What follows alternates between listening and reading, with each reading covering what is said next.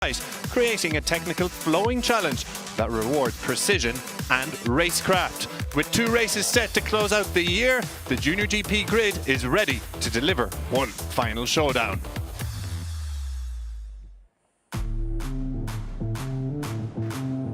Last time out though, the Junior GP class took on Circuit Barcelona Catalunya. Brian Uriarte started from pole position as he aimed to seal the Junior GP World Championship title, but it was Joel Esteban and Marco Morelli who hit the front going through the opening corners. Kevin Farkas was an early faller, but at the front a lead group formed with all the usual contenders. Uriarte, Esteban, O'Gorman, Morelli all did their share of front running. Eventually, Jesus Rios made his move at the final corner on the last lap, and he made it count as he stormed to a first victory in over a year, with Uriarte and Salmela on the podium, Morelli just missing out. Having missed out in race 1 though, Morelli came storming out of the blocks in race 2 to take the whole shot and open up an unassailable advantage from lap 1, with the race becoming a battle for second. Lucas Brown unfortunately crashed out of the race as Esteban and Uriarte fought for second place. Uriarte took second behind Morelli, and he was crowned Junior GP World Champion 2025 with a round to spare, and kick off the celebrations in Barcelona, which I am sure they have continued over here to Valencia. But it is back to business for the Junior GP class. As mentioned, Uriarte is our champion this year, doing the Red Bull Rookies Cup and Junior GP double. But silver and bronze medal are very much up for grabs here from a sunny Valencia, which I am delighted to say, after a crisp and chilly qualifying on Saturday, that the sun is beating down on Circuit Ricardo Tormo. I am Chris Jordan, and joining me for the season finale, as always, is Mr. Conor Doherty. Conor, welcome along. Thank you very much, Chris. An absolute pleasure to be here with you in Valencia. We just got a shot of it there. The orange trees in the middle of the circuit, the blossoms, the smell and the sound of bikes, all contributing to a fantastic atmosphere at the Circuit Ricardo Tormo. We're in for a real spectacle, I think, for the curtain closer here, Chris. Yeah, absolutely, absolutely. Qualifying anything to go by. Marco Morelli is very much the rider to watch. He had half a second in his back pocket on Saturday, but it has to be said, conditions were very different yesterday. It was very, very chilly Saturday afternoon here in Valencia, and that is not the case ahead of race 1 here. So track temperatures and conditions will be somewhat different to qualifying. It is Marco Morelli starting on pole, with Jesus Rios and Brian Uriarte joining him on the front row. That is the same front row as what we saw in Barcelona, however in reverse order. David Gonzalez, Joel Esteban, Leonardo Zani are on row 2, but there is Morelli, and let's see how he fared in qualifying.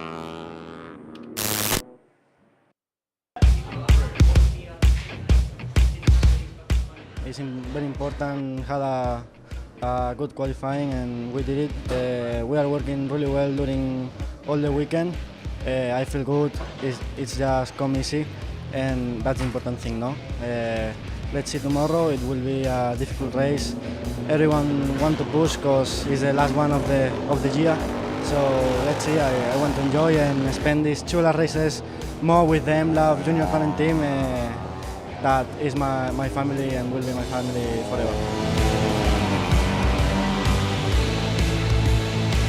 Well, it seems we have the pace and we have the confidence, so yeah, I feel quite strong, so I will try to do my best and for sure take the victory.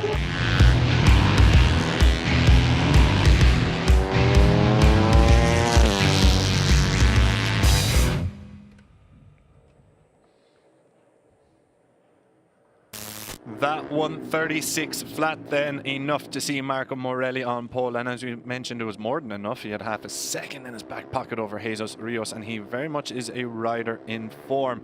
About to step up to the Moto3 World Championship class next year, Conor, with the Aspar team. He will be desperate to pick up another strong result with the MLAV squad before leaving for pastures new in 2026. Yeah, absolutely. And the way that he left off things in Barcelona last time out and his terrific performance in qualifying indicate that that could well be the case. He said it was a good performance in qualifying. It was actually great because just 2 weeks ago, Adrian Fernandez in the Moto3 World Championship sealed pole with a time of 1:36.99. And that was a lap record, Chris. And not just Marco Morelli smashed that, but the entire front row did better. Yeah, pretty outstanding stuff, it has to be said. Morelli, Rios and Uriarte all going better than the Moto3 race winner in the season finale just 1 week ago when the curtain came down on the MotoGP, Moto2 and Moto3 seasons.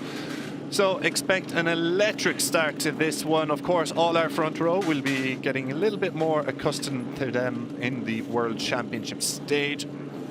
All three of them moving to the Moto3 teams. I think I counted 7 riders of our current grid are moving up to Moto3 next season. Marco Morelli, he's going to partner Max Quiles at the Aspar team. What a team that's going to be. Max Quiles, the Rookie of the Year in 2025 in the Moto3 World Championship. He'll be starting next season as a championship contender. Then, of course, Brian Uriarte, the star of Junior GP in 2025, is also moving up with Red Bull KTM IO. He's had 4 races in the World Championship stage this year and has been very impressive in all of them. Some of the other riders to go are Rico Salmela, who is in that battle for the top 3, currently P3 in the championship. Joel Esteban also in that fight for the medal positions, while Hakim Danish, Casey O'Gorman, Veda Pratama and Zen Matani also moving up. Jesus Rios is going to partner Nicola Carraro at the Snipers team next year, and then Adrian Cruces is another rider who'll make the jump up next season. All of whom have picked up some experience on the World Championship stage in 2025. So certainly riders to keep an eye on. As is that one just on screen, David Gonzalez, the number 11. A very, very fast rider on his day, Connor. Yeah, absolutely. And just that list of talent that you just named, it's really proving how well the Road to MotoGP project is working. It's absolutely incredible to see this talent transferring over to the World Championship stage, and deservedly so. Yeah, I said there were 7 riders. There is 10. So once again, my ability to count failing me. Well, let's focus on the race ahead because we have 2 Junior GP races coming your way today, and of course 3 title deciders, all in single race shootouts. But we'll focus on Junior GP for the time being. There's a little bit of history to be made for some of the riders. Marco Morelli, of course, is sitting P2 in the championship with an 11-point advantage over Rico Salmela in 3rd. He's going to be chasing a top 3 finish, and of course he'll be chasing a victory here to hopefully seal 2nd in the championship, which would be a first for the MLAV racing squad in the Junior GP category. Of course, Marco Morelli was P2 in last year's European Talent Cup, so P2 in European Talent Cup, P2 in Junior GP in the offing. Adrian Cruces, then one of the riders we said is going to be on that Moto3 grid next season with CIP Green Power. He's had an interesting year, has Cruces. We started off in the Moto2 Championship, European Championship that is. We've seen him in the Moto3 Championship as well, and now he's back here in the Junior GP class for one farewell race. So it'll be interesting to see how Cruces gets on. He is starting 7th on the grid. We did see as well his future teammate at that CIP Green Power team for next year, Scott Ogden, in this paddock as well yesterday, Chris, didn't we? So fans... Yeah, we've seen a number of stars from the Moto3 class in attendance this weekend in Valencia. We've got Joel Kelso was spotted and spun a couple laps with the MLAV squad ahead of his move there next season. While we also saw David Almanza, who's been ever so impressive at the end of the Moto3 campaign. He's also in attendance at his home Grand Prix. Pretty sure there are 1 or 2 others out there, but they have evaded our eyes so far. Hakim Danish then on screen, the talented Malaysian rider who had such a stellar campaign in the Red Bull Rookies Cup. Only the 1 podium to his name in 2025's Junior GP category.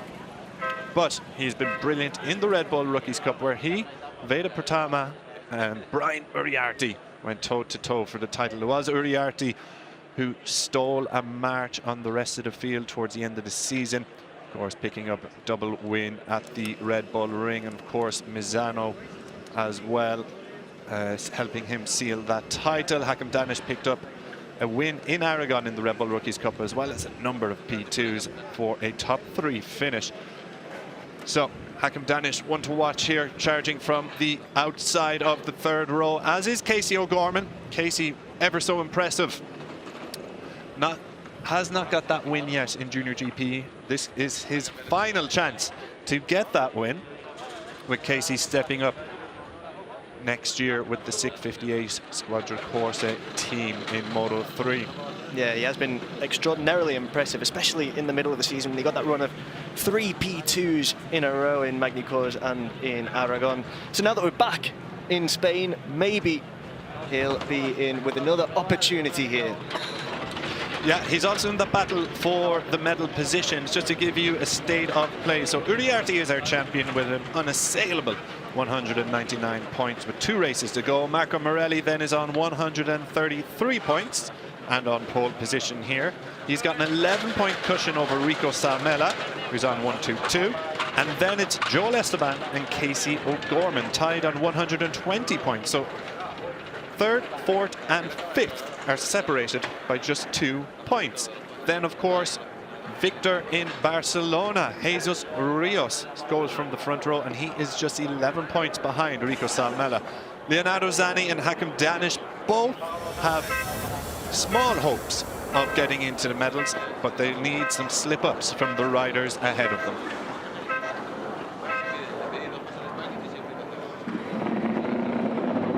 Let's take a look at our starting grid then. We've been praising him all morning. Marco Morelli on pole and is joined on the front row by Jesus Rios and Brian Uriarte. Behind them on row 2, we've got Gonzalez, Esteban and Zani. And on row 3, Cruzes, Salmela and Hakim Danish. Then on row 4, it's Casey O'Gorman, Veda Pratama and Giulio Pugliese. On row 5, Mouncy, Bellon and Belford. On row 6, Mitani, Michelon and Monognane. Further back on row 7, we've got Boggio, Ramostoffer and Brown. On row 8, Fomera, Nicolis and Singapong. On row 9, Uchiumi, Daniel and Farkas. On row 10, it's Tiezzi, Bertola and Schonrock. And at the back, row 11, Truchot and Abruzzo.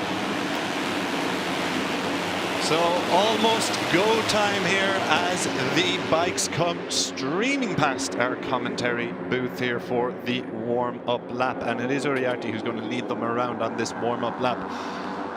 Interesting race ahead, it has to be said. Morelli was the standout star from Saturday's action here in Valencia, and he deservedly goes from pole position. If he has any of that form that he showed last time out in Barcelona, he'll be looking for back-to-back wins here. But with the likes of Rios, Uriarte, Gonzalez, our 2023 Valencia winner, Joel Esteban, Leonardo Zani, Adrian Cruzes, Connor, Rico Salmela, all of them are more than capable of taking a victory here.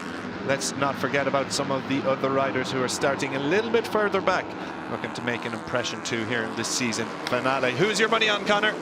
I'm not a betting man, and you know that well, but when you've got the likes of this talent on display on this track here in Valencia, it's so difficult to say. I mean, what we've seen from Marco Morelli so far... I'm going to have to push you for an answer. Morelli was so sensational in qualifying that I think he must be the favourite. I mean, half a second ahead of the rest. It's just been sensational from him all weekend so far. But now this is where the pressure is on. He's going to want that second position, and it's his last opportunity to do so, really, in this final round in the FIM JuniorGP World Championship. What about yourself, Chris? Well, I was just about to say, Connor, doesn't it feel so much better now to be off the fence and more relaxed? But I couldn't possibly give you a winner. No, Morelli has to be the favourite here, but you can't write off Brian Uriarte, who is just a mega talent at this level. The battle for that top 3 could throw up a couple of interesting rides, but I'll have to go with Marco Morelli as well. He was just so impressive in qualifying. But we know Junior GP is ever so unpredictable. If nobody breaks away, then it's anybody's race. However, Morelli and Uriarte both have form of breaking away, so it'll be interesting to keep an eye on them over the opening laps. Eyes then on the number 97, the Argentinian going from pole in the first of 2 Junior GP races. The number 54, Jesus Rios, going from the middle of the front row, and the 51 of Brian Uriarte on the outside of the front row. And away go the lights, revs are rising, and we are racing in Valencia. It's a superb start from Brian Uriarte, who goes straight into second place, but Morelli has got the dream launch from pole position and the whole shot. David Gonzalez is about to throw one up the inside to get himself into the top 5, but what a launch from Marco Morelli. He's already opened up a little. 2 bike lanes, 3 bike lanes. Well, Jesus Rios is going backwards. He's trying to fight back now against Joel Esteban, I think it is. Yeah, Esteban got away really well there, but Rios just managed to catch up again there. But great start from Esteban. He pulled up to P3 for a while there, but we'll be seeing that battle with Rios, I think, throughout this race. Yeah, absolutely sensational start from Morelli. Jesus Rios has recovered the podium position then from Joel Esteban. Uriarte slots into second, so they've all gone a little bit wide there. However, there is no green, so it's allowed. Number 97, Marco Morelli, then, is going to try and break away early here, just like he did in Barcelona. But Brian Uriarte is looking to get the hooks into him as well, and does not want to let the Argentinian run away with this. And the front 2 have opened up a big gap already to the rest of the field. Now, it is only lap 1 and there is a long way to go, but we have seen both of these riders have form in getting away from the rest of the field. It's Jesus Rios then over Joel Esteban, while next up, I think it is Rico Salmela who is seen there. David Gonzalez there. Going on the outside. Is he going to make that one stick? I don't think he's going to. Never mind. Joel Esteban's got to go back on the inside. Brilliant stuff from David Gonzalez. Yeah, absolutely sensational from Gonzalez there, but these riders behind the front 2 are going to have to work together and not allow them to escape too early. And as you mentioned there, Marco Morelli is soaring ahead, and Brian Uriarte is not too far behind, and this battle between Esteban and Gonzalez could prove very costly to their chances of finishing on the podium. A number of riders going very Ruthes getting involved there as well. At turn 1. Well, this is all playing into the hands of Morelli out front. He's got, after 1 lap, Connor, a 1.4 second advantage over Jesus Rios in 3rd position, and 0.7 of a second over Brian Uriarte in 2nd. So this is what we were saying all morning. Yeah. Morelli has been a class above here in Valencia this time out, and he's showing it time and time again in every single session. Marco Morelli has been absolutely sensational there. A bit of a wobble there, a bit further back. Yeah, absolutely. Morelli showing his qualifying pace here then was no one-off fluke. He is flying here in Valencia as they come through turns 9 and 10. Brian Uriarte and Jesus Rios have settled into P2, P3, but behind them, it's all chopping and changing. Casey O'Gorman working his way through there on, I believe, was it Joel Esteban? Oh, David Gonzalez, excuse me. Who's going backwards. He finished that last lap in P4.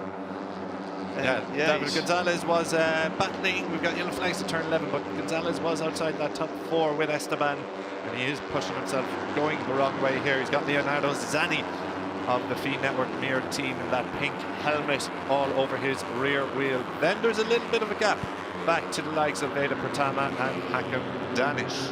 Yeah, not looking too thrilled in that Aspar box there. Rico Salmela then pulls up alongside the number 10 of Adrian Cruces and drives up the inside. Is that who have we lost here? Yeah, well, disappointment. Yeah, I believe that is Christian Daniel. Yeah, the number 70 out of this race. Disappointment then for the young rider. Yeah, he'll be tremendously frustrated. Yeah, that's another DNF for him this season. He's had quite a few. Yet to score a point, I think, by my reckoning. So hopefully he will be back in race 2 and get himself among the top 15. Rios seems to have got a bit closer here to Brian Uriarte. That's very, very interesting to see. Rios pulling away as well now, not allowing these front 2 any measure of comfort.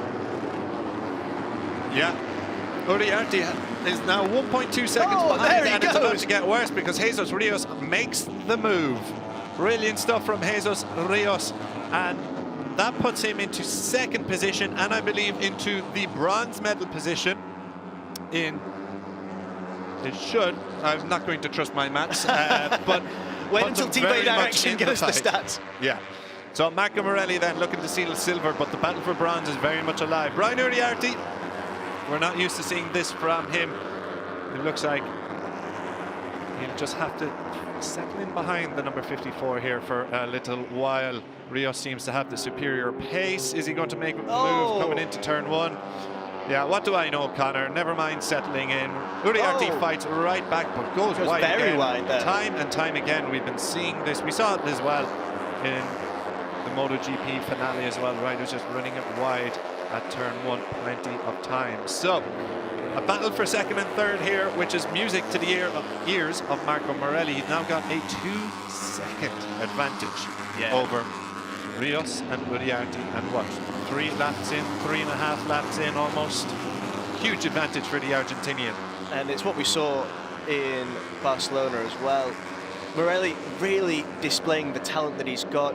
He's really come into his own in the second half of this season. It looked like adapting from the ETC wasn't coming too easily for him at the beginning of this campaign in 2025. Wasn't getting the results that maybe we expected, but come the second half of this season, from the race 2 in Aragon, he's been on the podium 4 times in 5 races, including that win in Misano and of course in Catalunya last time out. So absolutely fantastic stuff. Something just clicked in that garage for Marco Morelli, and yeah, well, of course there were some behind the scenes changes at the M-Lab squad after the opening couple of rounds as a long lap is confirmed for Leonardo Abruzzo. He had that one coming into this race, of course. But yeah, the behind the scenes changes of the crew chief of Franco Vicente, brought over from the MTI MSI helmet squad, of course, has plenty of experience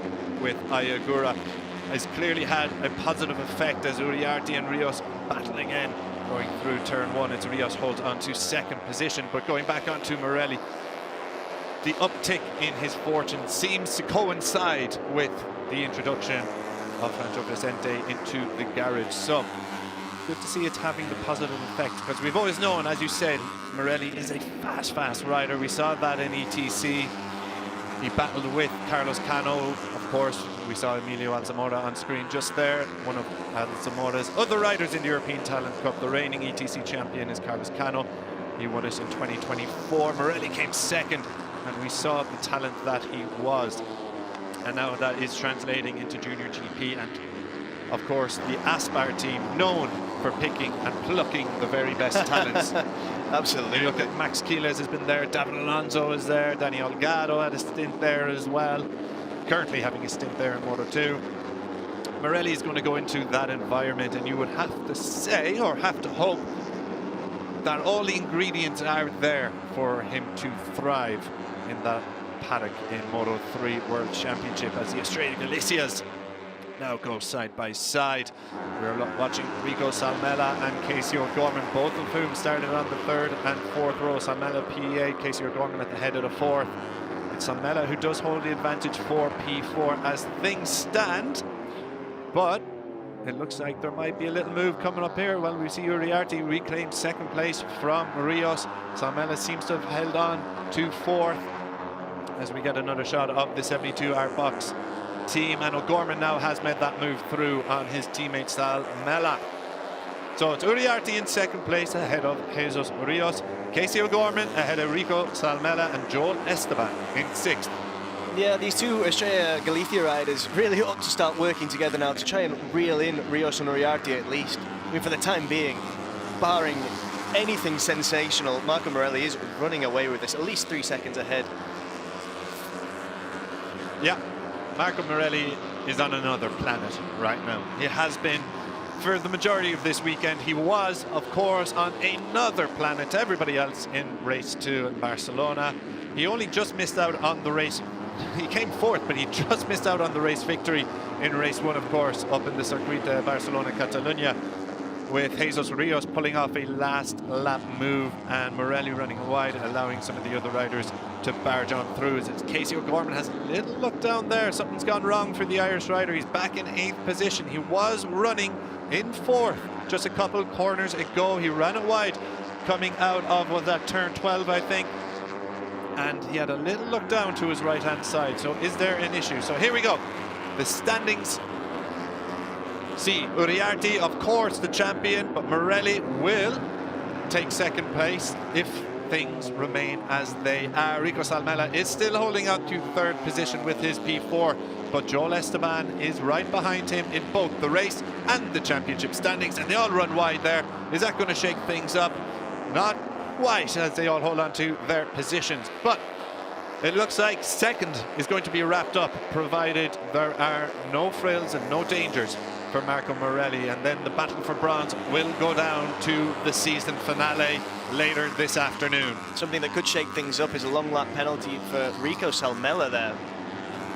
See what that does to this race with 10 laps to go. That is going to change things up. We've also got a yellow flag back at turn 2. We'll bring you an update of who has gone down there or gone wide once we know. It's a long lap penalty though for Rico Salmela. He's running in 4th position, currently P3 in the championship standings, but that would drop him behind the likes of Joel Esteban and further away from Rios and Morelli. So he would lose that bronze medal position unless when he comes out of the long lap penalty. He would then need quite the comeback ride to get himself back into the top 3 positions by the end of this race. Leo Rammersdorfer then unfortunately out of this race.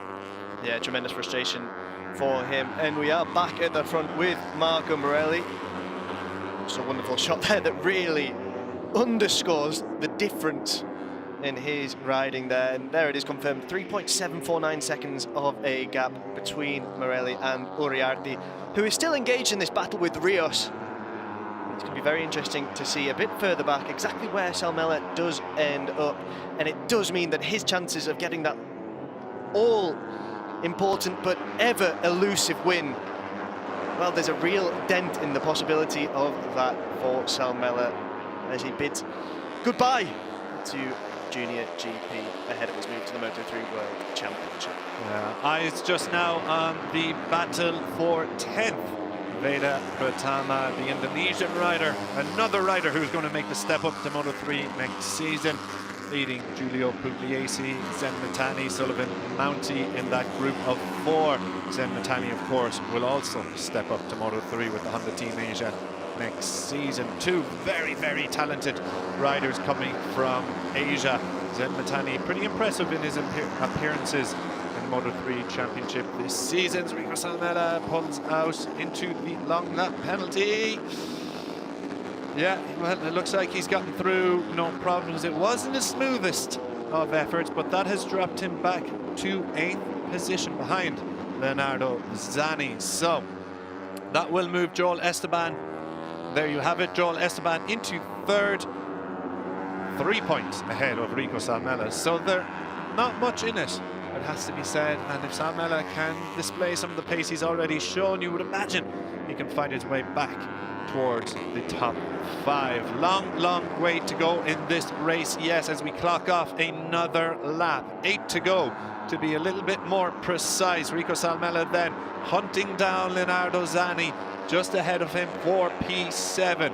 Are we going to see a move coming into turn 2? I think we are, and the Flying Finn sails through. I think we have to confirm as well, Casey O'Gorman has retired now, which will be tremendously frustrating for him. Yeah, frustrating few moments then for the Australia Galicia team, particularly the 2 riders. Oh, Rico Salmela out of his seat there. Can you take any more drama, any more spikes in the heart rate down the Australia Galicia 0-0 box? Salmela, long lap penalty, and then nearly loses it a couple corners later. While Casey O'Gorman, disappointment for the Irish rider, as he's now out of the race and in all likelihood probably out of the medal reckoning. You never know what can happen though in race 2 later today. He will be, of course, among those podium contenders, it has to be said. Marco Morelli though will anybody be able to catch him? Never mind in this race. And what about this afternoon as well? Morelli is just on another planet here, just racking off 137.1 last time, was 6/10 quicker than Brian Uriarte. Incredible stuff. Yeah, it really is. Morelli, we've been praising him all morning, and I don't think you can give him any more plaudits than what we have done already. He's finally broken that 4-second gap mark as well, so it's almost to the point now with Morelli of Uriarte romped home to this year's Junior GP Championship and did the Rookies Cup double. And let's not make no mistakes, Uriarte is a phenomenally talented rider. We've seen that in European Talent Cup. We saw it in Junior GP last year when he stepped up and immediately took wins, podiums, and was constantly challenging, and he just continued his progression. But it's David Alonso, hello. There's David Alonso in as well, but it's almost a case of what could have been this year for the MLab squad as Rios does go through on Uriarte. Is Morelli, his recent form has just simply been sensational and unrivaled. Yeah, it's been absolutely scintillating. And I wonder if he thinks that maybe if some changes had been made earlier, he could have been standing on that top step of the podium more often and more frequently, which would have been the most important thing at the beginning of the season, ahead of Uriarte. Yeah, I mean, when you compare his form across the first 5 races to the last 5, the first 5 saw him P7, P8, P13, P5, P9. Very, very respectable for a rookie, it has to be said. Brilliant, brilliant race, absolutely. P5 in Magny-Cours. And then he got that podium in Aragon, and it seems to have all just clicked. P3 in race 2 in Aragon, P1 Misano, P3 Misano, P4 in Catalunya, but only just missed out. He was in the race lead until the final corner, and then he went and got that win in Barcelona, and he looks dead set here. 4.2 second advantage in a Junior GP race, and he's dead set here for another race win. There is no plan B for Marco Morelli. Plan A seems to be working pretty well for the Argentinian. Yeah, Brian Uriarte now ahead of Jesus Rios again. Yeah, I think we were just thrown a little bit by the graphics on the left-hand side. Nearly caught us out, but don't worry. Brian Uriarte and Jesus Rios, as they have been for the majority of this race, still battling for P2. 4.5 seconds or so behind Marco Morelli. Which, as we mentioned earlier, is costly to both of their opportunities to finish on that top step. If they weren't battling so much, maybe they'll be able to keep up with the pace that Marco Morelli is setting. Unlikely, given the velocity that the Argentinian is displaying on track here in Valencia. Aside from the honour of finishing P2 as well, which both riders will want to do as they are competitors, it would be more valuable in the context of the championship, of course, to Jesus Rios, who is hoping to get himself among those medal positions. He's 11 points behind Rico Salmela coming into this race. I'm not going to do the quick maths in my head because I have failed and failed and failed too many times before. But Joel Esteban currently sits in P3, and Esteban is running in P4 and under pressure here, it has to be said, from both David Gonzalez and Adrian Cruces. And the pressure does tell. David Gonzalez does take P4 off the hands of Esteban. So that will affect that battle for bronze medal, and Jesus Rios is gaining ground on both Rico Salmela and Joel Esteban, who he started 11 and 9 points behind before lights out went on this race. So if he can get himself up into P2, there's 4 points on offer here, as well, of course, as the silver podium second place finish. But 4 big points, it would have to be said, to get himself into the battle for bronze and make it a real 3-way shootout in race 2. Joel Esteban, is he going to fight back here on David Gonzalez? Nothing going for him through turn 4 nor turn 5. What about turn 6? Angel Nieto corner. Are we going to see the 78 dive up the inside? No, he's too far back, so nothing going. It looks like Gonzalez just has this one covered. There are more opportunities coming up. Nothing yet, but Brian Uriarte going to fire up the inside of Jesus Rios. This is a great battle, and I tell you what, Connor, if these two keep taking chunks out of each other, this battle for P2 and P3 between two riders could potentially become a 5-rider shootout. Oh, there goes Rios on the inside there. Absolutely it could, and don't rule out Adrian Cruces as well, who was just behind David Gonzalez and Joel Esteban there. very much biding his time to make his move, but on a circuit as complicated as this one, so difficult to make overtakes, you also are awaiting any errors to pounce upon by your rivals on track. Yeah, currently these two have about a 2.5 second advantage over the trio of riders behind them. And we'll take a look at the lap times coming over. 1:38 flat, 1:38.1 from Rios and Uriarte as Uriarte fires himself back in. And then 1:37.8, 1:37.7. So similar lap times from these two groups. That's not going to help the chasing group behind though, as they all run it wide. So maybe they just don't have the pace as they keep taking chunks out of each other as well. But Uriarte and Rios are still battling away for the silver medal here in race 1 in Valencia. You might be asking, if you just joined us, where is Marco Morelli? There he is, a good 5.3 seconds ahead, the race leader. The number 97 is just on a whole other level today. Yeah, almost impossible to keep him in the same shot there. And we can just see at the other side of that, further behind David Gonzalez, Adrian Cruz and Joel Esteban, Rico Salmela is currently one of the fastest riders on track, one of only 2 riders who have broken into the 1:37s alongside Marco Morelli. So despite that long lap penalty, he's going to be edging closer and closer to this group who are battling it out for P3 and could very much still stand on the podium with 4 laps to go. Yeah, and almost as if to emphasize your point, just a moment ago it was impossible to keep Marco Morelli in the same shot. We had a brilliant shot coming through 9 and 10 thereof, which really just underscored and highlighted the difference between the riders here in race 1. There we go, another one. The number 97 already approaching turn 1 as the rest of the field come out of the final corner. Morelli then, 3 laps to go. He can not ease off, but he can take it steady and make sure there are no mistakes as he looks to deliver another victory in the Junior GP campaign and wrap up the silver medal in this year's championship. Taking a look at some of the other riders coming across, that's the number 13, Hakim Danish, riding in a lonely 9th place. Veda Pratama then at the head of this group with Pugliese, Matani and Mounsey. Yeah, the battle further back. It was always going to be tougher when you're in the middle of the pack to try and get out of it, try and pull away, but looks like they've settled into a bit of a rhythm, these riders further back. Now they're engaged in their own battle. We also saw Adrian Cruz there make his move earlier on David Gonzalez. He's now moved up to P5 and is now chasing Joel Esteban for P4. Yeah, an excellent outing this weekend from Cruzes, who has had plenty of experience riding different bikes. So to come here in the Junior GP category in the final weekend and put in a performance like this is pretty stellar stuff before he moves up to the Moto3 World Championship next season. And we're going to see a move here. Dodo Baggio and Enzo Ballon battling here for the final point scoring place. But anyone in this group could claim that P15. Yeah, exactly. There is Marco Morelli already done with another lap.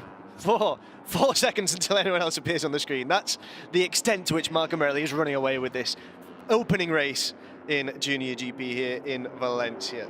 Yeah, sensational stuff. Rios leads over the line out of the final corner, but as we've seen a couple times already, Brian Uriarte dives up the inside into turn 1. Joel Esteban still at the head of this group.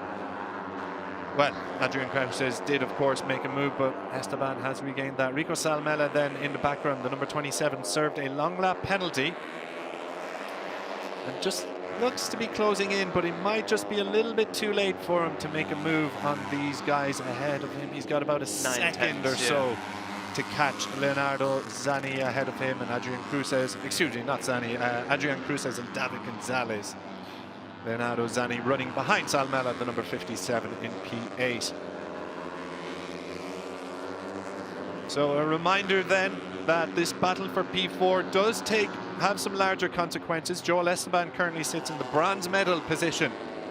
But if he was to concede some points, chiefly to the riders behind him, Rico Salmela, he is getting a lot closer, isn't he? You visibly see it. Rico Salmela came into this race in that bronze medal position. And I think there are currently 3 points separating them. So any switches here could have larger consequences in the context of the title race. So championship standings, David Gonzalez, is he going to make a little move? Indeed, there's only 2 points behind them rather than 3. So any move is crucial, and David Gonzalez is making one. Has he made that one stick? He has indeed. So now there's just 1 point between them. Scratch that, because Adrian Cruces has also gone through on Joel Esteban. What about at turn 1? Brian Uriarte's gone back in front of Jesus Rios. 2 abreast. Cruces now leading. Esteban out of shape there coming into turn 1, but manages to stop it. Not in, still goes a little bit wide, but holds on to 4th position. And all this has brought Rico Salmela back into play, and he has picked off Adrian Cruces for 5th position. Yeah, this is chopping and changing all the time, both on our timesheets and in the live championship. Rios there moving up to P2 briefly, so we'll have to wait and see exactly what goes on in this final lap, but this is going to be exciting from start to finish, Chris. Yeah, 2 big battles unfolding here on the last lap. The battle for the podium and the battle for 4th, which has consequences in the championship standing. So Rios is in P2 and Esteban leads this battle. Rico Salmela is in 6th with David Gonzalez sandwiched in between them. Adrian Cruces in tow as well. Will these riders make a move late on? There are a couple opportunities left, but it's Esteban who cruises around 9 and 10 with the advantage. What about in the battle for 2nd? It looks like Rios still leads over Uriarte, but you better believe there is going to be a move coming. Marco Morelli has got this one sewn up. He's coming around the final corner and he is going to win. What about here? There's a few riders wide. Look at Rico Salmela. He goes into 5th position with a ballsy move past David Gonzalez, the number 97. No frills on him. He is brilliant today and he takes back-to-back victories. Who is going to take 2nd place? Is it Rios? Is it Uriarte? It's going to be a photo finish. It looks like it's Uriarte and Joel Esteban Gonzalez. It's Rico Salmela who gets 4th position ahead of David Gonzalez, and Joel Esteban, after all of that, is shuffled back to 6th position. So, catch your breath.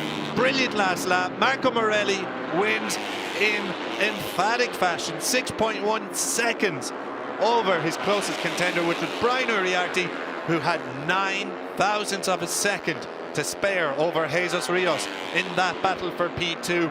It all came up trumps for Rico Salmela in the battle for bronze. Rios losing out on 4 crucial points, and Salmela made a last corner move on David Gonzalez, Joel Esteban to pinch P4. Gonzalez 5th and Joel Esteban shuffled back to 6th after a breathless last lap. It truly was breathless, wasn't it, Chris? Rico Salmela doing incredibly well after that long lap penalty to come through and fight his way back through what looked like a very, very difficult pack, and did so well to seal P4. Absolutely incredible from the Finn. What a race 1. Now we'll have to wait and see what he can do in race 2 as well, but he's shown that he's capable of keeping up with the likes of David Gonzalez, Joel Esteban and Adrian Cruces. What a performance. A wheelie then for Jesus Rios as he celebrates another podium. That's a 4th podium of the season. Indeed, it's a 5th, including his victory in Barcelona last time out. It's a 2nd, 3rd place, P3 in Jerez race 1. There have been a couple of P2s coming his way in Jerez as well as in Misano. Victory last time in Barcelona for Jesus Rios, and now he's got P3 as he very much enters the fray for that bronze medal.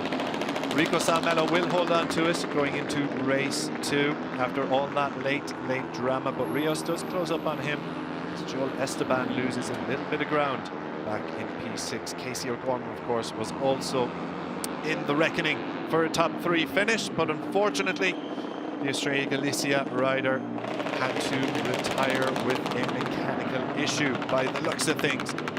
Brian Uriarte showing the class of a champion, that has to be said. Perhaps not at his imperious best, as we've seen him many times this year.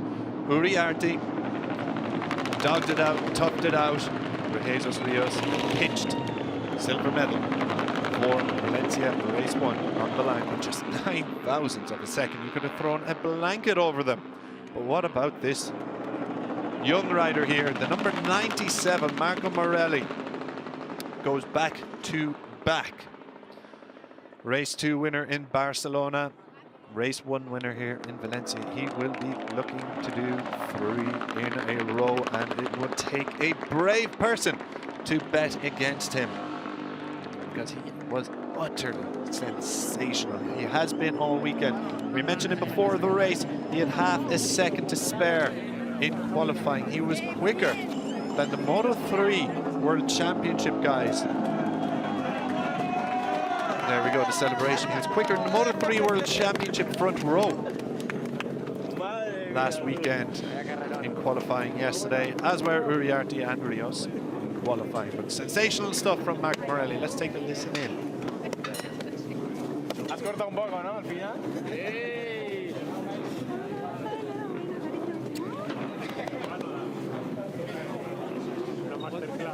No he llegado.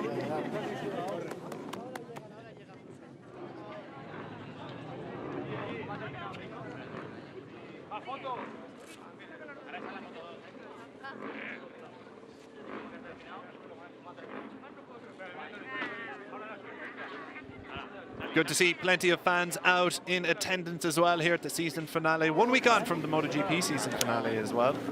As we see the live championship there, and confirmation then that Uriarte 219 points. Morelli extends his advantage out to 23 points. So he hasn't wrapped up the silver medal just yet, but I think it's fair to say there's 1 hand and 4 fingers on it.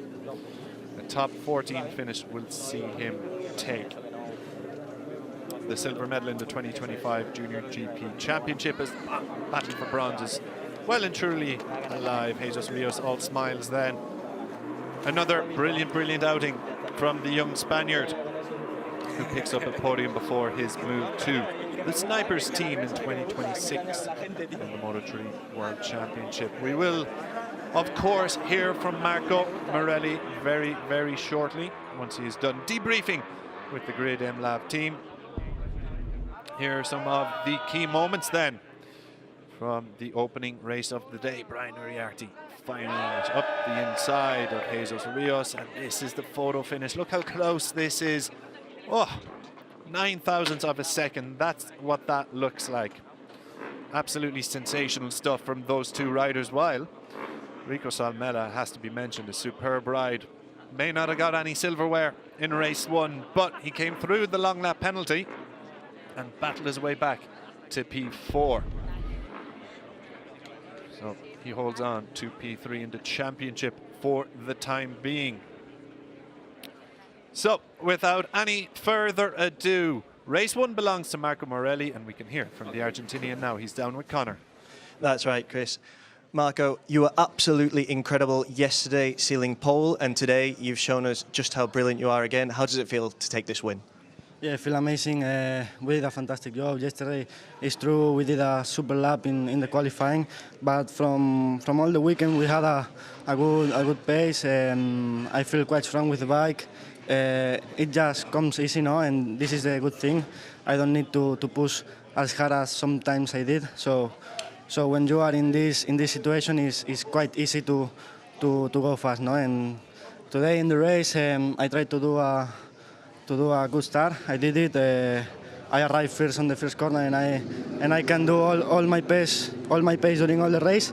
And yeah, we take the victory. I'm super happy. Thank you for the team, and finish like this is super nice, because as I say, this weekend is my last 2 races with them, with M Lab Junior team, and I only remember all the great things we had together.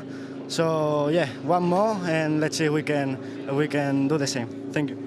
Ayer hiciste una quali impresionante y hoy has hecho una carrera, la primera carrera del día, que también ha sido fenomenal. ¿Cómo te encuentras después de habernos enseñado todo eso? No, muy contento. La carrera fue muy complicada, pero por ir solo, al final había un poco de viento, era un poquito difícil en el primer sector, pero nada, me supe adaptar bien, hice una buena salida, me pude escapar y hacer mis ritmos desde el principio, y súper contento, la verdad. Nada, disfrutar estos momentos que que son mis últimas 2 carreras con este equipo y la verdad que siempre los llevaré en el corazón y estaré eternamente agradecido por todo lo que han hecho por mí. Congratulations.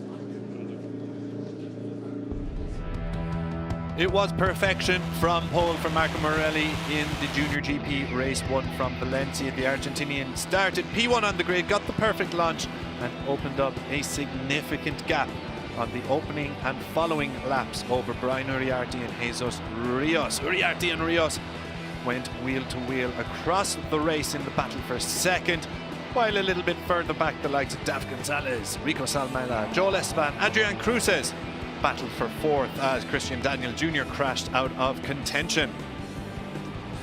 Jesus Rios then moving ahead of Brian Uriarte, but every time Rios tried to make a move, Uriarte had the answer, particularly at turn 1. An interesting eye was cast then on P4, that battle having significant consequences in the medal positions battle. Rico Salmela was running fourth, had to go through the long lap penalty, but quickly began working his way through the field again. Leonardo Zani there, the number 57, powerless to resist the flying Finn. David Gonzalez led this group with Joel Esteban and Adrian Cruces for a period as Uriarte and Jesus Rios just kept going at it in that battle for P2.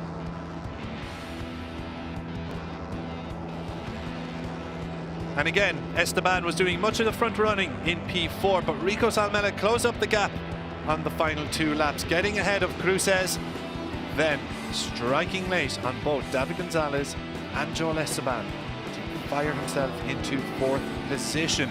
The battle for P2 raged on across the course of the final lap as the number 97 Marco Morelli romped home to victory. Brian Uriarte did win that battle for second by 9,000ths of a second. Rico Salmela in 4th.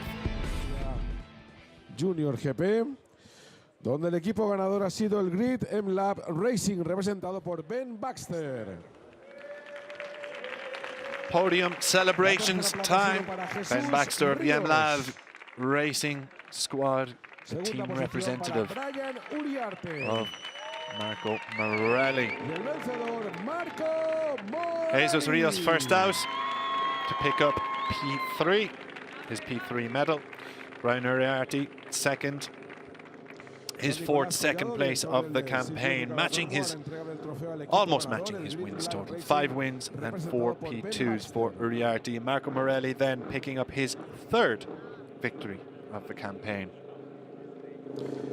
Don Nicolás Collado, director del circuito, entregará el trofeo al tercer clasificado, Jesús Ríos. The first of 2 races, of course, today, but what a moment for all these 3 riders who bid farewell to the Junior GP category as they set off on new ventures in the Moto3 World Championship stage. 3 unbelievable talents leaving the Junior GP category, it has to be said. Entregará el trofeo al vencedor de la carrera Junior GP, Marco Morelli. And finally, the gold trophy for Marco Morelli, handed out by a rider who knows a thing or two about winning world championships. David Alonso in attendance here this weekend, the Moto3 World Champion. Now, of course, riding in Moto2, picked up a couple of wins.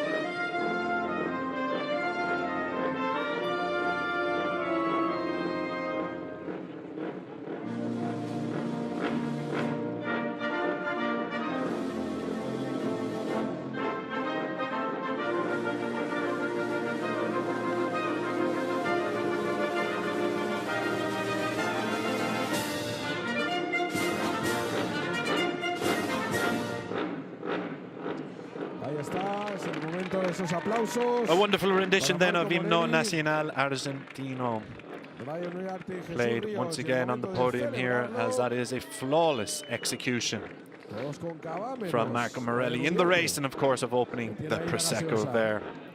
Brilliant stuff, Connor. It has to be said from Marco Morelli, untouchable in race 1, and he's going to be very difficult to beat in race 2. Yeah, absolutely. That's the third time we've heard it in the last 6 races for the Argentine national anthem. So absolutely sensational from Marco Morelli. I think we need to start learning the words. A 6-second gap there, Yeah, between riders of the caliber of Uriarte and Rios as well. Yeah, I think we need to brush up on our South American national anthems. Of course, David Alonso in attendance, the Colombian Moto3 world champion, picked up a couple of Moto2 wins, I was going to say, this season in his rookie year. And maybe now next season, the Argentinian anthem could play if Marco Morelli continues this form into Moto3 World Championship. Victorious here today ahead of Brian Uriarte and Jesus Rios. Rico Salmela fought back to claim 4th ahead of David Gonzalez, Joel Esteban and Adrian Cruces. Leonardo Zani, Hakim Danish picking up top 10 finishes. As does Veda Pratama. He came out on top of that battle with Giulio Pugliese, Sullivan Mountain, Zen Matane, Enzo Bellon, Dodo Baggio. Complete the point scores as Kipozzo, Monagnane and Evan Belford just miss out on a top 15. As does Kiata Stack, Singapong, Lennox Fomara, Leonardo Abruzzo, Lucas Brown, Eric Michelon, Marianos Nicolis, Kevin Farkas and Kotaro Ushiumu among the finishers here in race 1.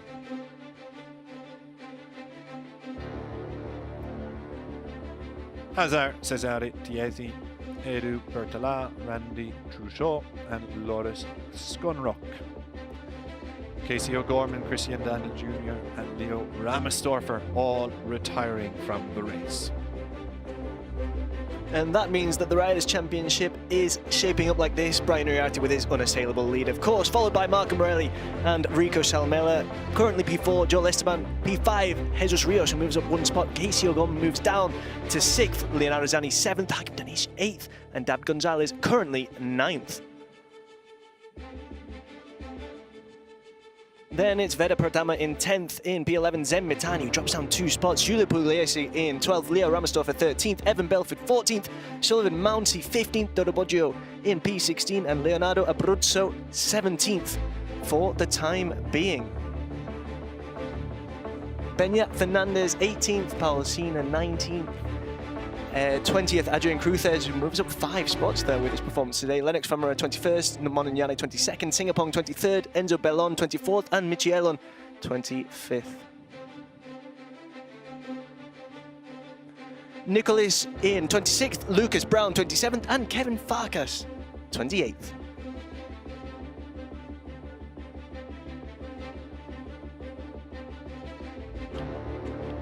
Race 1 in Valencia then belongs to the Argentinian star in the making, the number 97. Marco Morelli converts pole to victory here in Spain. A superb performance. Can he do it again in race 2 later today? Or will the likes of Brian Uriarte, Jesus Rios have a say in the victory fight? Well, make sure you tune in a little bit later. We'll also have plenty more title deciders to come during the day. Next up is the European Talent Cup in about 2 minutes' time. We'll see you then.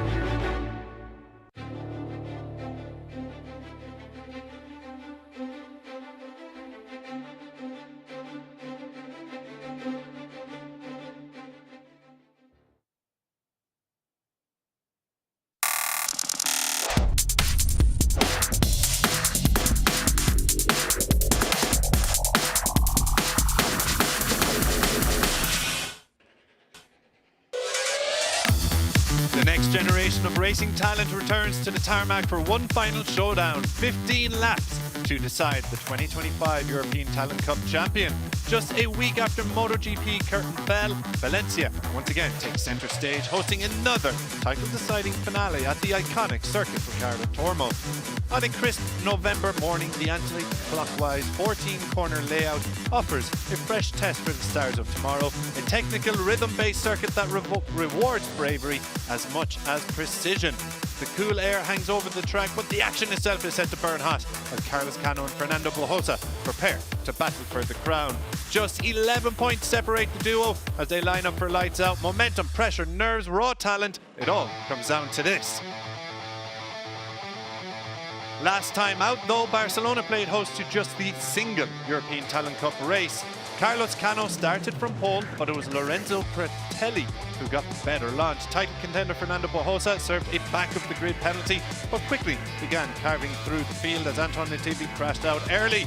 Bojosa continued his charge, while Evan Boxberger and Afonso Almeida also slid into the gravel. Bojosa soon reeled in title rival Cano, even passing the pole sitter to move into the podium places, but the Spaniard still had a long lap penalty to serve and nearly lost the front while taking it. He kept it upright, only for disaster to strike shortly after, crashing at turn 7. Cano looked to capitalise, and Pretelli, who had led most of the race, crashed out after a collision with Mikey Luis Sanchez. In classic ETC fashion, though, the final lap became a scramble. Cano led out of the final corner, but it was Kiandra Ramadipa who launched a late charge, snatching victory by just 7 thousandths of a second. That was a maiden win for the Indonesian. Cano did secure second, and Alvaro Lucas completed the podium. Cano, though, securing 20 crucial points as we come into the title decider here in the European Talent Cup. Those 20 points, I should say, hand him an 11-point advantage over Fernando Bojosa. So a costly DNF from Bojosa. Welcome to Circuit Ricardo Tormo. 14 degrees air temperature, 17 degrees Celsius on track. A lovely day for racing in November, it has to be said. I am Chris Jordan, and joining me as always is Connor Doherty for the title decider here in the south of Spain. I think we can call it the south of Spain, southeast of Spain maybe, Connor, but I'm very much looking forward to this one. Two riders who have been the standout stars of this year's campaign, and it all comes down to this. Yeah, absolutely, Chris. A real pleasure to be here with you here in Valencia. I think southeast is probably more appropriate than south, especially when we've got racing in Jerez to enjoy in the real south. Southwest. Yeah, but as you say, it's going to be absolutely sensational here in this season decider. It's the curtain closer as well. So we're in for a real treat here. Yeah, absolutely. And it is Fernando Bojosa who will start from pole position. Let's hear what he has to say on his performance. My first pole position in my career. I'm so happy. I make a perfect lap, incredible, and I feel very confident all the weekend with the bike, with the team.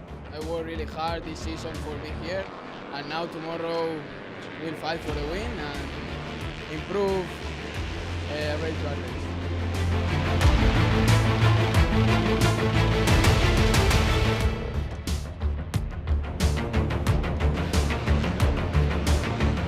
Tomorrow we have to think, because I need to cut a little bit of points for beat the championship.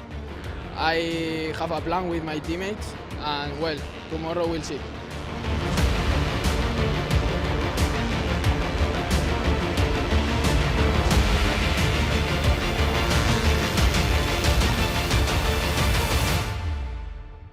A 148.99 then from Bojosa sees him start from pole position for the first time in his career, and what a time to do it from the young Spaniard. 11 points down in the championship. Carlos Cano, the reigning champion, holds the advantage and starts P2, but Bojosa did strike a blow, coming top of his qualifying group. 3 wins this season, 6 podiums in total. So just to run you very quickly through the permutations. So it's an 11-point advantage for Cano. So if Cano finishes on the podium, regardless of where Fernando Bojosa finishes, Cano will win the title. If Cano finishes P4 to P6, Fernando Bajosa must win. If it is P7 to P11 for Cano, Bajosa needs a top 2, while P12 to P15, Bajosa needs a podium. That took me longer than I care to admit, and I hope it's correct, but I believe it is. There is also a tiebreak in play, as both riders have 3 wins. Cano has got 3 P2s and Bajosa has 2 P2s. So if the situation arises that Bajosa comes 2nd and Cano is in 7th, for example, then it goes to a tiebreak of P3s. Who's going to win it, Connor? If it goes to that tiebreak, it's 1-0 Bajosa on the P3 count, so it will go to Bajosa. As far as I'm concerned, you're the winner here because you've clearly spent all night looking up the rules and regs of the European Talent Cup. Yeah. And it certainly I take my hat off to you, Chris. That is some honest work. Yes, thankfully you don't need to actually rely on my mathematics during the race because we will have the live graphics standings. But those are the situations. It did take me longer than I care to admit, I have to say that, Connor. We did just see the rider starting from P3 there, Alvaro Lucas, who is also a winner this season in the ETC. He did get that first win in race 1 in Jerez, and has been very much one to watch as well, as has Alex Longarella. Yeah, Alvaro Lucas, just to touch on him very quickly, a rookie in the class. He's came out swinging double P4 first time out, took a win then in Jerez, a couple of podiums then in Magny-Cours, and bar a couple of DNFs, he's been inside the top 5 nearly every race, top 4 even every race, and 1 P7 of course back in Mezzano. So sitting 5th in the championship, he'll be looking to catch Kiandra Ramadipa. He's 7 points behind Ramadipa in the bronze medal chase. Ramadipa himself actually has an outside chance of catching Fernando Bajosa for 2nd in this race. He is, what is he, 15 points behind. So we did just see Yaroslav Karpushin there as well. Been on the podium 3 times so far this year, and a real surprise package, I think it's fair to say. A real live wire, it has to be said, for Karpushin, because 3 P3s, and with the exception of the last one, the first 2 came when he was starting, I think, very deep on the grid. P18, I think it was, and P23 off the top of my head. 18th on the grid in Jerez, yes, and in Magny-Cours, P23 on the grid. So the definition of a Sunday rider, I think it's fair to say. Of course, that 3rd podium, he started a little further up onto the grid. So one to watch starting on that 2nd row today, in the middle of the 2nd row, as is Kiandra Ramadipa. Picked up his 2nd win last time out, just a few thousandths of a second between himself and Cano as it came over the line. Kiandra Ramadipa currently sits 3rd in the championship. So we are going to focus chiefly on the battle between Bajosa and Cano for the title today, as we look at Travis Borg, the Maltese rider. But of course, 3rd in the championship needs to be decided as well. Kiandra Ramadipa still holds an outside shot of catching Fernando Bajosa in 2nd, as does Alex Longarella. However, Ramadipa, the Indonesian rider, is sitting in 3rd at the moment, 3 points ahead of Longarella and 7 points ahead of Alvaro Lucas.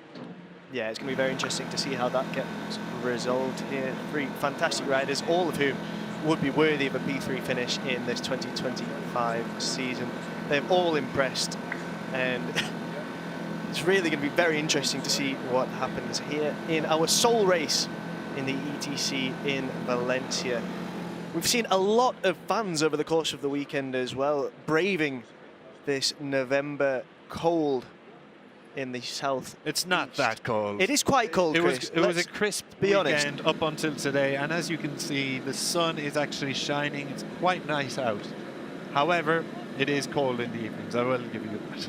It was very cold yesterday, and to the extent at which qualifying was a very different state of affairs to what we're seeing today. It's much warmer out there on track as well for our riders, so that's going to be a bit, it's something for them to get to grips with, if you'll pardon the pun there. You are not pardoned. Yes, so just about 5 minutes to go until we see lights out. FIM Ricardo Tormo going From 10th on the grid is the German rider, part of that 72 Artbox team. Will the 72 Artbox team be celebrating later on? Will he be celebrating with his teammate Carlos Cano as he aims to take back-to-back European Talent Cup championships? It would be quite a feat as well from Carlos Cano if he's capable of doing that. And it feels to me like last year it might have been a bit easier for him. This time around he's been pushed all the way, and credit to Bujosa for doing that as well. But Carlos Cano, a real talent for the future. Really quite spectacular. He has been throughout the season, and you'd have to hope that he's going to be mature enough to be able to control this race, do what he needs to do. He has to finish on the podium if he wants to secure, beyond any shadow of a doubt, that second ETC trophy. Yeah, he's shown he can do it before, and he'll be looking to do it again. Of course, Bujosa himself is a phenomenally talented rider. Carlos Cano won it last season, beating Marco Morelli to the title. The year before that, Max Quiles was our European Talent Cup champion, his second European Talent Cup crown. Guido Pini the year before that. Both of those riders now making a name for themselves at the top level in the World Championship. Moto3 riders, particularly Quiles. David Alonso, of course, a European Talent Cup champion. Izan Guevara, Xavi Artigas, and Manu Gonzalez. So there is certainly pedigree that has come out of this championship, and recent winners have all gone on to make a name for themselves. Of course, one of those winners, David Alonso, is here in person. Yeah, David Alonso here in person, and he is watching on as we see the starting grid on row 1, Bujosa, Cano and Lucas, row 2, Longarella, Capuchin and Ramanipe, and on row 3, Borg, Nativi and Galan. Behind them on row 4, starting from P10, Krachok, Will, Perez and Gutierrez. Row 5, it's Almeida, Savino and Osorio, and on row 6, it's Cantos, Borelli and Sanchez.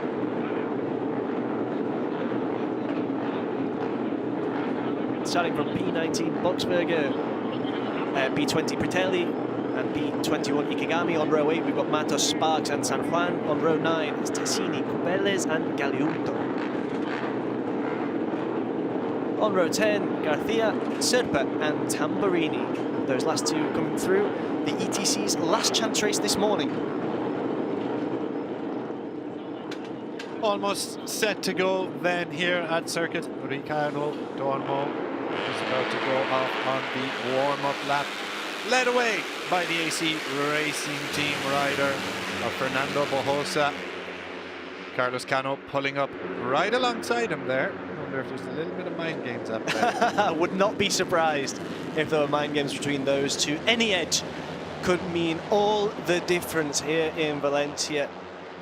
And there we have confirmation of the temperature. 14 degrees out there, 17 on track. I think very rarely in this championship is a warm-up lap needed in name. Yeah, absolutely. Absolutely need to get the Pirelli tyres nice and heated across the early laps. So around and around we go, coming into turn 6 here, the famed Anga Nieto corner. So it's going to be a very interesting one. All eyes on the number 69 and the number 1 at lights out. ETC, it's going to be typical ETC fashion. Fundamentally, I think, looking at it, Fernando Bujosa has no option but to win. Unless something drastic happens to Carlos Cano, you just know Cano is going to be there and thereabouts. If Cano is on the podium, it is game over for Bujosa. Yeah. But if he opens the door ever so slightly and does not get that top 3 finish, Bujosa needs to win. Yeah, absolutely. I mean, both of these two riders who are in with a chance of claiming the ETC crown are going to be looking to get away really, really well. They don't want to be dragged into any kind of battle further back. They need to be focusing on their own ride and ahead of the pack. That's going to be absolutely crucial here in Valencia.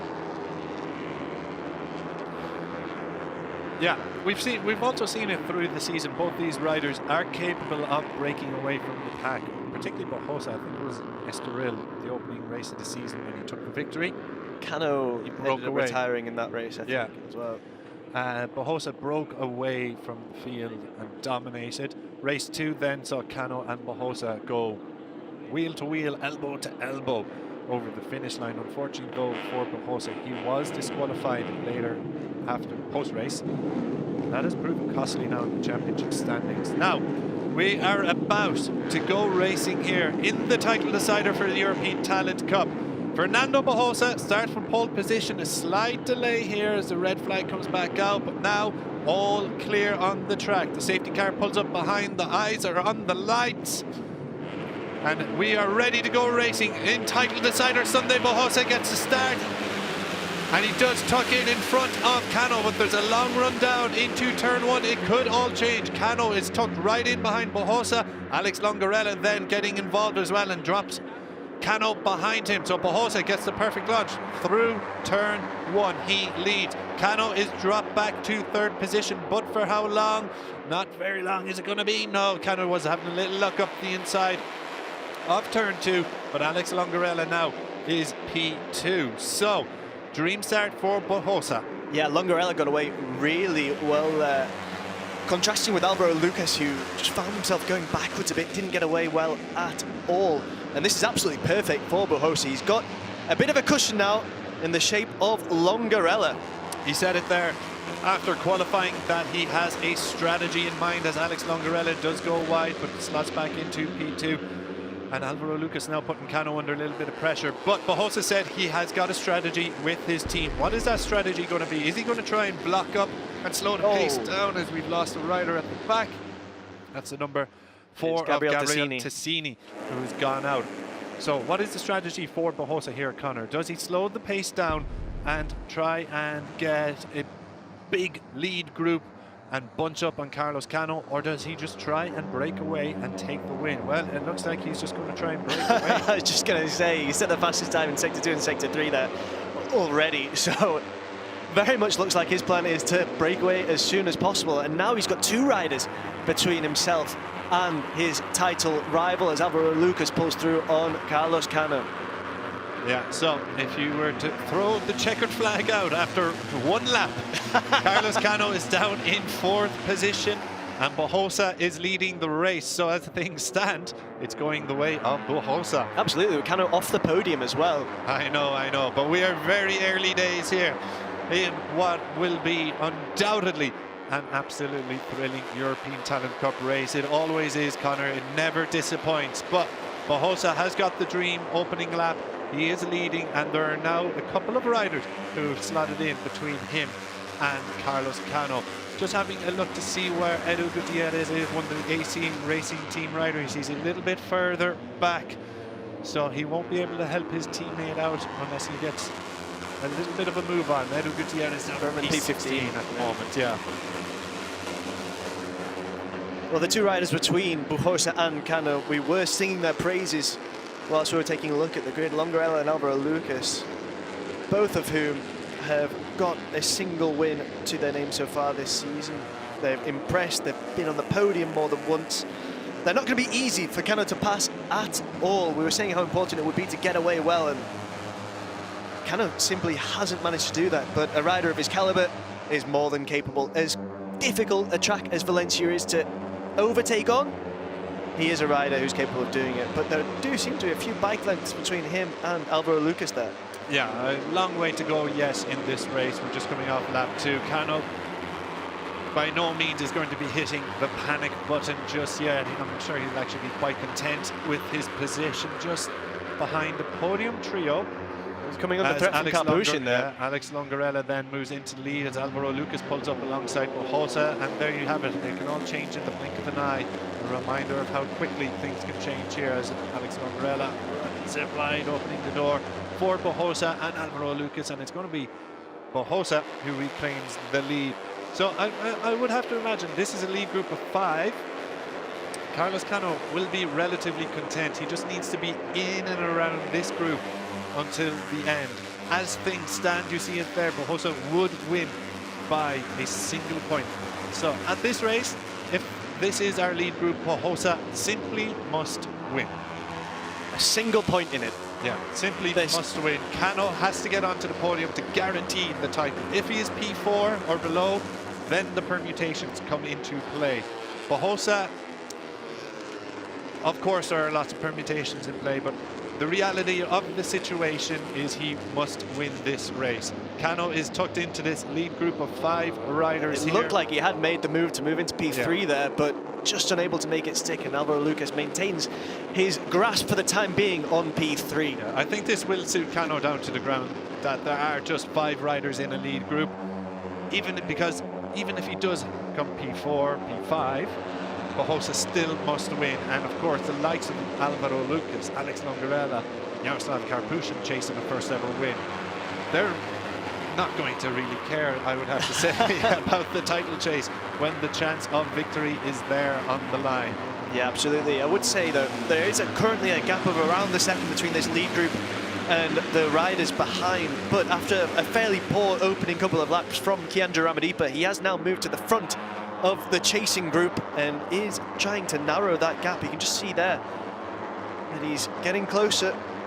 Yeah, and if they bringing them back into play. Yeah, if they keep chopping and changing here, which naturally they will do, you would have to imagine that Ramadipa has the pace to make this a larger group fight for the victory and for the podium as well. Some nervous looking faces down in the 72 Artbox team. Yeah. They've already celebrated one title in the Junior GP Championship in 2025. That of course was Brian Uriarte romping home to the Junior GP and Rookies Cup double.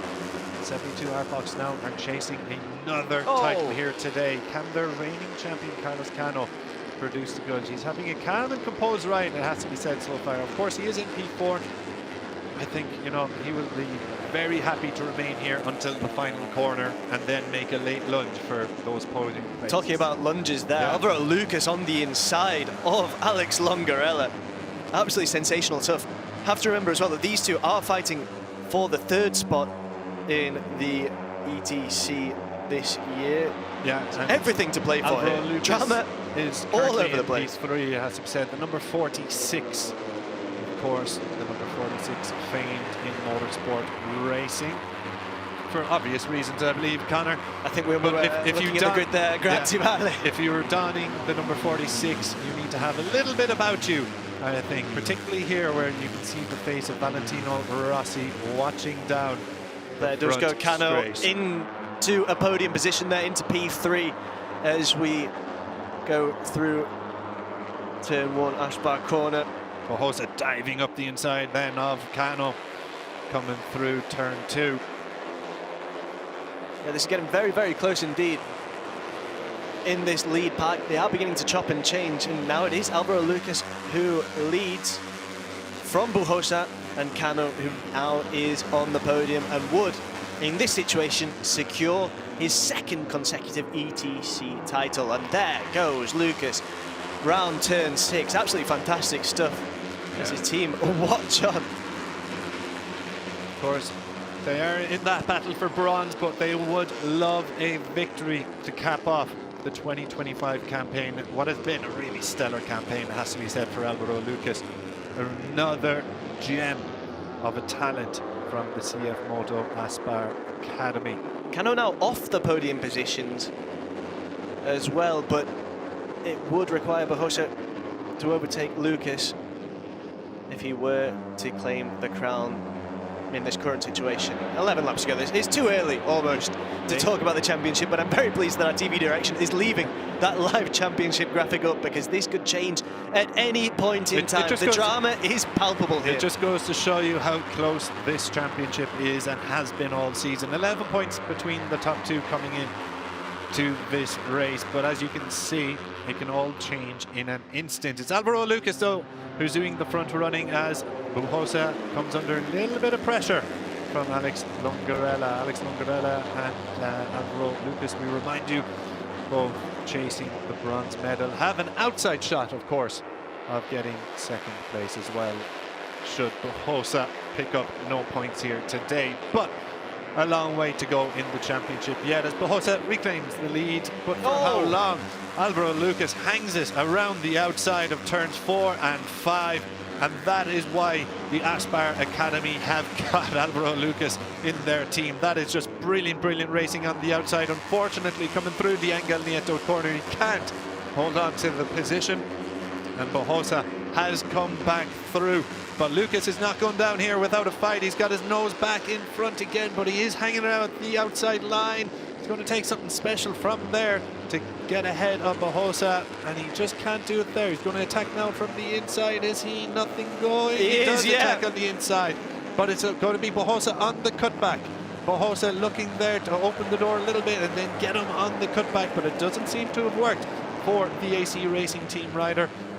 And now Bahosa is doing the chasing once again. A real flurry of blows there from Lucas. He was looking at every available opportunity, going around the outside, going around the inside, which is where it eventually worked for him.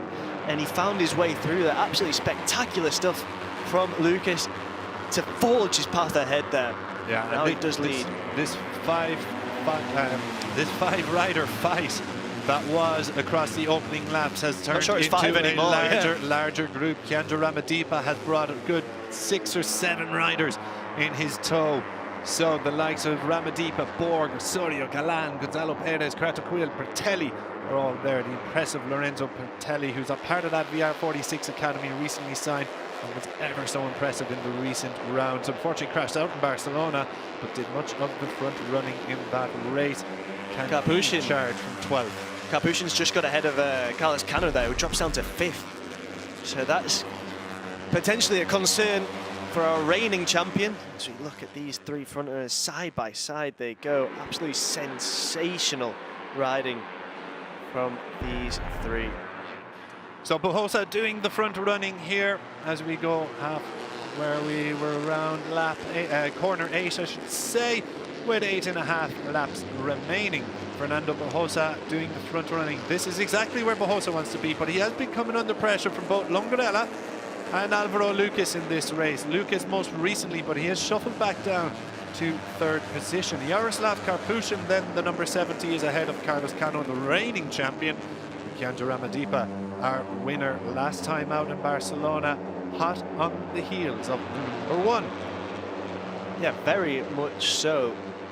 You mentioned it earlier, it could be concerning for Carlos Cano. Yeah, Longarella, sorry to cut you off, Connor. Longarella up the inside at turn 14. So, Longarella, will he hold on to the lead coming through turn 1 then? So you can see how tight it is in that championship chase. And just one overtake of a position makes a world of difference in terms of the final standings. But we won't get too absorbed by that as Kiandra Ramadipa has a wobble out wide. A little bit further back. Bahosa then at turn 2 coming steaming through once again. So we've seen that turn 2 has become a popular overtaking spot, as it always is in the ETC. But for Bahosa, he's made a couple of moves there now. A couple of moves that paid off. Yeah, I know you said we weren't going to focus too much on it, but as it stands, it is Bahosa who would take the ETC in 2025 by 3 points over Carlos Cano. 169 for the 69 as it stands. This is getting very, very exciting here in Valencia in this season finale. Carlos Cano now does overtake Capuchin to move into P4. Yeah, Cano then just keeping it calm and steady. This is probably where he wants to be. If he can't lead the race out, if he can't break away from the rest of the pack, I'm sure he's pretty happy with things as they are. Very much in contention, as you quite rightly mentioned, at turn 11 there. Alvaro Lucas making a move on Alex Longarella, but his payback on the card for Longarella, not quite going through turn 12. So very, very tight here. There's what between the front 6 riders, there's only about a second, 6/10 of a second between them. As woof, look at that, diving from the inside there was that Alex Longarella, with a big move at the final corner to retake the lead here. Ramadipa's looking for a bit of slipstream there as well. He has managed to get ahead of Capuchin there. Ramadipa coming in strong now. Now here we just go. behind Bahosa, who's now dropped down to P4. Bahosa down to P4 and behind Carlos Cano, but for how long? Both of them went off the track there as Alex Longarella leads. Bohosa got the wider line on Cano, so nothing going for him through turn 2 and 3. Longarella ahead of Lucas. Does Lucas fancy an attack up the inside? Nothing going yet, but Bohosa certainly does. He gets the place back from Carlos Cano, but as things stand, it wouldn't be enough to finish P3 with Cano in P4. But Bohosa, what a move from Bohosa. Is that a there. 2-for-1 deal? It most certainly is. The number 69 suddenly back into the lead. Yeah, Angel Nieto Corner's really giving us some Look at this from fantastic moves. Keandro Ramadipa taking the wider line there. It looked like he was going to mug them all off, coming through 7. What a move that would have been from the Indonesian rider, but he does shuffle back behind Cano. But it just goes to show the ambition of the number 32. He's got a taste for victory already in the European Talent Cup in 2024. Winner last time out in Barcelona. There was also a win back in Magny Core for the Indonesian, and he will be hoping to get himself among the top 3 and indeed challenge for the victory here once again. But it is Bohosa leading over Alvaro Lucas and Alex Longarella. That has been the story of the race so far, with Carlos Cano in 4th. The front 3 have been battling and changing places as they change places for P2 and P3 once again. Longarella this time and Alvaro Lucas. And while all this unfolds, it means the lead group don't break away from Carlos Cano, who seems just very content to sit in P4 for the time being. For the time being, Bohosa there as well with a track limits warning. So that could prove quite important with the 6 laps that we have remaining then. Yeah, again, a few riders they done very wide there. Very tidy. He does lose the lead, but only momentarily as he strikes back at turn 2. You gotta keep it. You gotta stay off the green, Fernando. There's what, 5.5 laps, 5 3/4 laps going. Do not get yourself onto the green. A long lap penalty now would be devastating for your title chances. Yeah, absolutely. But he's going to be throwing everything at it. I don't know if he's going to be too aware of that warning, given the focus he's going to be having to have in this battle with this originally leading 5. Now it looks like 1, 2, 3, 4, 5, 6 riders involved. Yeah, and just on that second group, we mentioned him earlier, Lorenzo Pretelli, the ever-impressive Italian. In the recent outings, he's joined the European Talent Cup. He's now at the head of the second group. So what is there between Pretelli and Karpushin? About a 1/10 to 2/10 of a second. Keep an eye on the number 67, as he is very much gaining on Karpushin, the Kyrgyzstani rider. So Pretelli is not out of this. No, not at all. He started from P20 as well, so he's moved up 12 places so far. With 6 laps to go, absolutely not one to rule out whatever for a podium or something even more. You could definitely shuffle things up at the front and in the final standings of the ETC for 2025.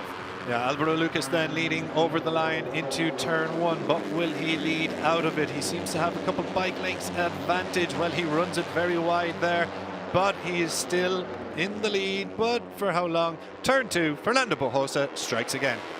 Yeah, absolutely incredible from Bohosa. He's really delivering the performance that he needed to in this final race of the year. He's been leading for much of it, but he's not been able to lead comfortably whatsoever. Surprisingly, the pressure isn't being put on him by Carlos Cano, though. It is very much Alvaro Lucas and Longarella who are doing Cano's dirty work for him. Yeah, absolutely well put.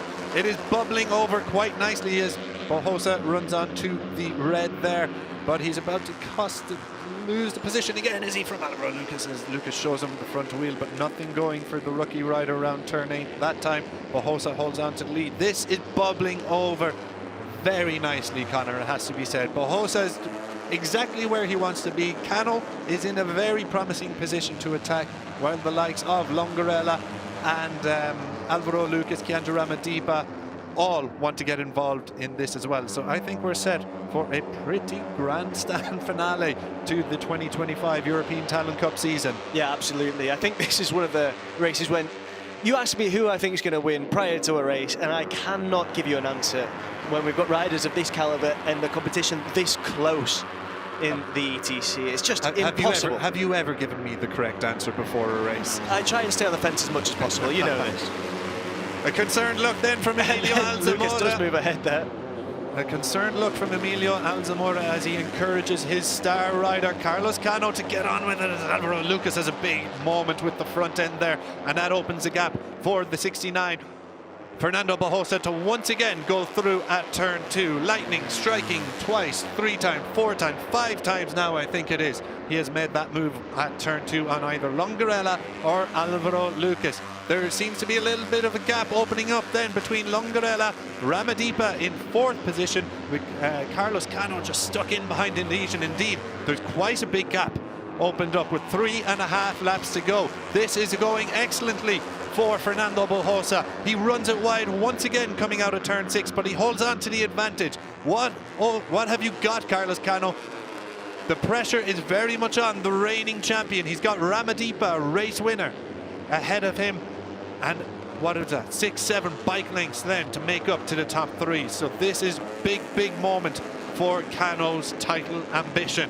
Yeah, absolutely. What he's going to have to do now is manage that pressure. He is the reigning champion. There's a reason why, but he's got to show it now. He's got to demonstrate that he's got the maturity to deal with this situation that he's facing. The drama is palpable here. The excitement on pit lane, absolutely incredible stuff with just over 3 laps to go. We're going round turn 14, the last, and we're onto the straight now. Can anyone take advantage of the slipstream here? Lots of nervous faces down in the AC Racing team pit boards, and it's Alvaro Lucas has gone back in front. Alvaro Lucas has gone back in front, but guess what's coming up, Connor? It's going to be turn 2. It's Bajosa corner at this point. It's Doohan corner. Let's rename it Bajosa corner. He's gone back up the inside, Fernando Bajosa, and this is big. This is very big because there are 2 3/4 laps remaining. It puts him back into championship lead. He's under all sorts of pressure from both Alvaro Lucas and Alex Longarella, but most importantly not from Carlos Cano. But there's the door open for Carlos Cano. There's the door open. Is that the moment Cano now can reel in the top 3 ahead of him? Ganja Ramadipa going in a little bit wide, but seems he's got him on the cutback. Cano under pressure here, under all sorts of pressure. Ramadipa gone wide again. Cano had slotted in behind the Indonesian, but for how long? Yeah, this is getting very dramatic. And here comes Pretelli. Pretelli is coming through now. Cano under all sorts of pressure. Yeah, we said it. Watch out. He started from P20 on the grid. Pretelli now up to P6, 14 places, and he's really ruffling some feathers in this championship. Oh, how are your nerves? There are nervous faces down the AC Racing team box, down the 72 Art box team, up here in the commentary box as well. We are on the edge of our seats. Carlos Cano is running in 6th position. That means Fernando Bajosa, if he can get a victory here, Alvaro Lucas goes through for the lead though, but if Bajosa wins and Cano cannot get in to the top 3, Bajosa will be your European Talent Cup champion. We are seeing though that Bajosa is capable of taking the lead at turn 2, but he seems to be losing it to Alvaro Lucas every single time on that last corner at turn number 14. Adrian Campos. Someone's gone wide there. Very dramatic. Very wide and into the gravel there. I saw a bike flying off. I think is it Victor Cubeles. So it's from that group chasing behind the Carlos Cano group. So I thought momentarily it could have been one of our front runners, but it seems our front runners are still here. Fernando Bajosa is back in the lead. 1.5 laps remaining. Carlos Cano with Pretelli. It's Ramadipa. It is.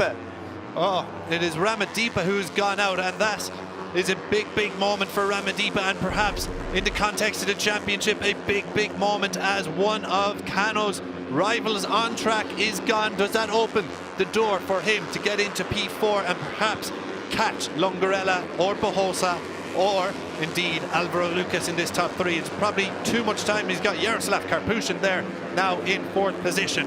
It'd be very good to get another look at that crash as well, just to see exactly what happened there, because was there a bit of contact between Cano and Ramadipa there? Ramadipa as well had just moved up to P4 in the standings. Yeah, Ramadipa, a real thorn in the side of Carlos Cano in this race. It means now there is one less rider in this battle for 4th position and 5th position and 6th position, meaning it's likely Cano will have a top 6 finish, which means Bajosa must win. It's as simple as that now for Fernando Bojosa.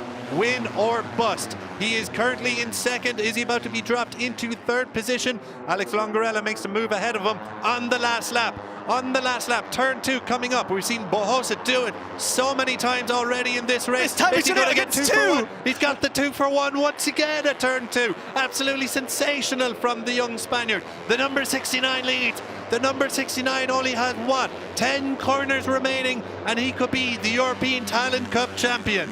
10 corners and a single point between himself and Carlos Cano. There's 3 riders here leading this race, but they're chopping and they're changing at every available opportunity. We've seen Alvaro Lucas take the lead. We've seen Alex Longarella take the lead. But the lead is what Fernando Bojosa needs if he is to be crowned ETC champion. He's currently ahead. Are we going to see a move here from Alvaro Lucas? Not quite. It's still Bojosa. But for how long? We're just going through turn 8 now, heading into turn 9 and 10. And it's still Bojosa who leads in the race and in the championship. Half a lap remaining here in the European Talent Cup season. Carlos Cano is just dropped to 5th position, but Bojosa still needs the victory. Bojosa leads coming into the final sector. Turn 12, nothing going for Alvaro Lucas. What about turn 13? It's all going to come down to 14, isn't it? Turn 14, the championship could be decided at the final corner of the final race in 2025. Longarella shoots up the inside. Longarella's made the move. Longarella looks like he might have the win, but Bojosa's got drive to the line. Alvaro Lucas is pulled up beside him, and it's not going to be for Fernando Bojosa. He is third possession, and that means Carlos Cano is your European Talent Cup champion in 2025. Drama to the line in 2025. Fernando Bojosa, he led on the final lap. He got done at the final corner. Alex Longarella takes the win. Alvaro Lucas in second, but the celebrations are really down in the 72 Artbox team. He repeats what Max Quiles has done and becomes the 2-time European Talent Cup champion, the first rider to go back-to-back. Sensational race, Connor. Absolutely sensational race, and what good company Carlos Cano is keeping with Max Quiles. He's a real star for the future. You can see what it means. Deserved champion, but you've got to feel for Bojosa. What a race, what a performance he put in. And it was turn 14 time and time again that cost him. And that's going to be so frustrating because he was getting ahead. He was leading for the majority of that race. But Alvaro Lucas or Alex Longarella were just capable of edging ahead by the slightest of margins at the very last second. Talk about excitement, talk about drama, talk about the European Talent Cup, Chris. Sensational stuff. We are just about catching our breath here in the commentary box because the European Talent Cup once again delivered another cracking race. But you have to feel for Fernando Bojosa. He did so well leading into the final corner. But Alex Longarella and Alvaro Lucas wanted to have their say. There is the number 69. Disappointment. It's a podium finish on the final day, which will be scant consolation at this stage, I'm sure. Disappointment etched across the faces of the AC Racing team down in pit lane. But what a moment for Carlos Cano, the latest 72 Artbox star in the making, the latest talent from the endless conveyor belt of Spanish stars. But yeah, you can see disappointment under the helmet of the number 69. He was so close. He almost ran the perfect race. Alex Longarella then was the one to crush Bojosa's dream at the final corner, diving up the inside of the number 69 to run home to victory. Alvaro Lucas taking second, which means Carlos Cano is number 1 in 2024 and number 1 in 2025. The celebrations are in full flow below. Let's take a little listen in.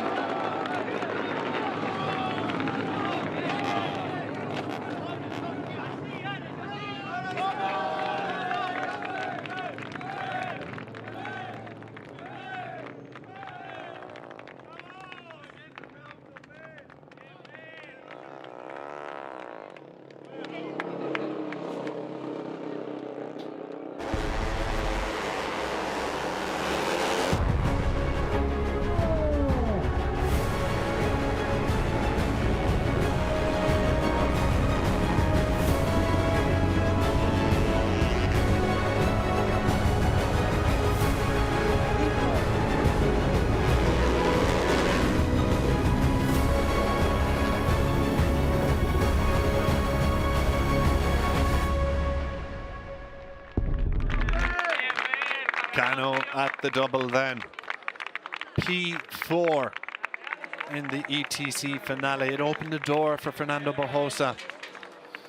Barbosa just simply had to win, and it looked like he was. You can see the tears flowing.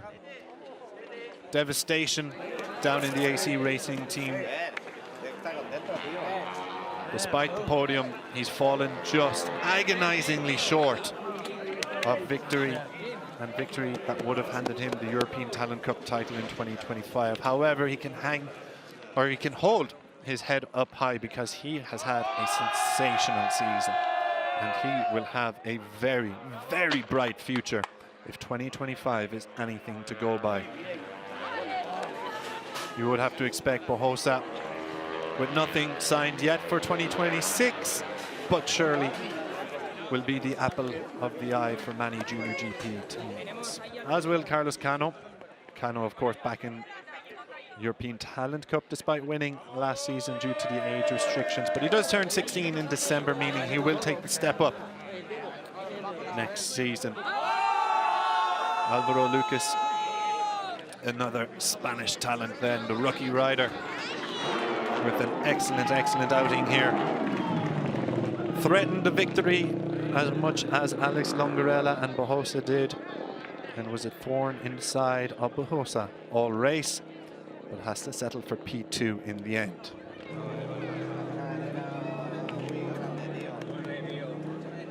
And the disappointment clear to see for Fernando Barbosa.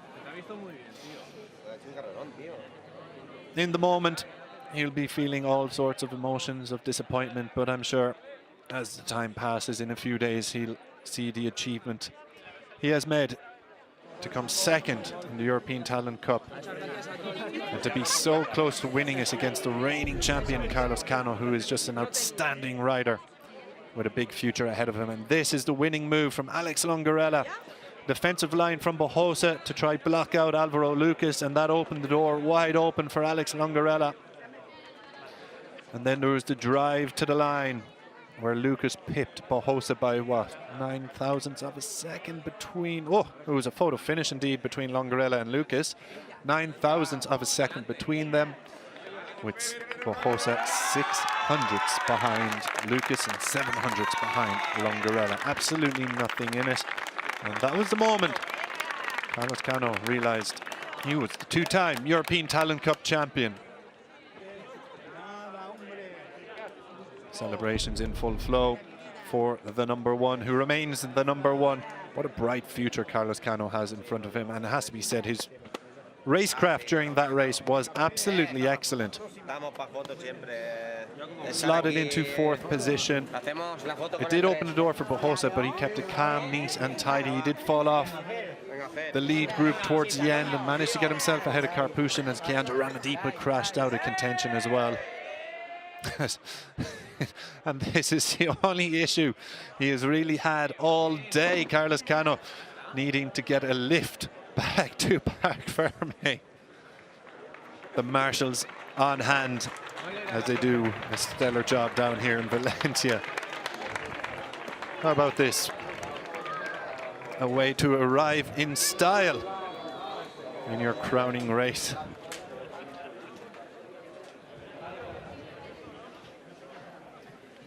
Waves to his fans as he is carried across on a chariot with his bike back towards Parc Ferme and pit lane.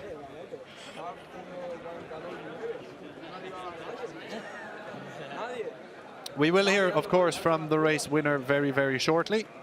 He'll be down with Connor, who has made his way down to Parc Ferme.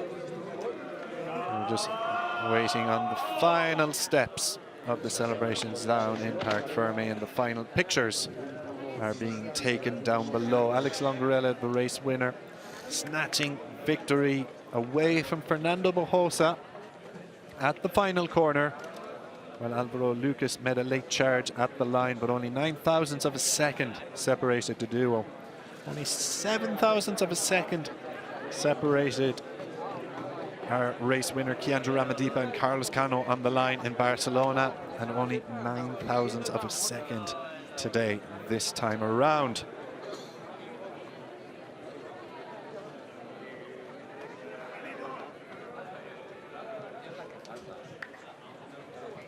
European Talent Cup then, keeping up the proud tradition of extremely close racing. 2025 has seen a number of photo finishes already. As we see Carlos Cano coming across on his chariot in front of the commentary box, slowly getting around to Parc Ferme. Perhaps not the planned celebrations he had, but I think it will matter very little. So we can hear from our race winner, Alex Longarella. He's with Connor. That's right, Chris, I'm with Alex. What a race. Last lap, last corner, and a photo finish. What a way to say goodbye to 2025 with this win. Yeah, I'm very happy. The last lap is a crazy lap, and I don't have more words. This race is for my family, for my team, and the best position for the finish the world champion. Pues ha sido una carrera increíble, la última vuelta, la última curva y otra victoria aquí. Vaya manera de decir adiós a 2025, ¿no? Sí, la mejor forma de terminar el campeonato. Estoy muy contento porque se nos ha cruzado un poco las últimas carreras, unas penalizaciones, caídas y nada. Terminar así me da mucho orgullo. Y nada, muchas gracias. Gracias a ti. Well done. Congratulations. Fernando Bojosa started on pole position in the title decider as Carlos Cano lined up alongside him. Gabriel Tessini was an early faller.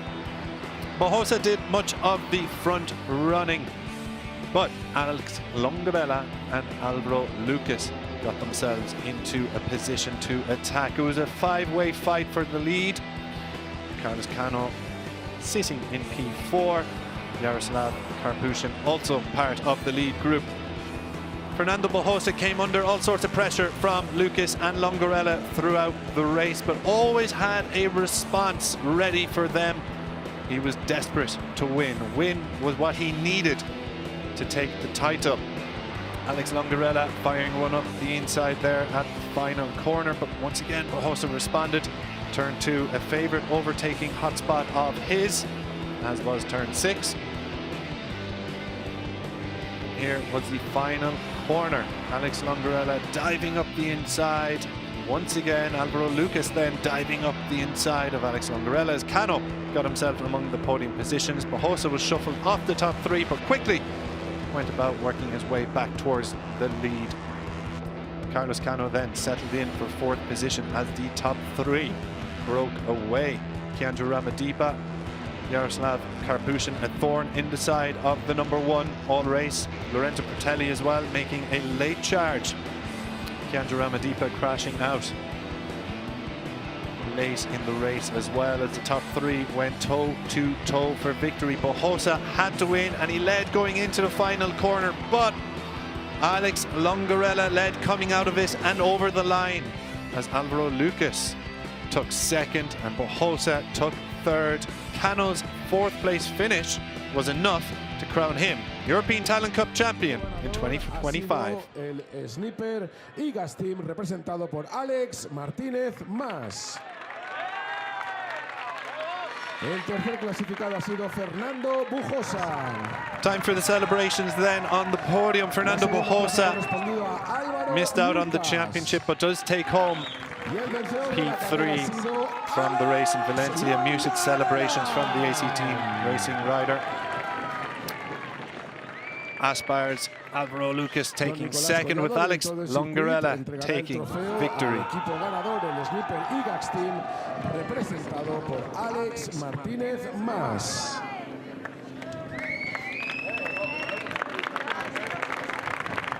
The team representative from the EGAX Snipers team handed his trophy as Bojosa gets his 3rd place trophy here in Valencia. Another trophy to add to his burgeoning collection as bigger and better things await him in his motorcycle racing career. The same can be said for Alvaro Lucas, the rookie of the class who was ever so impressive in 2025. His 4th podium of the year, including a victory back in Jerez.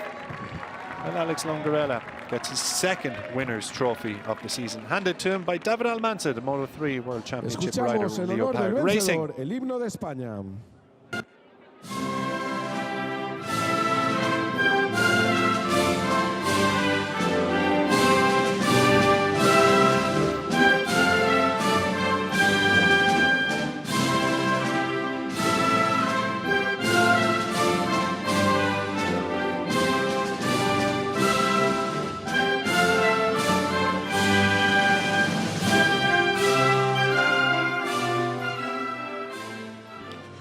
Ese aplauso para los tres pilotos.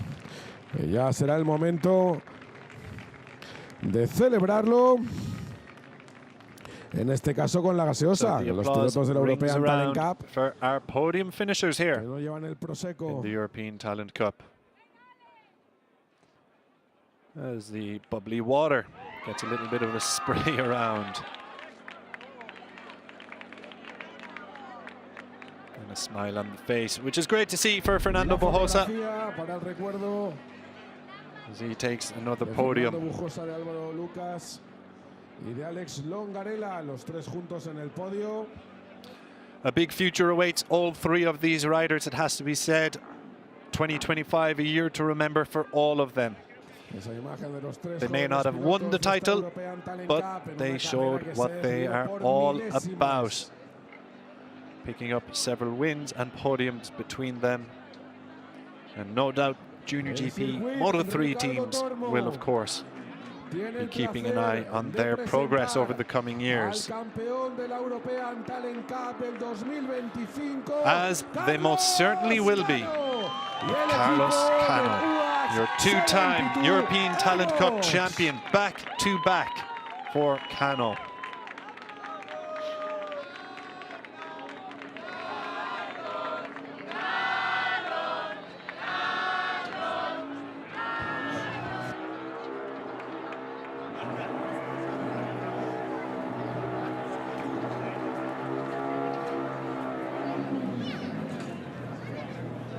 So the 72 Artbox team all pile onto the podium places as Carlos Cano is crowned the back-to-back Ahí European está, Talent Cup el logo de champion. And what a campeón. talent he is, and what a year it has been for the team. That is 2 titles in the Junior GP World Championship. Brian Uriarte taking Junior GP honours.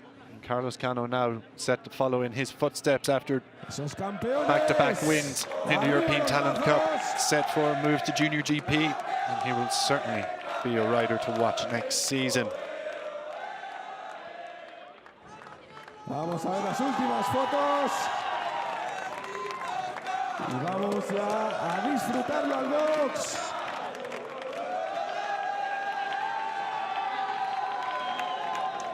Celebrations in full flow on the podium here in Valencia, and why not? It is very well deserved. We will, of course, hear from Carlos Cano very, very shortly. Or indeed, we will hear from him on our social channels as Emilio Alzamora goes searching for a towel to dry himself off. So let's take a look through then the results from today's race. Victory, of course, going the way of Alex Longarella, with Alvaro Lucas 9,000ths of a second behind him, and Fernando Bujosa missing out on the win and the championship. But he does take home the 3rd place medal here in Valencia. Carlos Cano, P4 enough for him to seal the crown. Jaroslav Karpushin a top 5 finish, and Echo Osorio in 6th, with Borg, Critelli and Nativi all inside the top 10, as is Ignacio Galan. Oliver Cantos is P11, Christian Borelli in 12th, ahead of Mikey Lu Sanchez and Edu Gutierrez. Edu, Savino, Ethan Sparks and Matthias Tamburini then outside the podium places, the point scoring places I should say. Savino the final point scorer.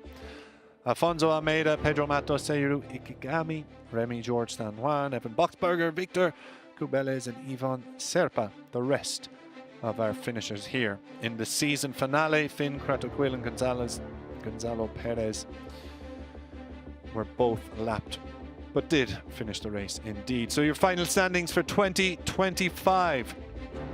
confirmation that 168 points is enough for Carlos Cano to be champion once again. Fernando Bojosa misses out at the final corner but takes the silver medal, while Alex Longarella takes bronze. That late dash for victory, enough to beat Alvaro Lucas to the podium in the championship. Keandre Ramadipa's late crash cost him. Then we go through Christian Borelli, 10th, Cratoquil, Gabrini, Pertelli, Nativi, Marolanda, all inside the top 15. Galan, Osorio, 16th and 17th.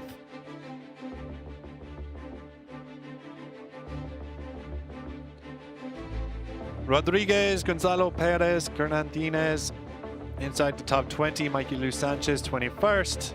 Dakugan, Sparks, Rostani, Tamburini, all scoring points throughout the campaign, and we'll see more of them next season, no doubt, as they continue their development. The same can be said for David da Costa, Edu Savino, Remy George San Juan, Evan Boxberger, Oliver Cantos, Almeida, who's part of that Portuguese Miguel Oliveira Academy, Nikola Miroslavov and Jurien van Krugten, while Vincenzo Di Veroli and Alberto Enriquez were the other point scorers from 2025. He may not have taken the win, he may not have won the battle, but he has won the war. The number one, Carlos Cano, is on the top step of the championship podium once again. He goes back to back after a phenomenal European Talent Cup finale in Valencia.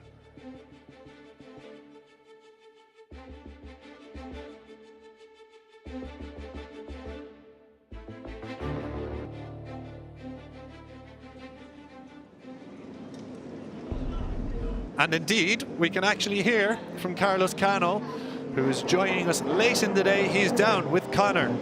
That's right. I've just managed to hunt down Carlos after his celebrations back to back. You're a champion again in the European Talent Cup. How does it feel? Yes, finally I get my goal. When I start the season, I am super happy because the race was super difficult. The tire dropped a lot, and I tried to push a lot to cut the first group, but finally I get the champion, and I don't have words to describe this moment. With the team, I do history 2 times on a round, win the European champion, and super happy. I thank people who support me, all my team, all my family. This is to help me all the season, and super happy. Carlos, 2 veces campeón. ¿Qué tal? ¿Cuáles son las emociones después de una carrera como esta?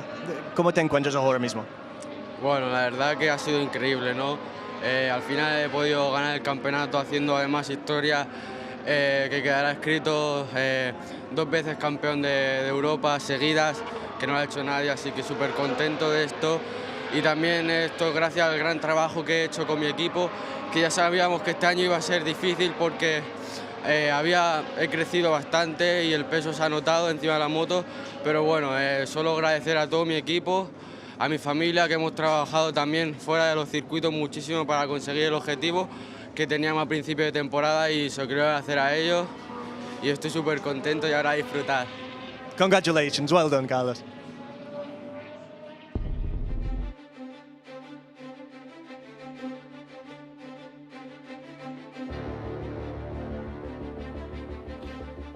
So Carlos Cano is your 2025 European Talent Cup champion. What a year it has been for him as he goes back to back, and a big future ahead of him. The day belongs to Carlos Cano.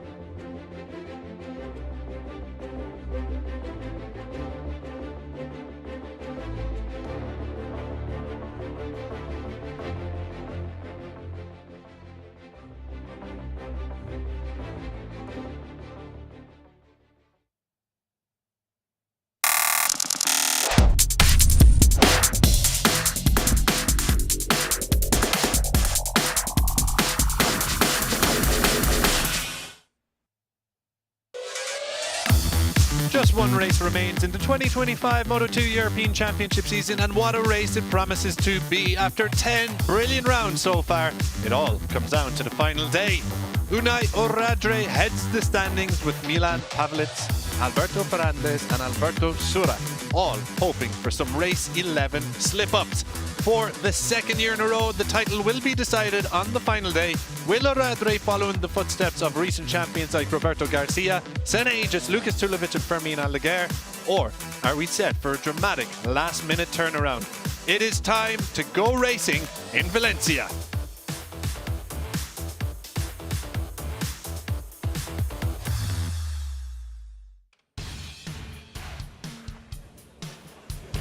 Barcelona played host to 2 Moto2 races last time out, which saw title momentum swing one way and then another. Eric Fernandez started on pole and got the perfect start as Alberto Ferrandez and Milan Pavelich slotted in behind. Unai Oradre worked his way through the field and the number 10 moved into the podium places shortly before Jung-Soo Kim retired from the action. Owen van Tricht also crashed out of contention, leaving him frustrated, but no such problems at the front for championship leader Oradre, who took over the lead of the race as Fernandez and Ferrandez battled for P2. The front four remained tight, but it was Oradre who took the win. Fernandez getting the better of Ferrandez for P2 and Pavelich in fourth. Race 2 saw the same riders in the fight for victory, with Ferrandez leading early doors. However, Pavelich's pace proved superior and the pole took off out front at Ferrandez and Fernandez renewed rivalries. Pavelich stormed to a second win in the campaign, with Fernandez once again beating Ferrandez to second, while Oradre came home in 5th. All of that means the number 10's advantage is 10 points ahead of the title decider. Welcome along to Title Showdown Sunday in the Moto2 European Championship. The sun, as you can see, is shining down on what has proven a crisp and chilly weekend in November, but Sunday conditions have definitely picked up a little bit in terms of heat around the circuit. I am Chris Jordan bringing you coverage today, and I am delighted to be joined as always by Conor Doherty. We have already had one title showdown race in the European Talent Cup. No spoilers here just yet, but let's just say it was a little bit dramatic. Might be the understatement of the year. Conor, can we hope for more of the same here in Moto2? I think the Moto2 European Championship has delivered from start to finish in this 2025 campaign. It's been absolutely fascinating. We've seen some tremendous rides, some tremendous riders as well, and they've been delivering right from the beginning, right from the start of this campaign, and I'm fascinated to see how it's all going to finish up, because there's a lot going on. Yeah, absolutely. It has been a fascinating year in 2025 in Moto2, and hopefully it has a fascinating conclusion. Plenty of riders in contention, no rider less than Eric Fernandez, who is on pole position.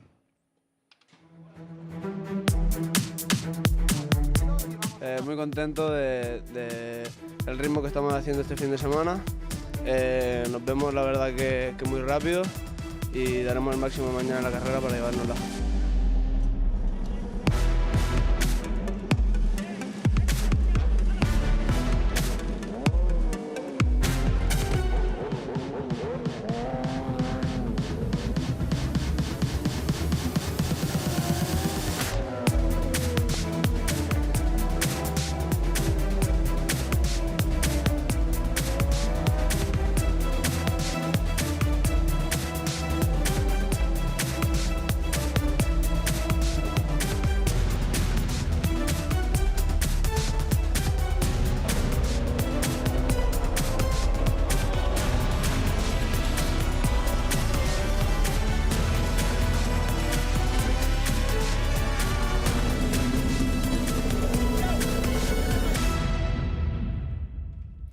A 1:33.144 then from Eric Fernandez sees him start on pole position once again. He's still waiting for that breakthrough victory here in the Moto2 European Championship. He was the pole sitter, of course, last time out in Barcelona. That was his first Moto2 pole position. Backed that up with a double P2, but he's waiting for that breakthrough win. Is this the day he finally gets it, Conor? I mean, it could well be, given the caliber that he's shown. If he can maintain that form from Catalonia, bring it over to Valencia, a bit down the Mediterranean coast here in Spain. And given his performance in qualifying, there's no reason to think he's not capable of delivering here at the Circuit Ricardo Tormo on what is a absolutely fantastic day, as you mentioned earlier in your introduction there. The sun is shining. Now we've got a message there. Get well soon, Tonio. From Xabi Zurutuza. Yeah, Xabi Zurutuza with a get well message.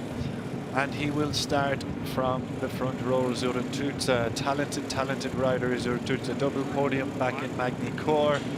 And of course, podium in Misano. He'll be looking as well to convert his front row into victory.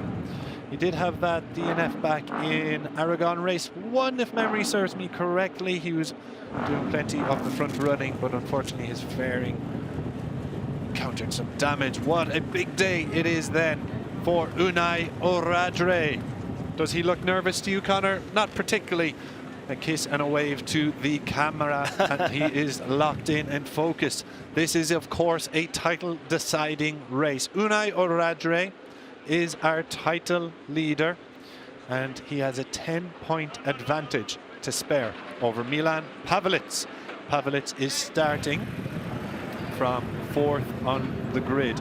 Alberto Ferrandez and Alberto Sura are also still in with a chance of the title, but they would need a couple of slip-ups from the riders ahead. It seems most likely that this is going to turn into a shootout between Pavelic and Oradre.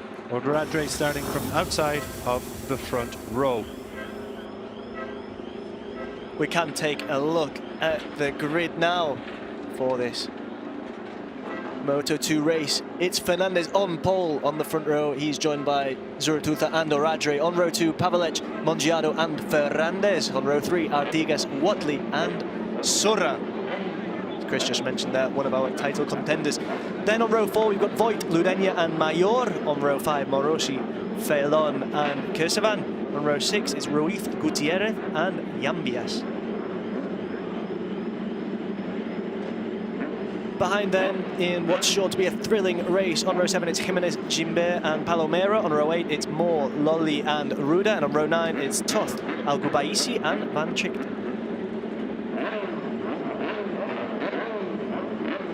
And then at the back, on row 10, Eisengold, Emmanuel and Kim. Just about ready to get underway here then in Valencia for the season finale in the Moto2 European Championship. The warm-up lap first, of course. So just to bring you a state of play ahead of lights out, Unai Oradre is our title leader. He holds a 10-point advantage over Milan Pavelic. Pavelic, at least, if he wants to, must score at least, if he wants to win the title, which I'm sure he does, must score at least a top 5. A top 5 at a minimum for Pavelic, and that's taking into account if Oradre does not score. Alberto Ferrandez must get a P1 or P2 if he is to have any hope of taking the title, while Alberto Sura must win. And that is not taking into account any points which Oradre scores. So if Oradre is on the podium, it will be game over. Oradre, of course, has 3 wins to his name in 2025. He's got 3 further podiums to his name as well. He has been incredibly consistent throughout this campaign, and that has put him in the position that he is in with, I wouldn't say would we say commanding, comfortable advantage, 10 points in a season finale. It is a commanding advantage. I'm not sure it's commanding given the caliber of the riders on track here and the fact that in Moto2 we have seen absolutely anything and everything happen so far this year. 10 points. He'll be happy to have those 10 points. Whether he'll feel comfortable is a very different thing. I mean, we very much got the sensation in Catalonia that this had become a bit of a shootout between Oradre and Pavelic. I mean, with Oradre getting that win and then finishing P6, and then conversely Pavelic finishing P4 and then getting the win. Those two really very much in contention here to give it absolutely everything they've got. And we've, of course, only got 1 race for them to do it in. Yeah, absolutely. So a top 3 for Oradre will guarantee him the title. After that, permutations come into play. We will have a live graphic standing, so don't worry, you won't have to rely on our very, very poor mathematical skills, as they have been found out a couple of times already today, I think. So, moments away from lights out. Unai Oradre, the number 10, starting outside the front row.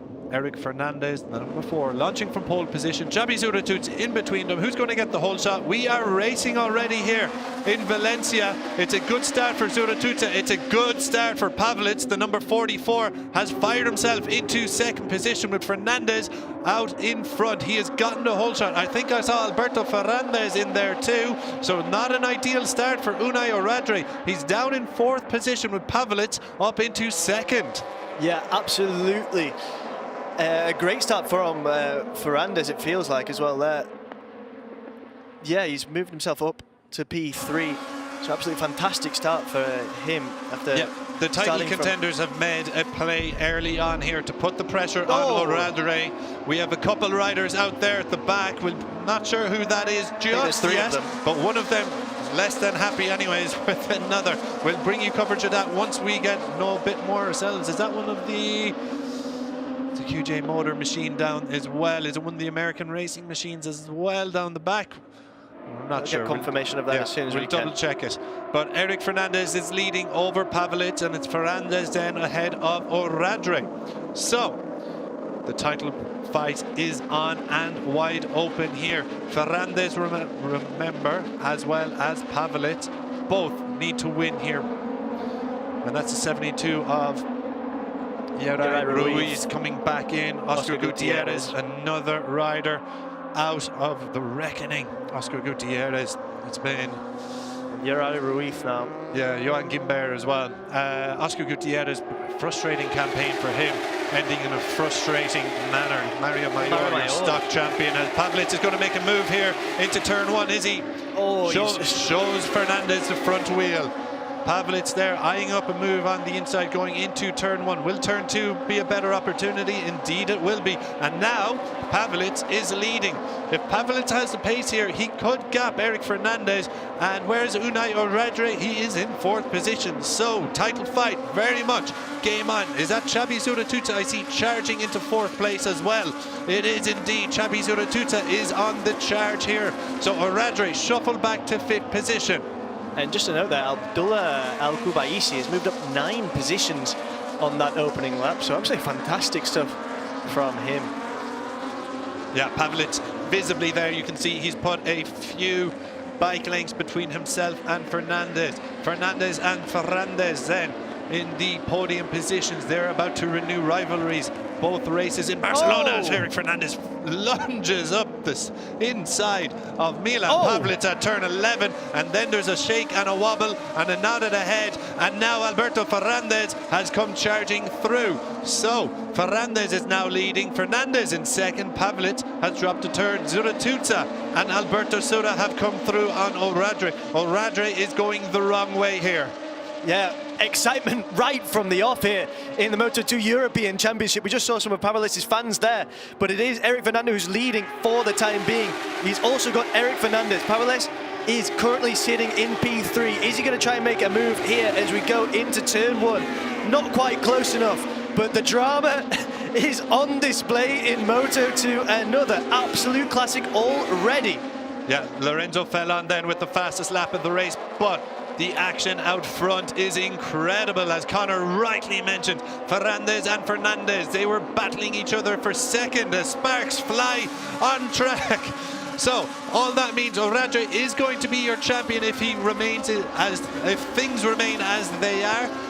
Fernandez leading. Pavlic does need to cut through on Fernandez here to get himself back into contention. But Fernandez and Fernandez have got history, recent history in Barcelona. Fernandez got the better of Fernandez both occasions that time, but it's Fernandez who is leading in this one. What about Milan Pavlic? Can he find a way through on Eric Fernandez? This is an electric start to the Moto2 European Championship title decider. Yeah, and the spectators, I think this is exactly what you would have wanted in these opening laps. Drama, just 5 points separating the top 3 here. This is absolutely electric stuff. And we're just seeing that Zuratutsa, Pavlic there, Oradre just behind. They're all watching each other. Who's going to be the one to make the move here? They're all together.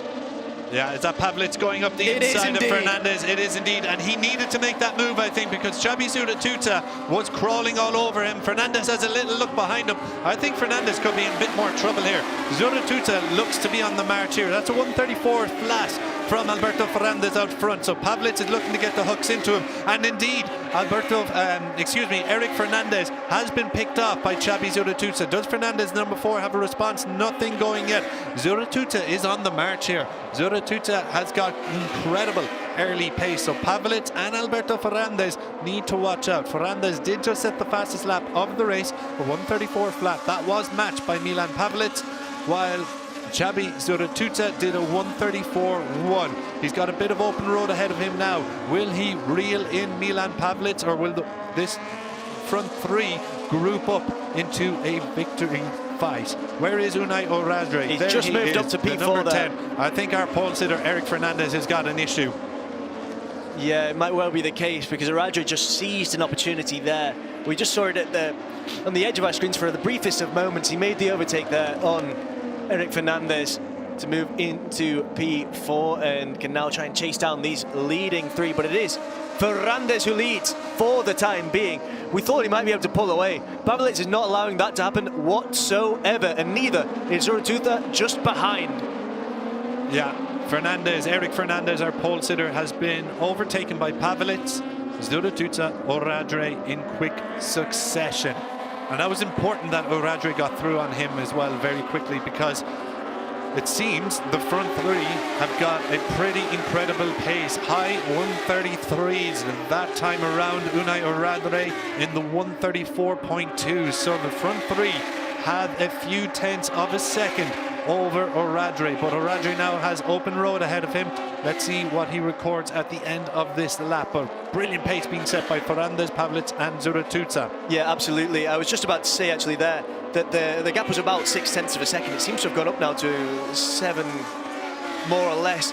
But this is the first time that Oradre's had clear space. He's got clean air in front of him now to try and utilise and get ahead. He's got to try and reel these leading 3 in, and now he's got his opportunity. Absolutely, Fernandez leading out front. Pavlic has a look on the outside there. He's not close enough just yet to make a move coming through turn 8.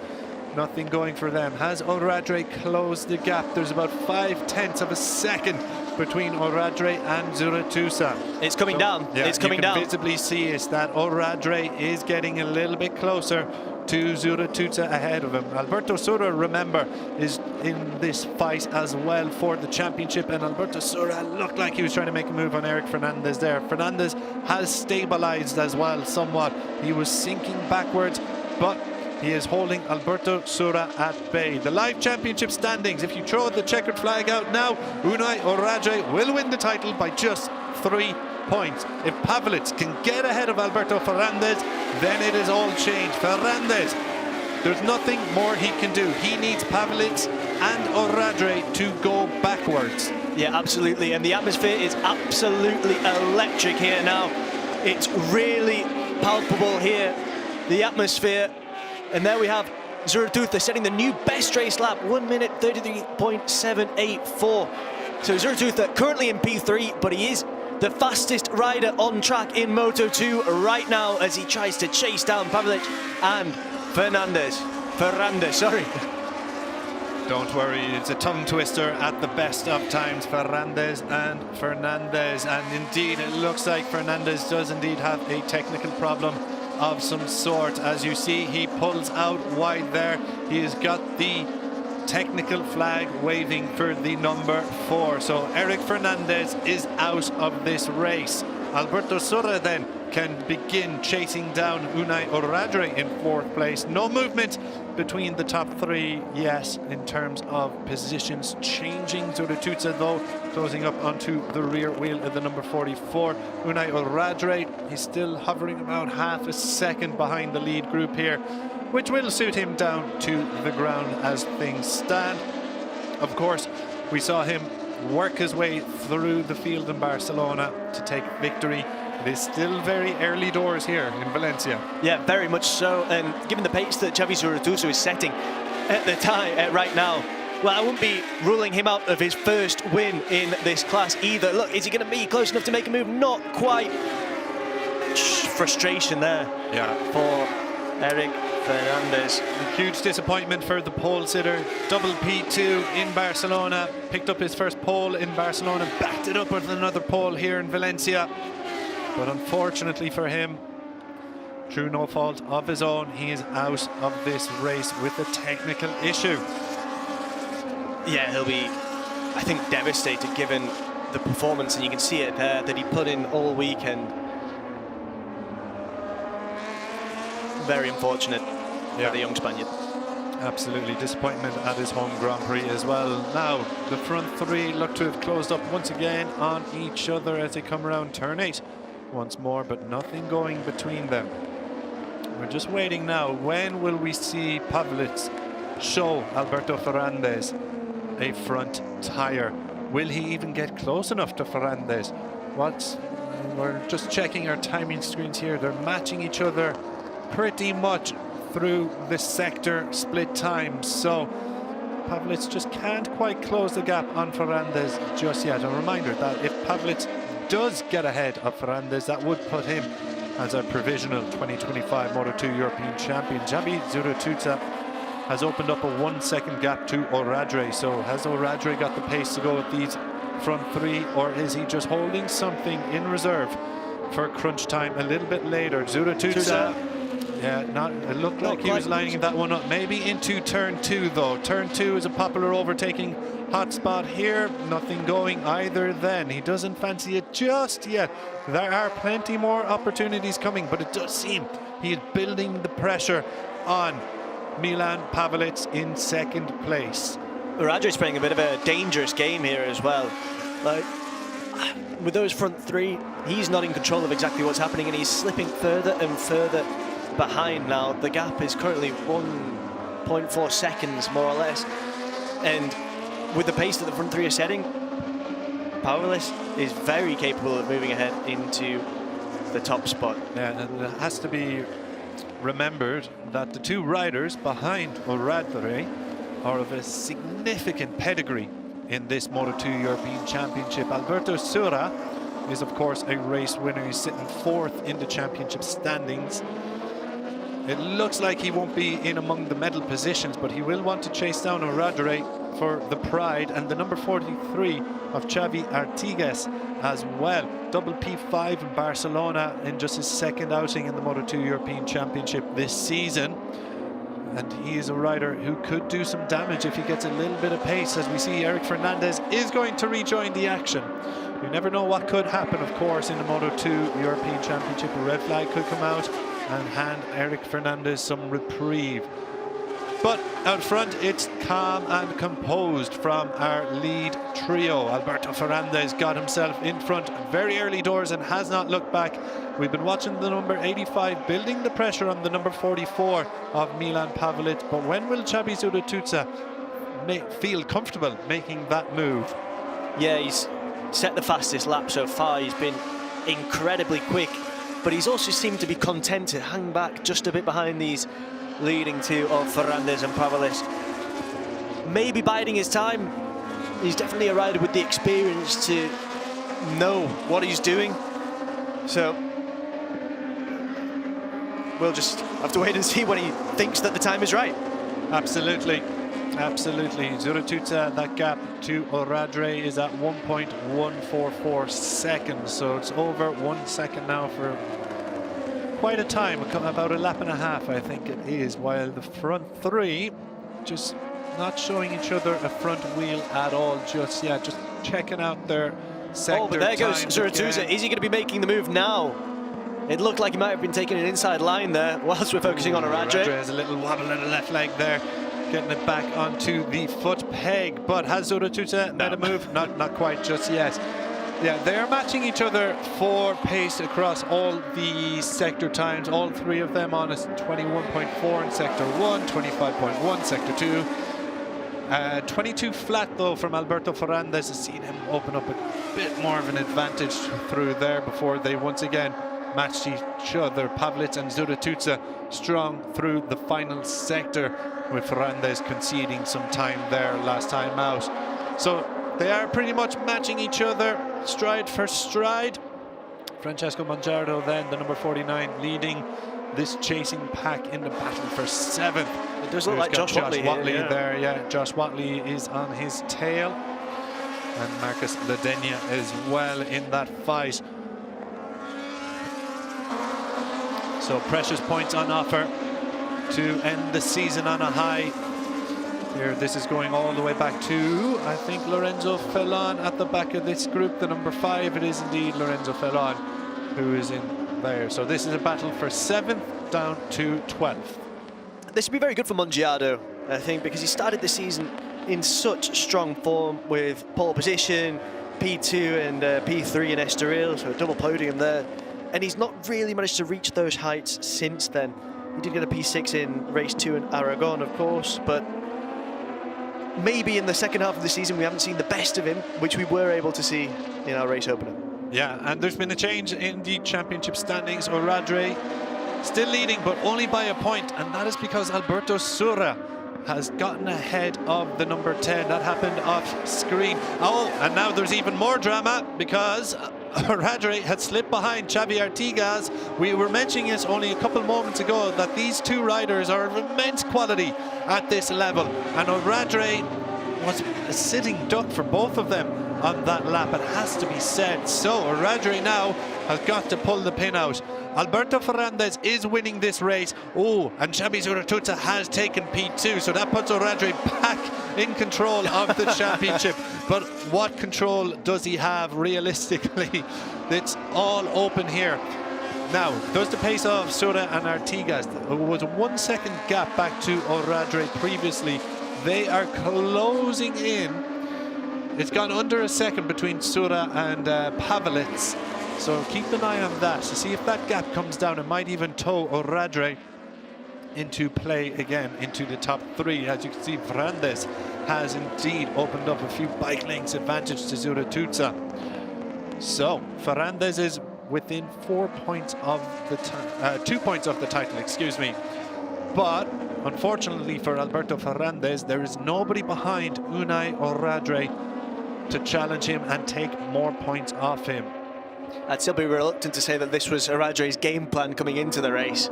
Yeah. He's no longer really. He's relying on favours. Exactly. He's relying on favours from both Ferrandez and Zuratuza. Milan Pavlic, though, is very much in the fight, it has to be said. Milan Pavlic, as things stand, needs second place. And it looks like Oradre is losing even more ground here. Oradre is in all sorts of trouble here, Connor. What did he do last time around? His best lap time was 1:33, but last time around it was a 1:34.6. Everyone ahead of him, Artigas and Sura, 1:34.3, a 1:34.1. Pavlic was the slowest of the top 5 with a 1:34.5. So Oradre is lapping very slowly here. There's a 7-second gap to Mongiardo, so he should have top 6 covered. So he's now depending on Zuratuza and Ferrandez to do him a favour and take the top 2 places in the championship. So an intriguing final race here, Connor. It has to be said, Oradre, as you quite rightly mentioned, it's not really in his hands anymore. No, and he'll be expecting favours, but not too much of a favour, because, well, he could lose very much that top spot. Just 2 points in it between the top 2 for the time being. But the real question is Pavlic, who is just 4 points behind, currently in 3rd in the championship, which just goes to show how close this is. And on that last lap, sorry, just to go back to the lap times, we did think Oradre is in a comfortable 6th, but if he continues at his current pace, Josh Watley is in 7th. And okay, there are 6.5 seconds between them, but Watley was lapping half a second quicker. And if Oradre's slide continues, he is stabilized somewhat, Oradre, that time around, a 1:34.5. And the riders ahead are quicker. Mongiardo did a 1:35.2, so you would have to imagine Oradre will be okay. The gap is too wide with 4 3/4 of a lap remaining. But Pavlic then, it's all on the 44. Can he find something? Can he invent something across the last 4 laps? Find some pace? Yeah, I mean, it's a very difficult circuit, we've said it before, in terms of being able to overtake. You've got to try and take advantage of any errors, maybe make a move at turn 14, for example, move on the inside. We've seen it at turn 2 as well. There are opportunities available, but Pavelic has to make sure that he's in a position to do so. He's currently P3. At the beginning of the race, it looked like he might be able to get ahead and pull away. That hasn't happened, but no other rider has been able to do so either. It is currently Ferrandez who is leading Zurutuza and Pavelic in our top 3. Our podium finishes as it stands, but we've still got 4.5 laps to go here. Yeah, that was Jung-Soo Kim, who you saw just running a little bit wide as the riders come around to lap him, cleverly just staying out of the way. So it's all on this. Eyes on the number 44. The number 54 of Ferrandez is only 2 points behind in the championship, but we remind you that he is doing his absolute maximum, and it seems that nobody is going to challenge Unai Oradre behind the number 10. So if it stays like this, Ferrandez in first, 6th place will be enough for Unai Oradre. However, Milan Pavelic is the rider we need to watch. The number 44 is sitting in 3rd position. Last time around, he did a 1:34.1, matching the pace of Xabi Zurutuza in P2 and slightly quicker than Alberto Ferrandez out front. If Pavelic makes a move on Zurutuza, makes it stick and comes home P2, then the pole will be our European champion in the Moto2 class in 2025. So, all to play for. It goes without saying, of course, Connor, but it is all to play for here. We're just wondering, will Pavelic get close enough to Zurutuza to make a move? You'd imagine that the message will have to be sent to him somehow, but through the board or dashboard, that he has to go all in for this. Yeah, absolutely. The problem is that the rider in front of him is also the fastest rider on track.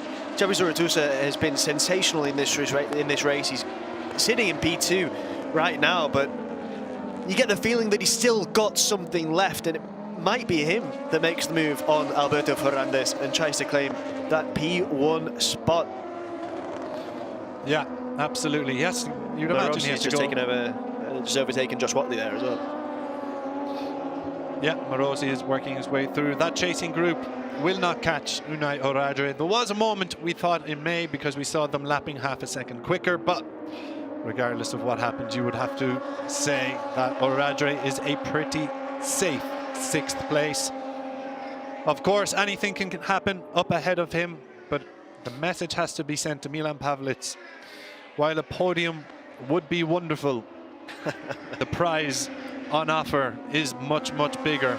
The question is, can he catch him? And he might have some problems mounting behind him. Xabi Artigas is absolutely flying around this circuit. Ricardo Tormo. Artigas is currently in P4. A 1:34.2 last time around. Slightly quicker than the guys ahead of him by about a 10th to Milan Pavelic and 2/10 to Zurutuza. So Artigas not out of the podium fight at all. Yeah, he's done really well. You have to remember as well, he started from the 3rd row. He started from P7, and he's managed to thrust himself into this battle here at the front. Yeah, absolutely. So keep an eye on the progress of Artigas. But no change in the front 3. And yeah, you can see Artigas is visibly closing up there. He is much, much quicker on circuit. He's got a 10th in his back pocket in a couple of those sectors. Coming through this current lap, we've got yellow flags out in sector 2.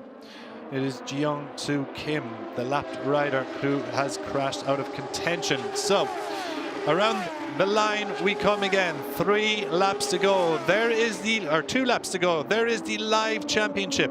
Unai Oradre holds on to the championship lead, but only just. Alberto Ferrandez is putting it under all sorts of pressure. He is going to win. He's winning this race, but that won't be enough for Ferrandez.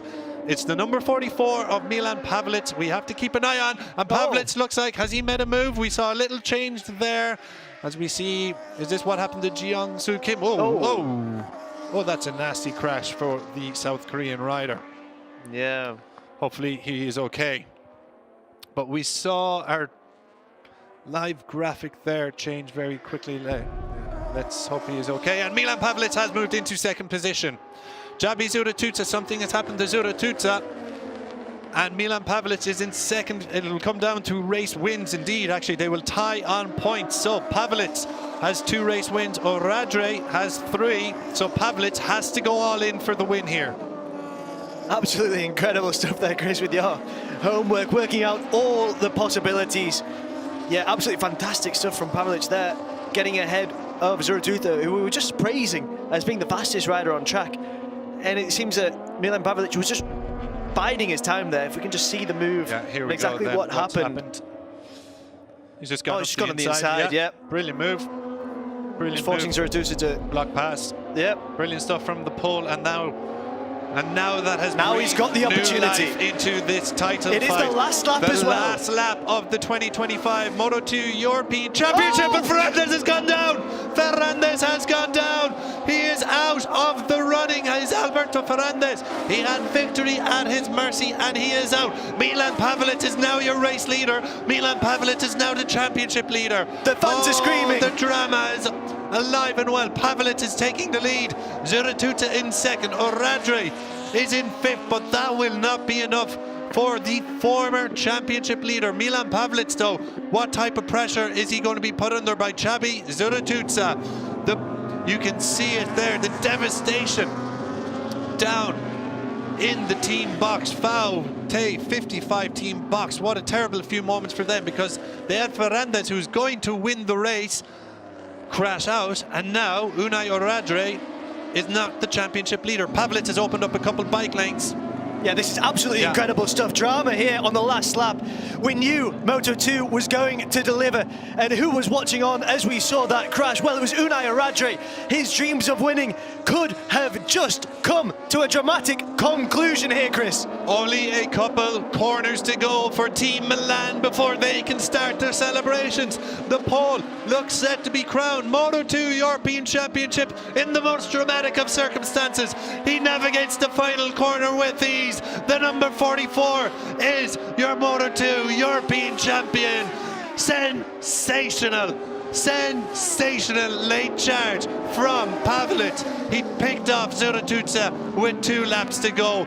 Then Alberto Ferrandis has crashes out at the first corner of the final lap.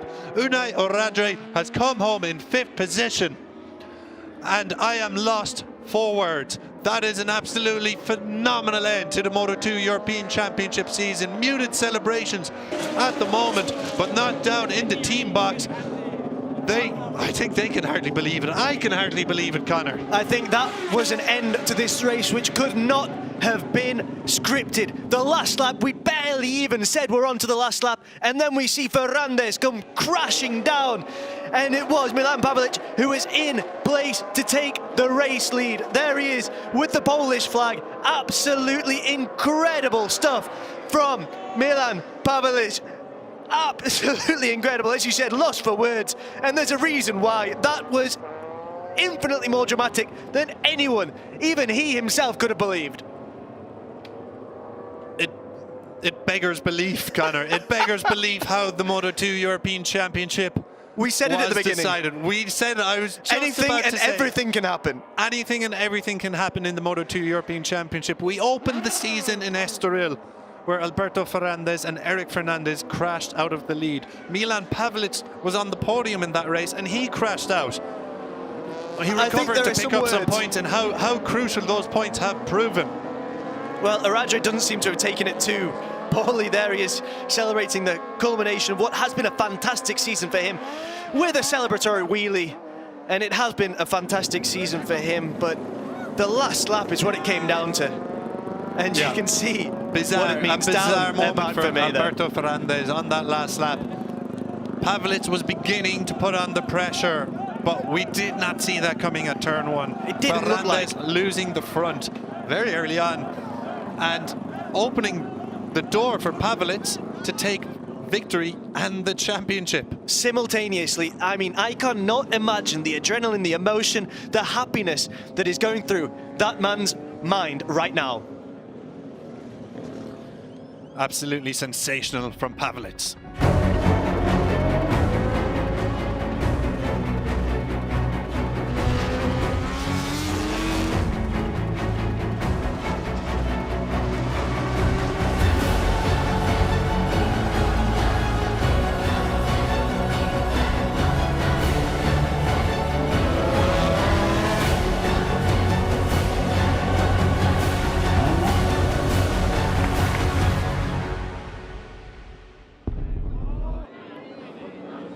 18 years old, and the new Moto2 European champion from Poland, Milan Pawełek. Absolutely sensational. In the most dramatic of circumstances, it has to be said. But when he was given the opportunity, he did not flinch. He did not blink. And he sailed home to victory here. His third of the campaign. Only victory would have done. Second place would have put him tied on points with Oradre, who was running in P5 and P6 at the time. And Oradre would have taken it on a tie break. But then Alberto Ferrandez, crashing out at turn 1, handed the championship and victory to Pawełek on a plate. And it has to be said, he is a deserving winner in his rookie campaign here in Moto2. A third win of the campaign, 2 further podiums to go with it. Numerous top 5 and top 4 finishes, even on his off days.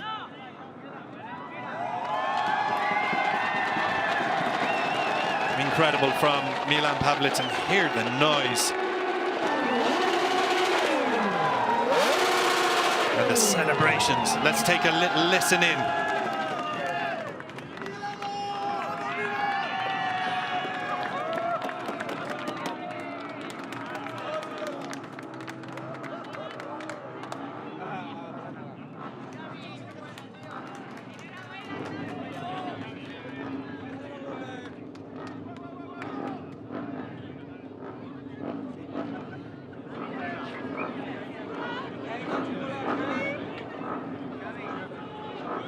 So they all gather around Parc Fermé. We will hear from Milan very shortly, of course, as Conor makes his way down to Parc Fermé, but the celebrations begin.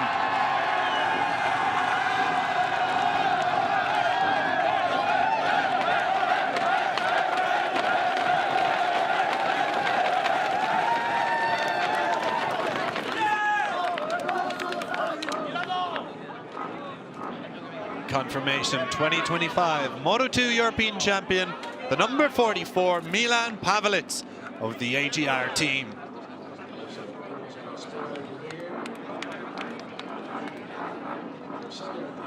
Stepping up from Junior GP in his rookie campaign. That's also seen him debut on the Moto2 World Championship stage in Brno. What a year it has been for Pawełek. An incredible story, and the year capped off in simply the most incredible and dramatic way. Xabi Zurituza, amid all the celebrations, let's not forget about Xabi Zurituza's brilliant ride. Started on the front row, dropped back early on, but fought his way back and had incredible pace.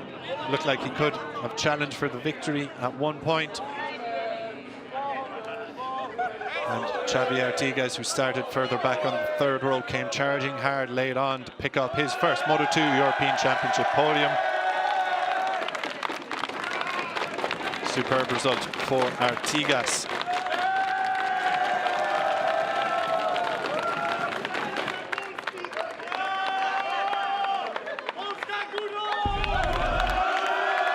And here is the key moments from that race. With about a lap and a half to go, Milan Pawełek made his move on Zurituza. He was closing in on Ferrandez, but look at that, Ferrandez in the lead.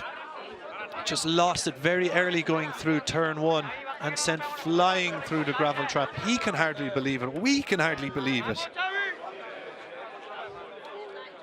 Ferrandez, of course, will be in the Moto2 World Championship next season. Another serious talent coming through from Spain, and very deserving rider of that Moto2 World Championship seat. But he'll have an inquiry of what went wrong at that corner. Milan Pawełek will care little of the results of that inquiry, because he's the Moto2 European champion as a result. And I think he can hardly believe what's unfolded on that last lap here in Valencia. Absolutely sensational sensational racing.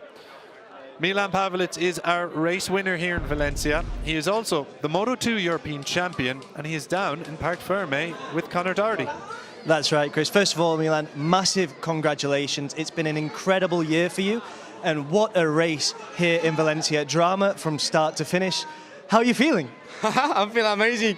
Everyone came here to support me, and we made it. We made it with my family, with my AGR team here in Valencia. Last run, last race. Well, a lot of emotions, but yeah, I know from the beginning I need to be in the front. I was pushing like a hell. I see in the board that P1 is enough to win.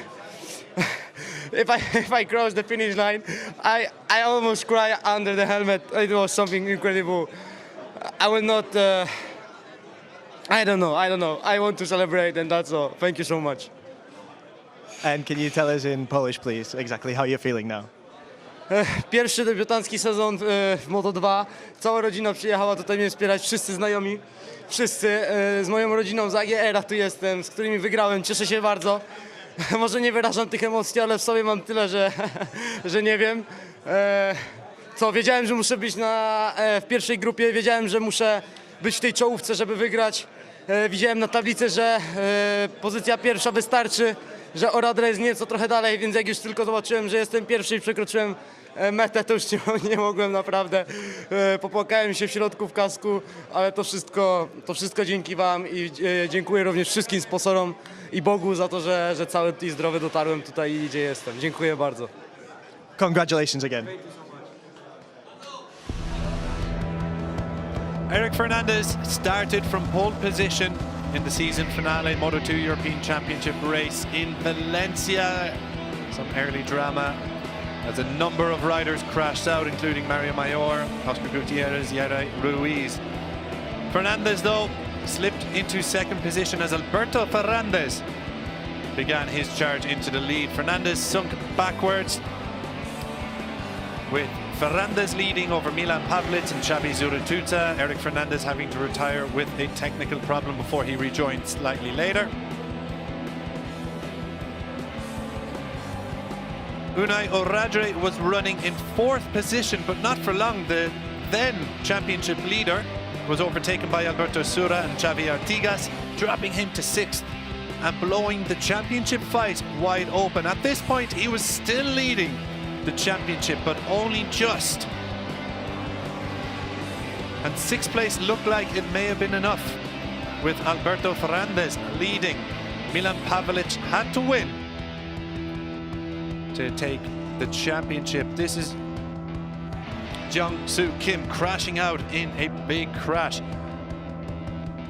Then, coming towards the finale, Milan Pavelic made his move on Xabi Zurituza, and before he could even make a move on Ferrandez, the 54 crashed out on the last lap at turn 1, handing victory and the Moto2 European Championship title to Milan Pavelic.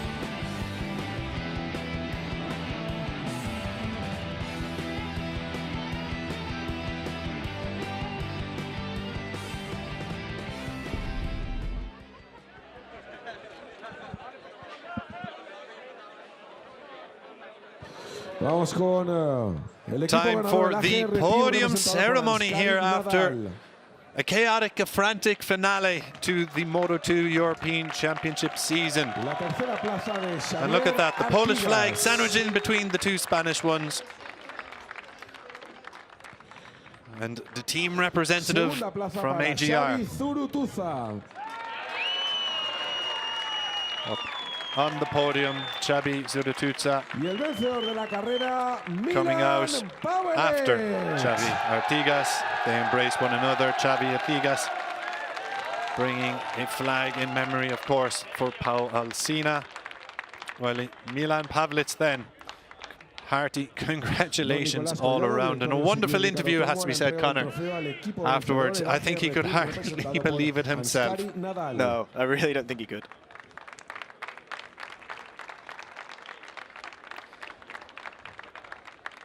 Mr. Nicolas Collado then, the director of the circuit here, handing out the prize to the team representative from AGR, who very much milks the celebrations. And you know what? Why not?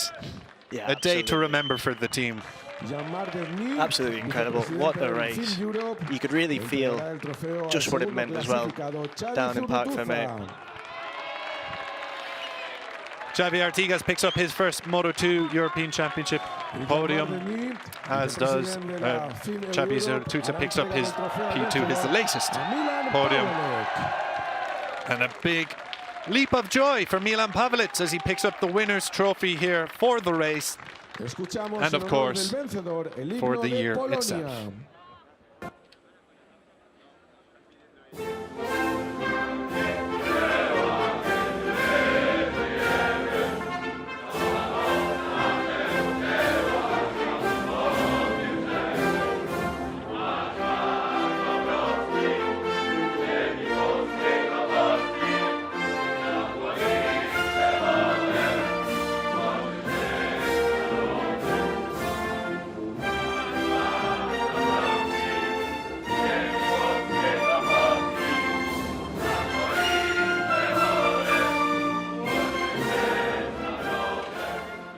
Ese aplauso para el equipo vencedor. What a hearty rendition then of the Polish national anthem, sung in full voice down here at Circuit Ricardo Tormo. I don't think it's happened too many times before, so they met that one count. Absolutely joyous scenes here, Connor. What a result for Milan Pavelic. And they nail the spraying of the Prosecco as well. A moment young Milan Pavelic will never, ever forget. A name to remember, of course, in the future. Yeah, absolutely incredible stuff. And he's brought a lot of fans here to the Circuit Ricardo Tormo. That's why the national anthem was sung with so much enthusiasm there. And rightly so. Absolutely amazing celebrations down there. That's how you celebrate a title. Absolutely. Phenomenal stuff. We can now take a look at the final results of what was an incredible race. It was Milan Pavelic with the win, followed by Xavi Zurtuza and Xavier Artigas on the podium. Alberto Sura finished P4, Unai Radre in P5, Mongiado in P6, Josh Watley in 7th, Alessandro Morosi in 8th, and Ludenia in 9th. It was then Lorenzo Felon who finished in P10, Harrison Voigt in 11th, Borja Jimenez in 12th, Enej Kursavan in 13th, Facundo Yambias in 14th, Palomera 15th, Maxwell Toth in 16th, and Rossi Attila Moore in P17. Behind them, Marcus Ruda in P18, in 19th, Christian Lolly, Abdullah Al-Kubaisi in 20th, Owen Van Tricht in 21st, Joanna Eisenkolb in P22, Eric Fernandez, who rejoined, finished in the end in P23, and Uri Ruiz in P24, with Alberto Ferrandez crashing out on that last lap. And also failing to finish, Kim Emmanuel, Gimbert, Mayor, and Gutierrez.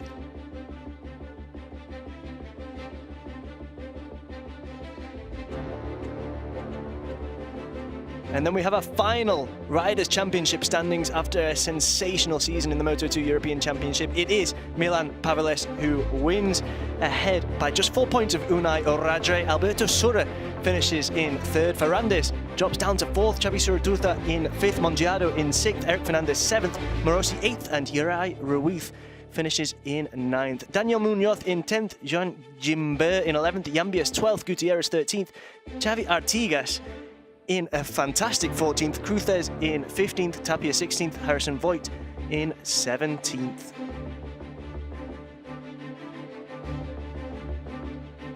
Now we've got Felon in 18th, Palomera 19th, Moore 20th, Garcia 21st, Josh Watley in 22nd, Jimenez in 23rd, Kursavan 24th, and Ludenia 25th.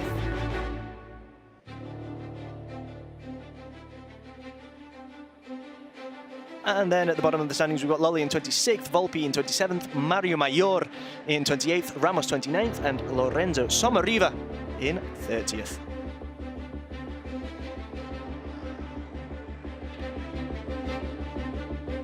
a dramatic season concludes in the most dramatic of ways. Milan Pavelich is crowned 2025 Moto2 European champion, and it's very well deserved.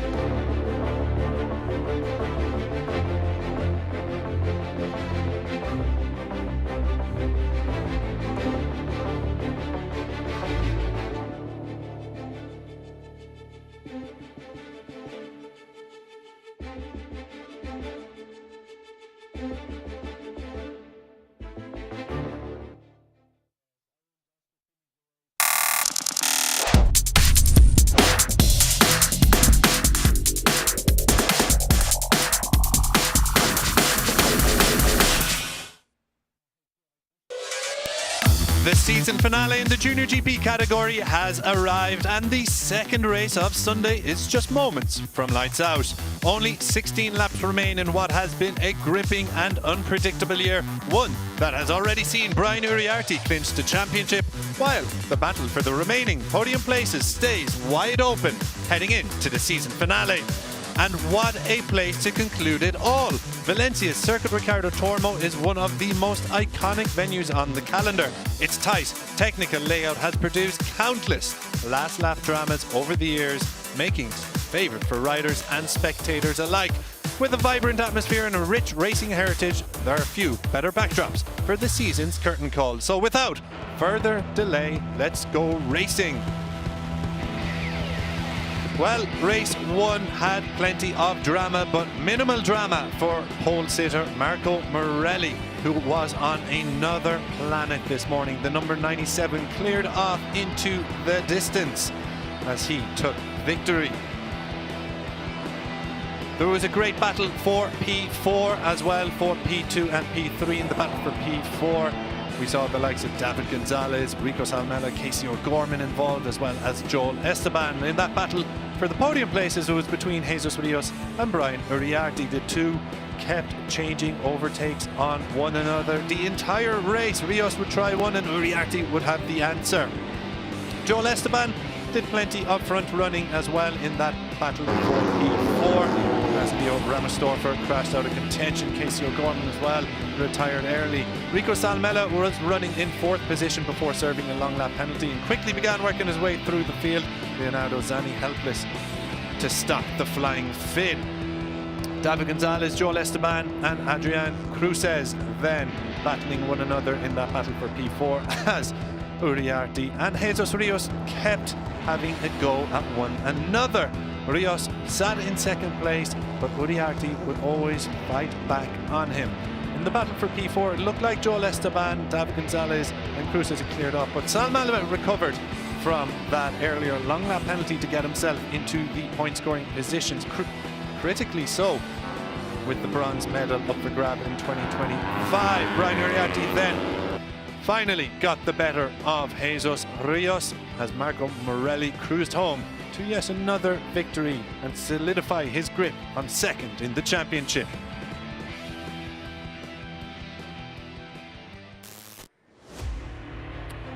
Good afternoon and welcome along to the 2nd Junior GP race today here at Circuit Ricardo Tormo in Valencia. The season finale, and what a place to do it. The sun is shining, 16 degrees track temperature, 14 degrees air temperature.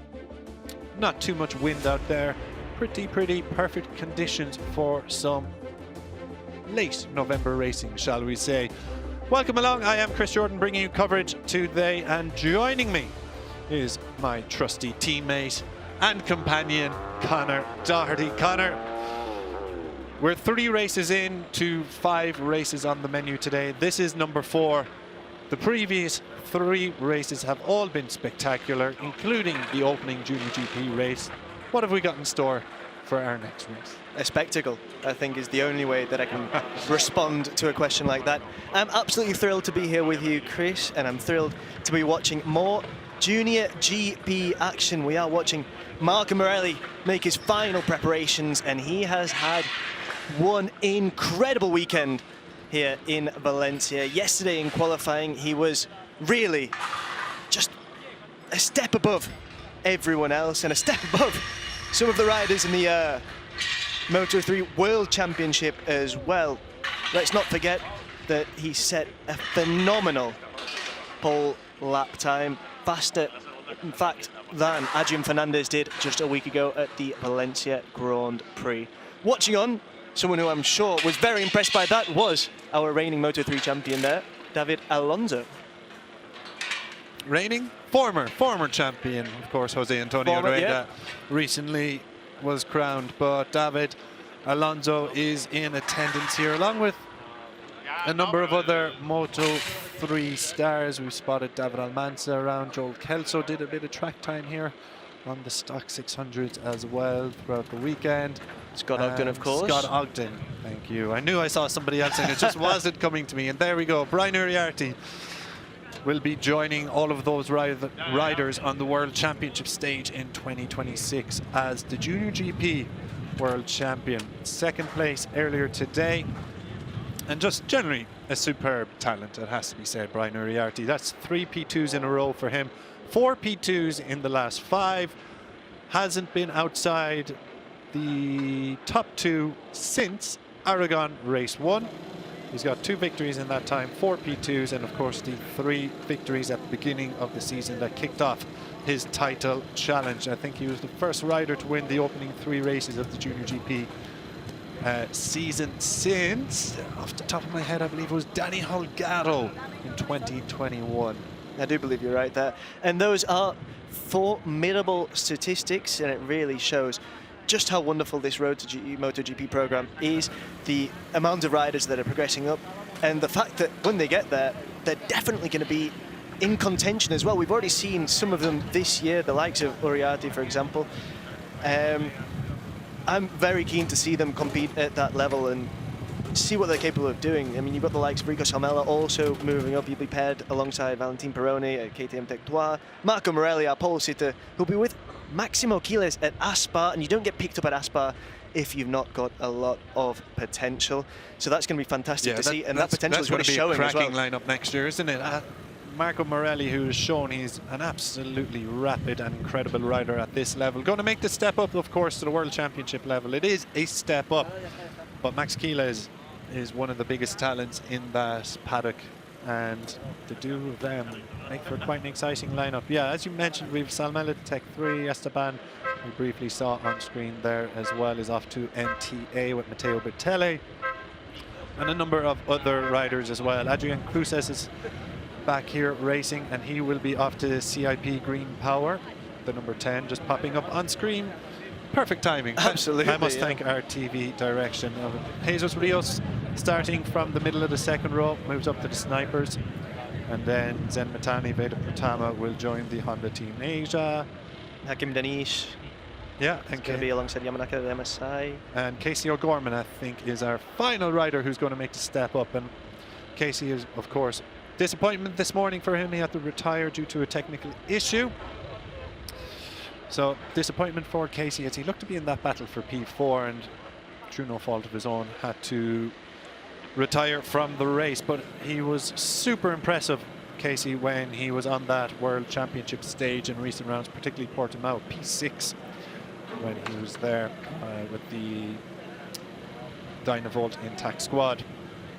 It'll be very interesting to see what Rico Salmela is capable of doing this time around. He was very impressive in that opening race, despite a long lap penalty. He's still looking for that win, and this is his last opportunity of claiming it in the FIM Junior GP World Championship.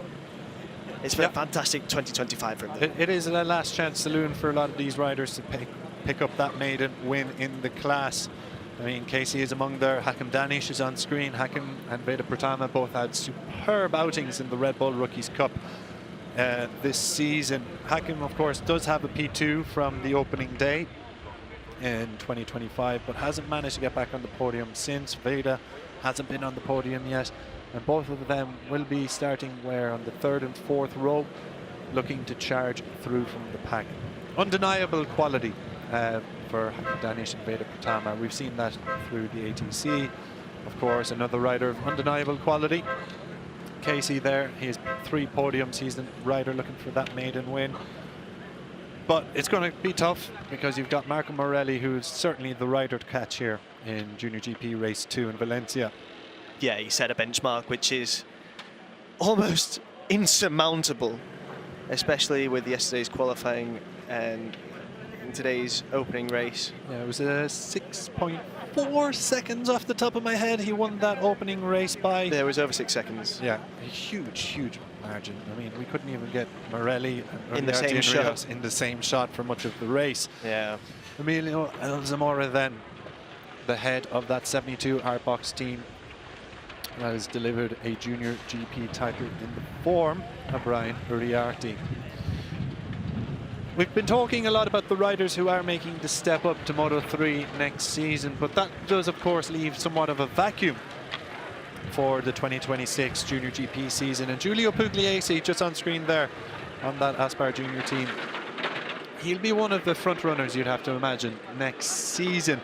David Gonzalez is there as well. David Gonzalez is a rapid rider, just hasn't had that consistency. He does have a podium in Misano, but where is he in the championship? 9th in the championship. So yeah, Leonardo Zanni, of course, he's had an excellent season, a race winner back in Aragon. When you go down there, it has to be said that the Junior GP category is in good hands, and of course there will be riders stepping up to the Junior GP category from the European Talent Cup next season and from further afield as well. Look at Carlos Cano, Fernando Bujosa, so plenty of talent coming through. But eyes then on the race ahead, about 3 minutes until we get underway.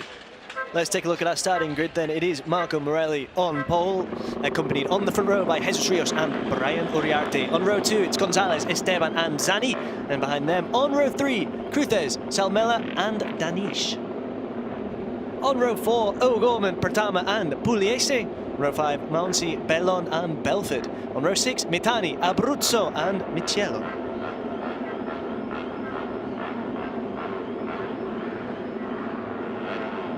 Behind them, on row 7, we've got Modignani, Boggio and Ramersdorfer.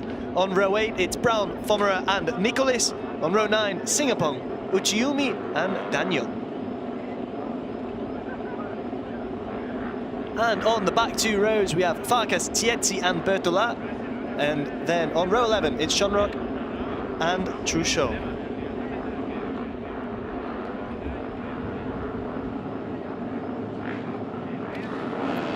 So just about to get underway then for the warm-up lap here in Valencia as the curtain comes down on the 2025 Junior GP season. And Connor, I'm going to ask you yet again, who's going to win?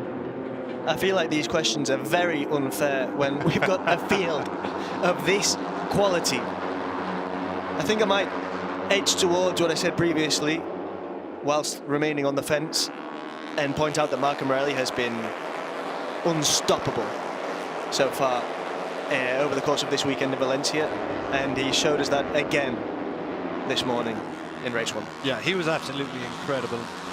I mean, the 6-second plus gap, it's hard not to look at Morelli as the overwhelming favourite here, but of course if Uriarte can get away well and go with them, then he'll be in with the chance. I thought Rico Salmela had some good pace as well through the opening race.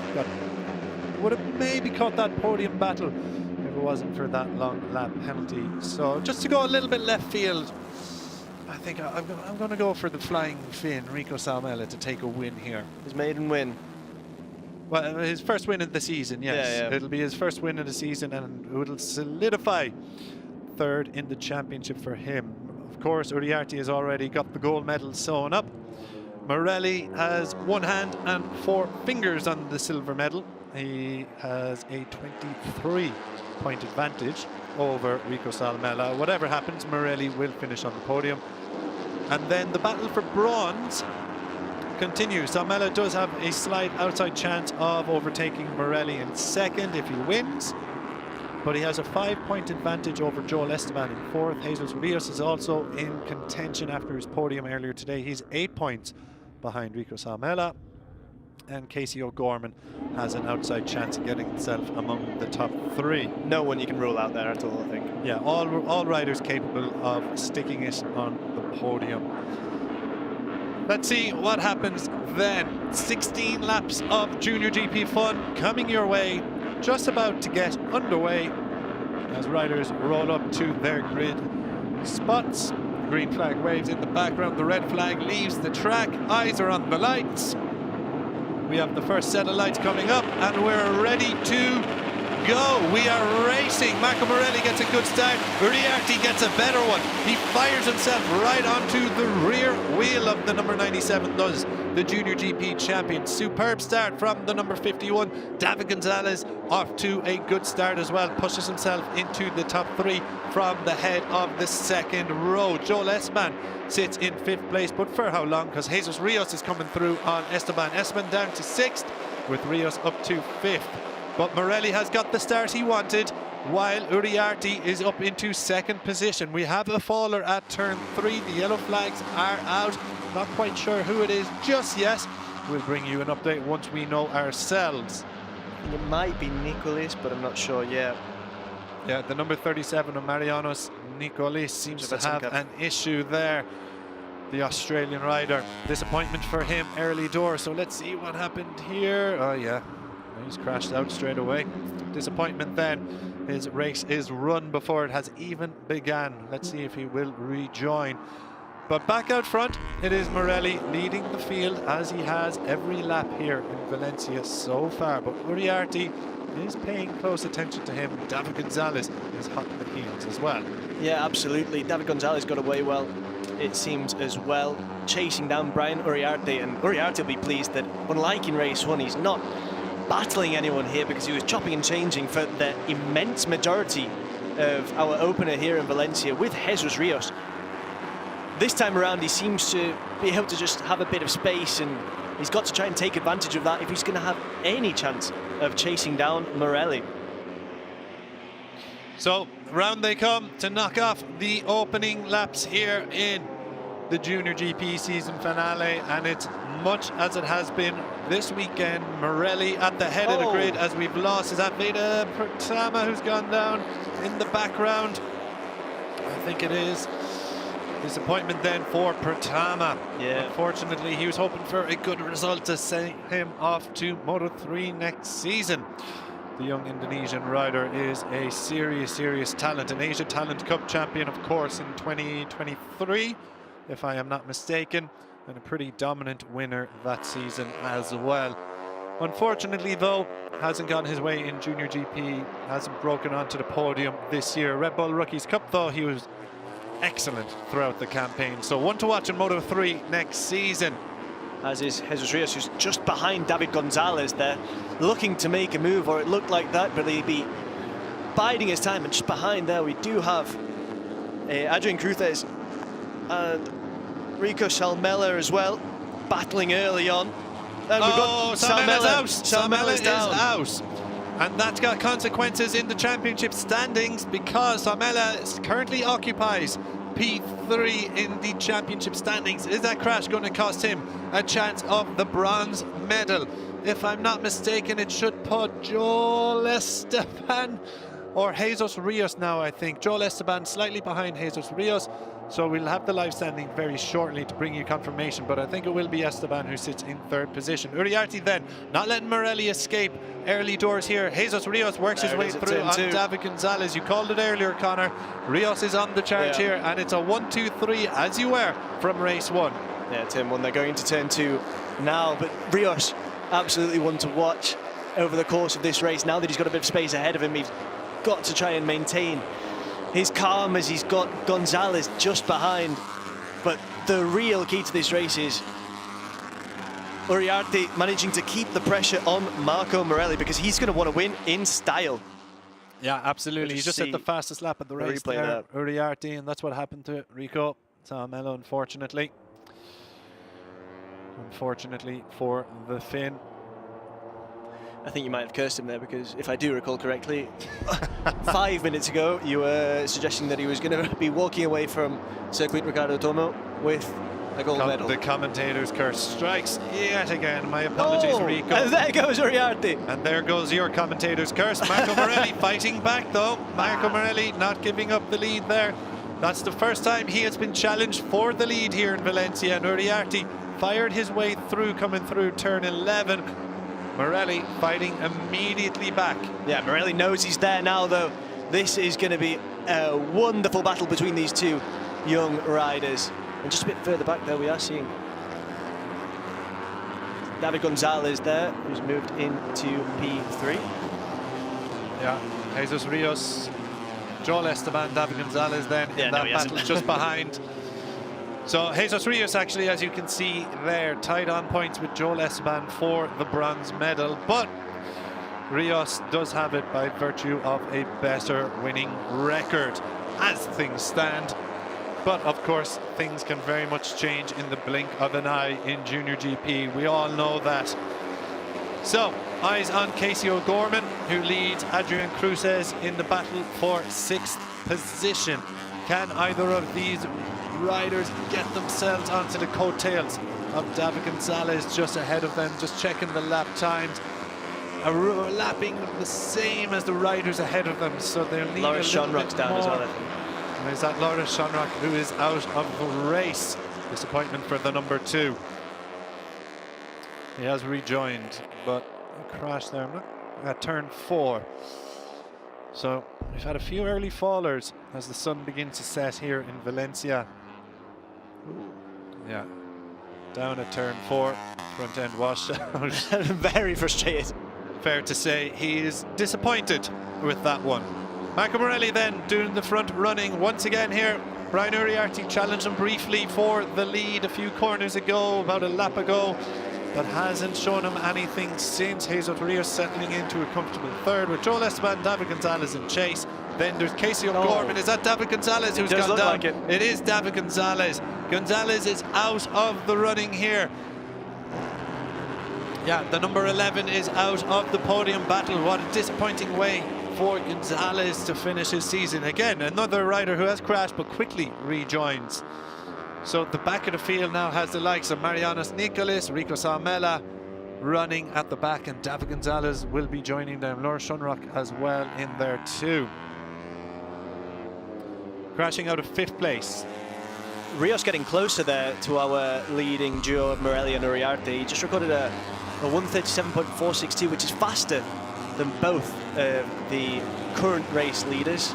That little battle may be playing into Rios's hands if he can catch up and just try and take advantage of it. Does go wide there though. About a second, that's about a second's gap there, as you can see on the left-hand side of the timing. 0.913. As Uriarte looked like he had a slight moment there at the end of the picture. So, Morelli, Uriarte, Rios, as you were from race 1, the standout trio down here in Valencia, once again doing the front running. Joel Esteban looking to go with them. Joel Esteban, a 1:37.8 last time around. Rios dropped in by 0.4 of a second. What about this time as we come through sector 4? The battle for 5th, currently led by Casey O'Gorman. O'Gorman looking for a strong finish to his Junior GP career as he steps up to the Moto3 World Championship next year with the 658 Quattrocorse. Number 67 has a few bike lengths advantage then as he comes over the line over Adrian Cruces and Leonardo Zanni. Yeah, he's going to have to keep his calm though, with riders of their like behind him. Both Cruces and Zanni have been impressive this year, especially Zanni, of course. Can't forget that he did get that win earlier in the campaign. Yeah, number of riders here. This is the battle for 11th, led by Zen Matani over Leo Ramesdorfer. Sullivan Mountsie in there looking to make a few moves. But it is Zen Matani, the number 32. He's looking to end the season here with a top 10. About 7/10 of a second, I think. About 5/10 of a second now behind Evan Belfort. So Matani beginning to chase down a top 10 finish here. Back out front though, no problem so far for Marco Morelli. Still leads Brian Uriarte. The gap then between Uriarte and Jesus Rios has come down to about 0.8 of a second. So he's chipping away at it, is Jesus Rios.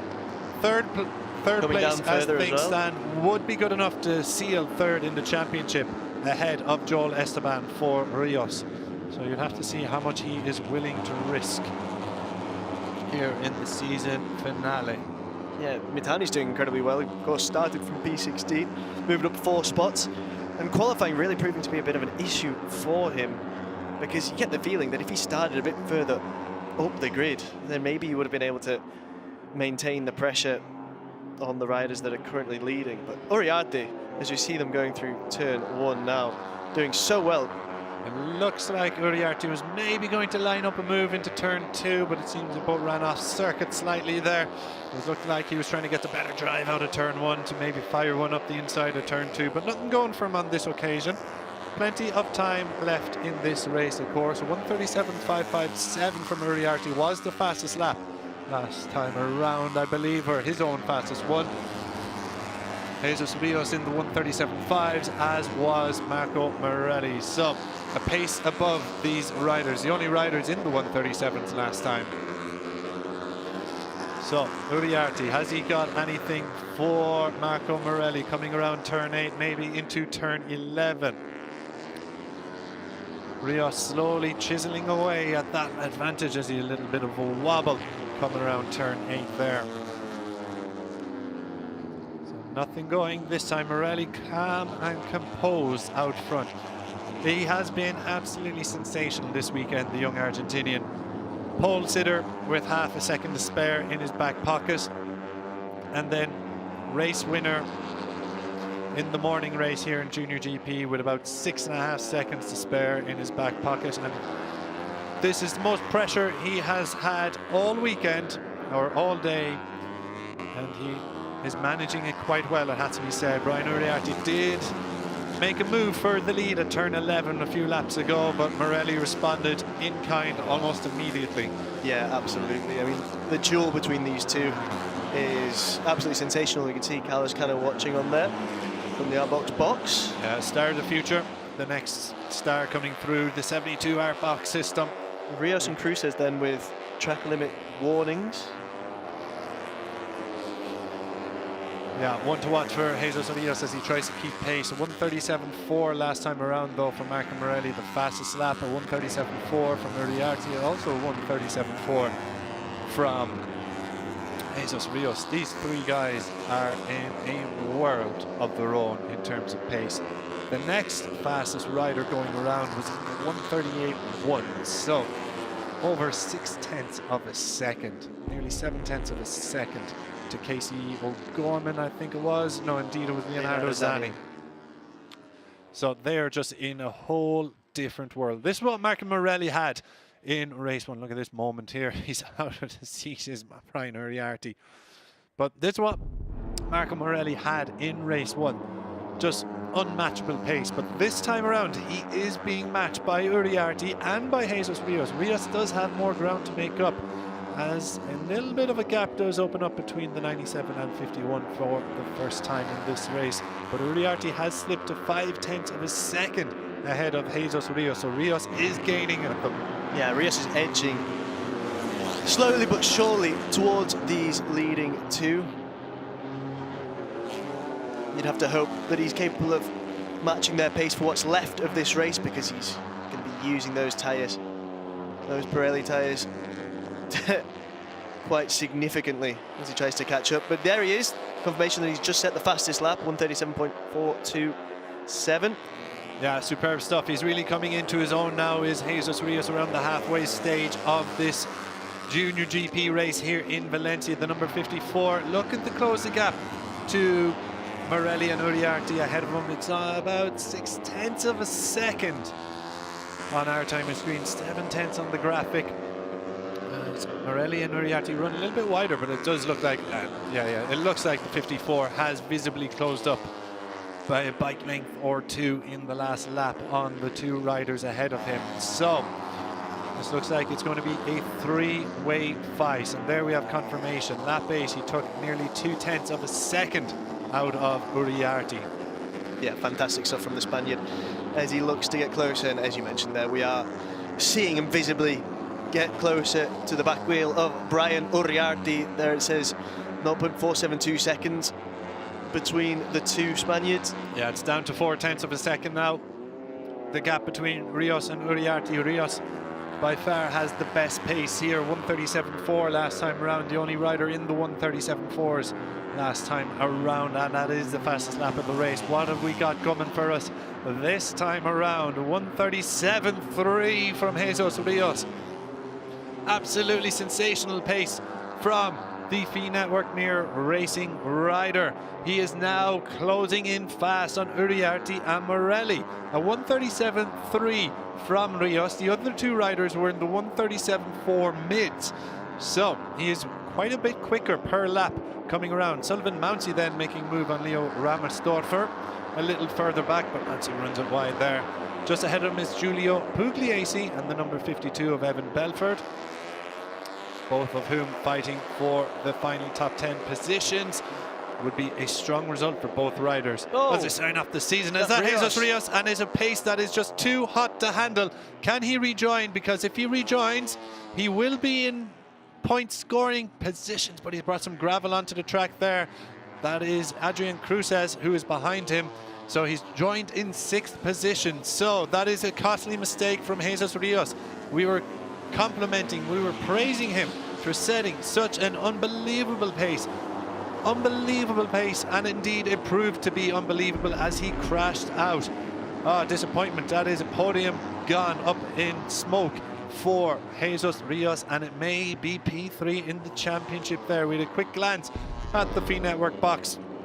A lot of disappointed faces in there, including that of David Almanza, the Moto3 rider, who of course has plenty of experience in the Junior GP category. So that means Morelli and Uriarte have got a 5-second advantage or so over Joel Esteban, who is now our P3 runner. Casey O'Gorman in 4th position, Leonardo Zani in 5th. Esteban running really wide there. Time and time again, riders are going very, very wide at turns 1 and 8.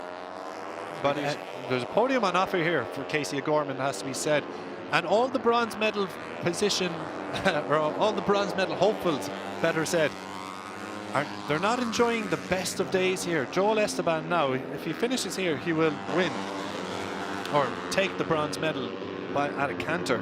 Jesus Rios still sits in 4th in the standings, but Casey O'Gorman is in with the chance here. Rico Sahamela was in with the chance and was holding on to the position, but he's also crashed out of contention. So David Gonzalez as well was chasing down a podium. He's crashed out, so it's been a pretty crash-strewn afternoon, it has to be said, with about 5.5 laps to go.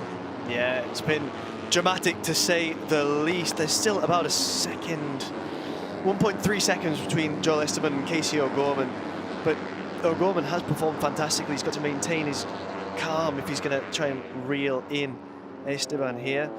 These leading two have been absolutely sensational from the start. Maybe you wouldn't have said that Brian Uriarte would be able to match the pace of Marco Morelli. Well, that would have been to underestimate our champion here in Junior GP. Brian Uriarte has managed to keep the pace with Marco Morelli from start to finish here. He's not giving him a moment's peace, and those two are going to be going at it right until the last. You can be sure of that. As Esteban pulls through there, Gorman does look like he's getting closer. Yeah, he runs very wide there. Gorman had a little bit of a wobble as well coming down the front straight. So can Casey O'Gorman or Leonardo Zani close the gap to Joel Esteban in P3? It currently stands at about 0.8 of a second. Last time around, O'Gorman was lapping into 138.3s. Joel Esteban was lapping into 138.8s. So, Connor, you said it does look like it's coming down. Their proof is in the pudding there. He had about half a second to spare, 0.6 of a second. What about the opening 2 sectors here? And he is quicker again, is O'Gorman. They matched each other going through sector 1, but he's about 0.2 quicker going through sector 2 is Casey O'Gorman. I was also going to mention that the number 97, Marco Morelli, looked like he had opened up a bit of a gap. He was out to 2.5 of a second, but Uriarte has closed that up. Yeah, we've seen him do that time and time again over the course of this race, something he wasn't able to do in race 1. This time around, every time Morelli looks like he's opening a gap, it'll just see Uriarte right there behind him again at the next corner. So Uriarte doing so well to maintain the pace, maintain the pressure, and maybe even make the move here as we go into turn one. Not quite close enough there between our two race leaders for Uriarte to make his move there.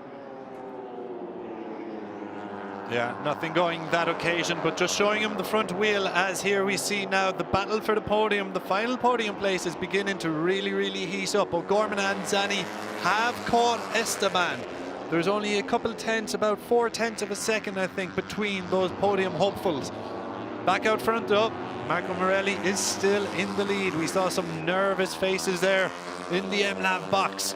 And rightly so, when you've got a rider like Uriarte behind you. Of course, if Marco Morelli were to win here in Valencia. Here we go. Uriarte. There it is.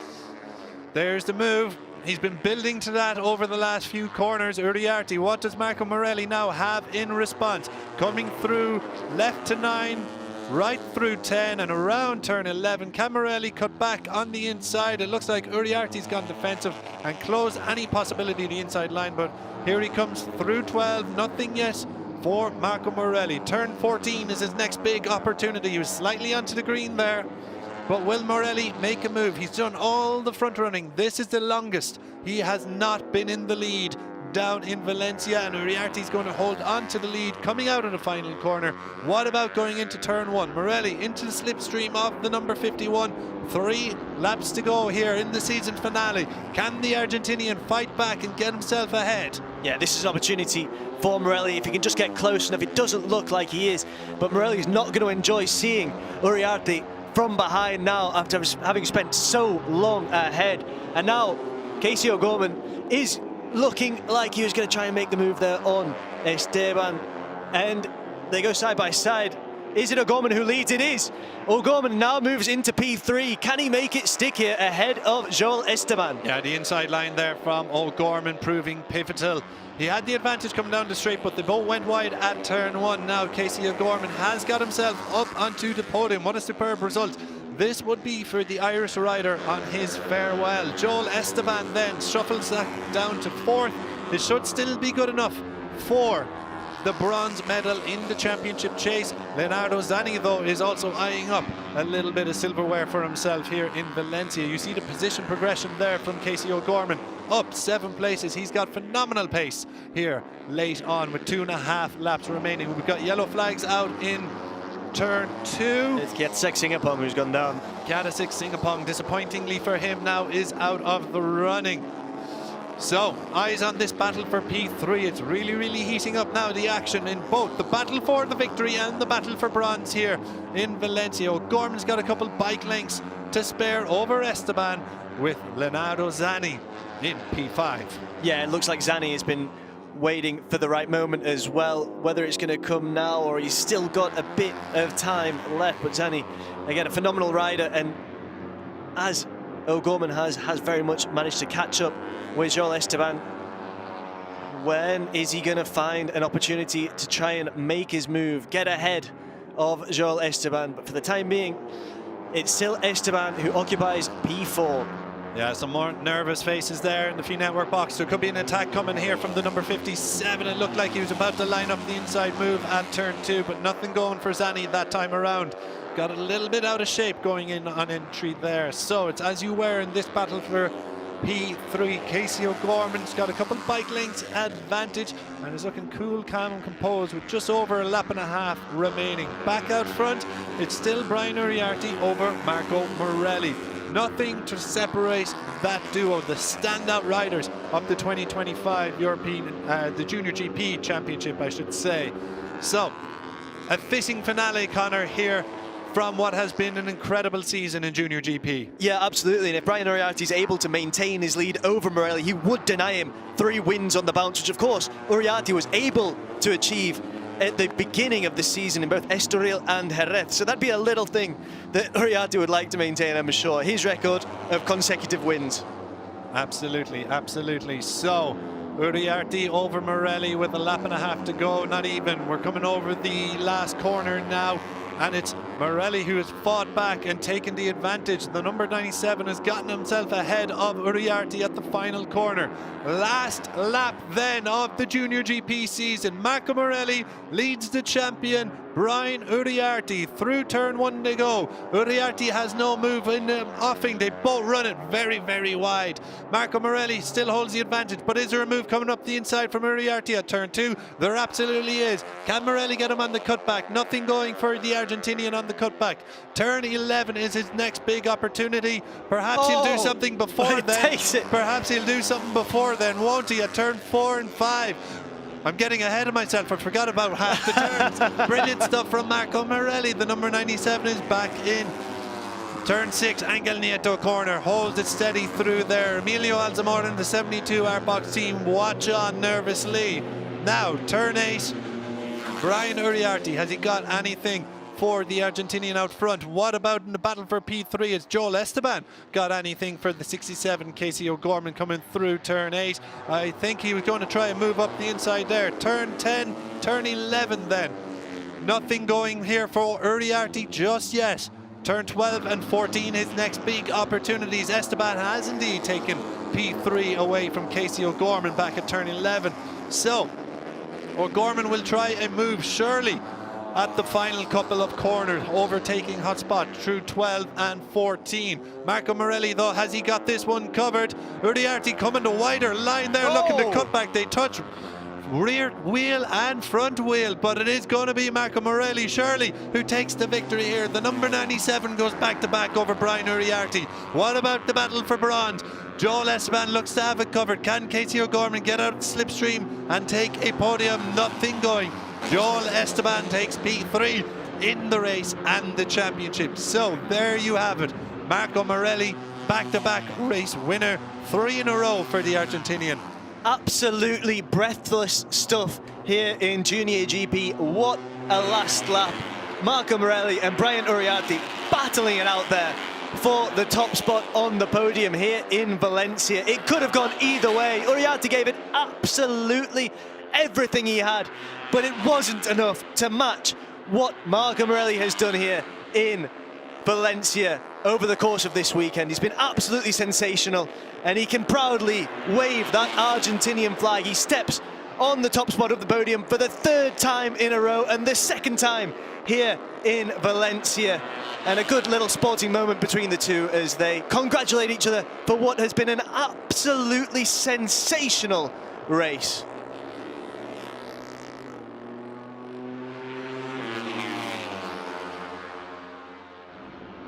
Rico Salmela then crossing the line as the final rider. What a day it is for the MLab squad. Marco Morelli makes it 3 victories in a row. What a way to sign off your Junior GP career as he jumps up to the Aspire team in Moto3 World Championship next season. He is certainly going to be one of the rookies to watch.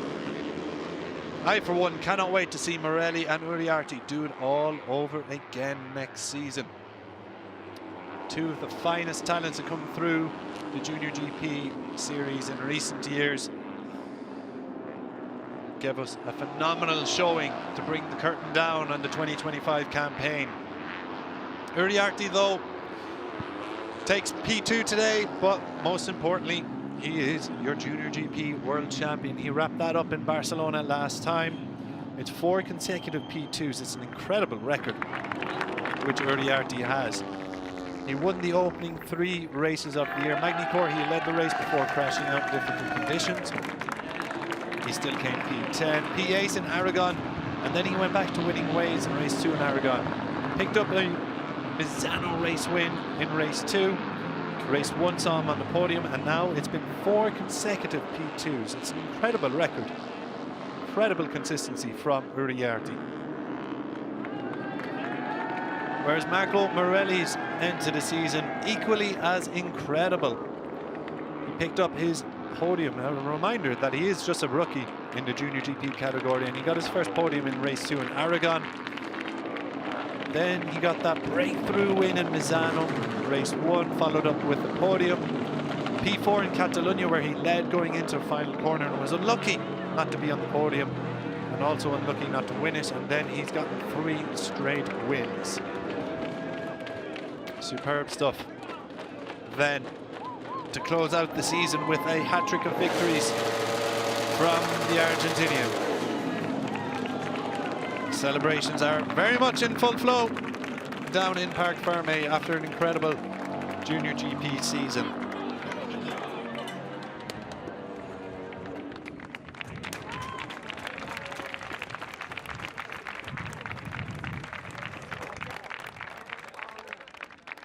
So the riders peel in through pit lane and up towards Parc Ferme, where we'll listen in for some of the debriefs and celebrations. Bravo, bravo.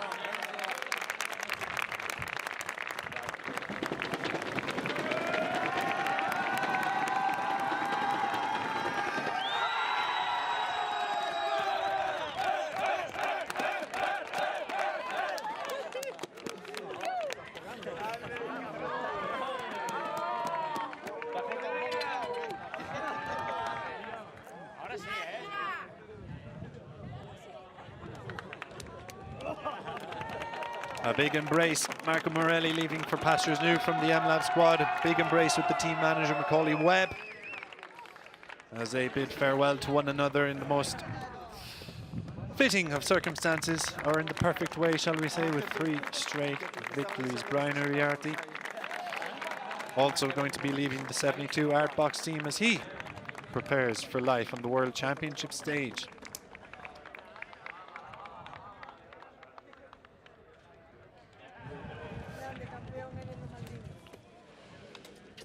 Joel Esteban, P3, and secures the bronze medal in 2025.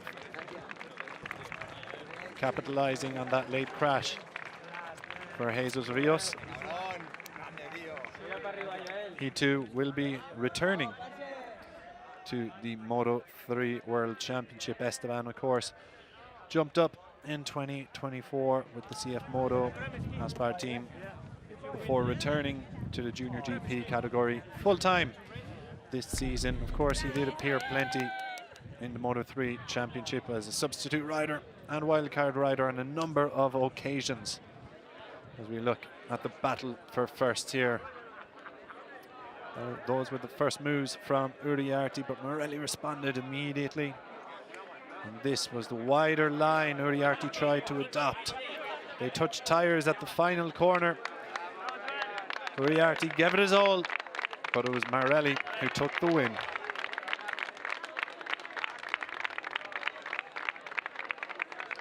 And a warm embrace between the on-track rivals.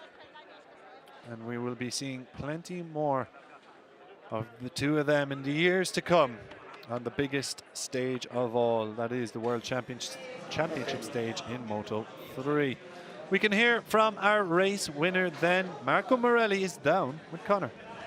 That's right, Chris. Marco, first of all, massive congratulations. 3 wins in a row. It wasn't easy because Brian pushed you all the way in this race, but what a way to say goodbye to your team and to this championship. Yeah, it was amazing to finish like this. An incredible season. We finished with 4 races, 4 win races. As you say, 3 straight. So yeah, I'm very happy. In this end of the championship, we did a fantastic job. We worked super hard to be in these positions. I remember at the beginning of the season was completely disaster, and to be now here is just only say thank you. I am sad but happy because in the end this weekend I did what I want to do, is give MLab a double win. So to finish this relationship together in the best way possible, and yeah, I'm super happy. Y en esta carrera Brian no te lo puso fácil para nada, pero ahora has conseguido 3 victorias seguidas y vaya manera de despedir a tu equipo y también este campeonato.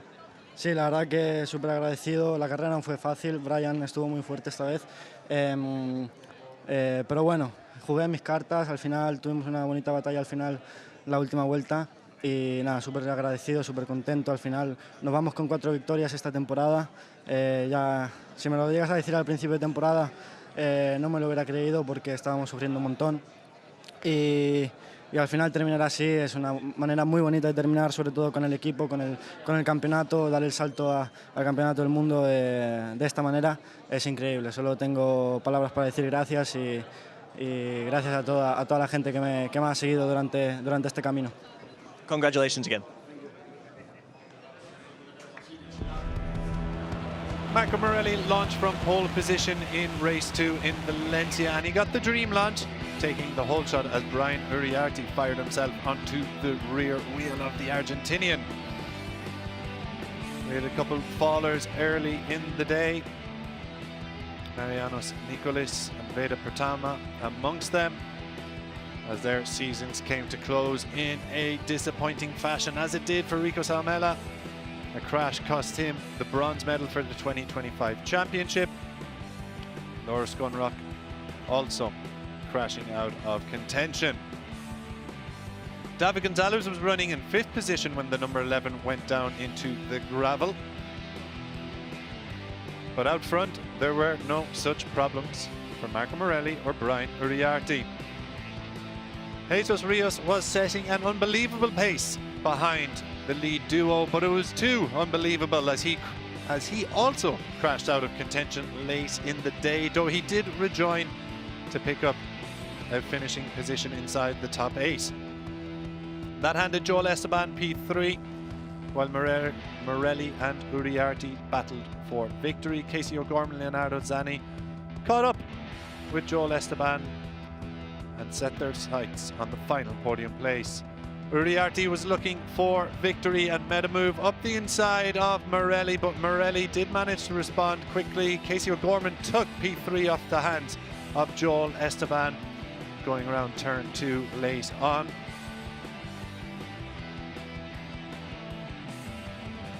While back out front, Uriarte was throwing the kitchen sink at Marco Morelli and did get ahead of the number 97, but the 97 just seemed to have an answer for every attack, while Joel Esteban did respond on Casey O'Gorman to take 3rd in race 2 in Valencia and the championship, while Morelli held on for victory over Uriarte to seal 2nd in the championship and 3 consecutive victories in Junior GP. La tercera plaza de Joel Esteban. Now we'll go to our podium celebrations there. Joel Esteban, the first to come out. Another podium for Esteban, after doing so in Catalonia in our previous round as well. And Brian Uriarte and Marco Morelli joining him on the rostrum in P2 and P1 respectively. And for the second time today, we will hear the Argentinian national anthem. Podium trophies here being presented by Mr. Jean-Marc Denis. Jean-Marc Denis, representando a la FIM, entregará el trofeo al tercer clasificado, Joel Esteban. Joel Esteban with his hardball for P3. Uriarte, who gave it everything he had in a duel from start to finish with Marco Morelli. And it is David Alonso, Moto3 world champion and current Moto2 rider, who presents the trophy. Escuchamos en honor del vencedor el himno de Argentina. Morelli there celebrating with Macaulay of M-Love Racing.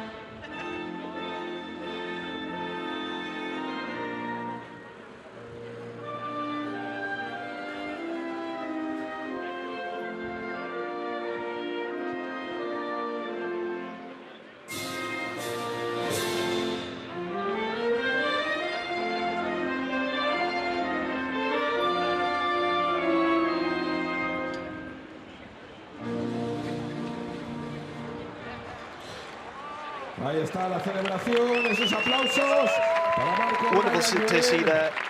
David Alonso, Colombia, presenting the trophy to an Argentinian, Marco Morelli.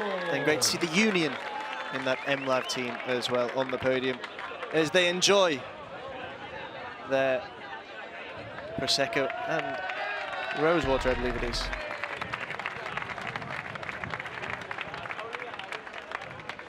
Fantastic celebrations there. For the last time in the FIM Junior GP World Championship in 2025. These are then the final results after that race. It was Marco Morelli with the win, followed on the podium by Brian Uriarte and Joel Esteban. Casey O'Gorman finished 4th in the end, followed by Leonardo Zani. Jesus Rios finished P6 despite his crash. Adrian Cruces in 7th, Hakim Denisian 8th, and Evan Belford with an excellent 9th. In 10th, Giulio Pugliese. In 11th, Dodo Boggio. 12th, Sullivan Mounty. 13th, Monognani. 14th, Ramersdorfer. 15th, Fomera. And 16th, Mitani, with Michelon in P17.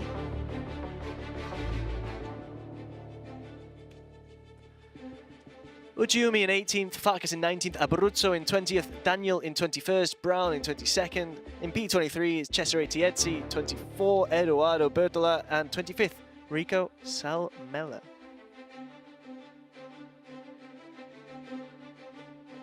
In 26th, it was Truchot, and in 27th, Sean Rock with Bellon, Gonzalez, Singapong, and Nicolis, as well as Pratama, failing to finish.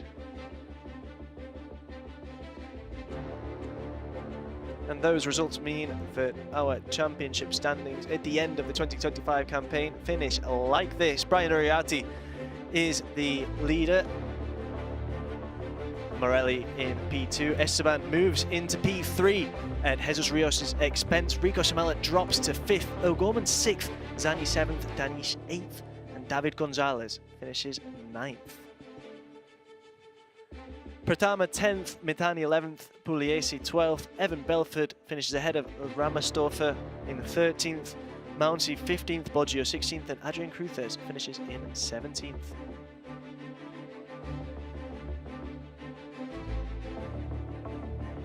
Abruzzo 18th, Fernandez 19th, and Alsina comes to 20th. We tragically lost this year. 21st, Fomera, Monognani 22nd, Singapong 23rd, Bellon 24th, Michelon 25th.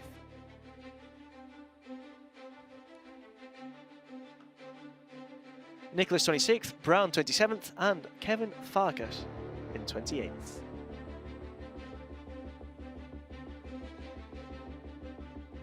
And that brings a thrilling year of Junior GP action to an incredible conclusion. All of these riders performed incredibly well, but it was Brian Uriarte who takes the lead in the standings with a sensational season. But here in Valencia, no one could match Marco Morelli.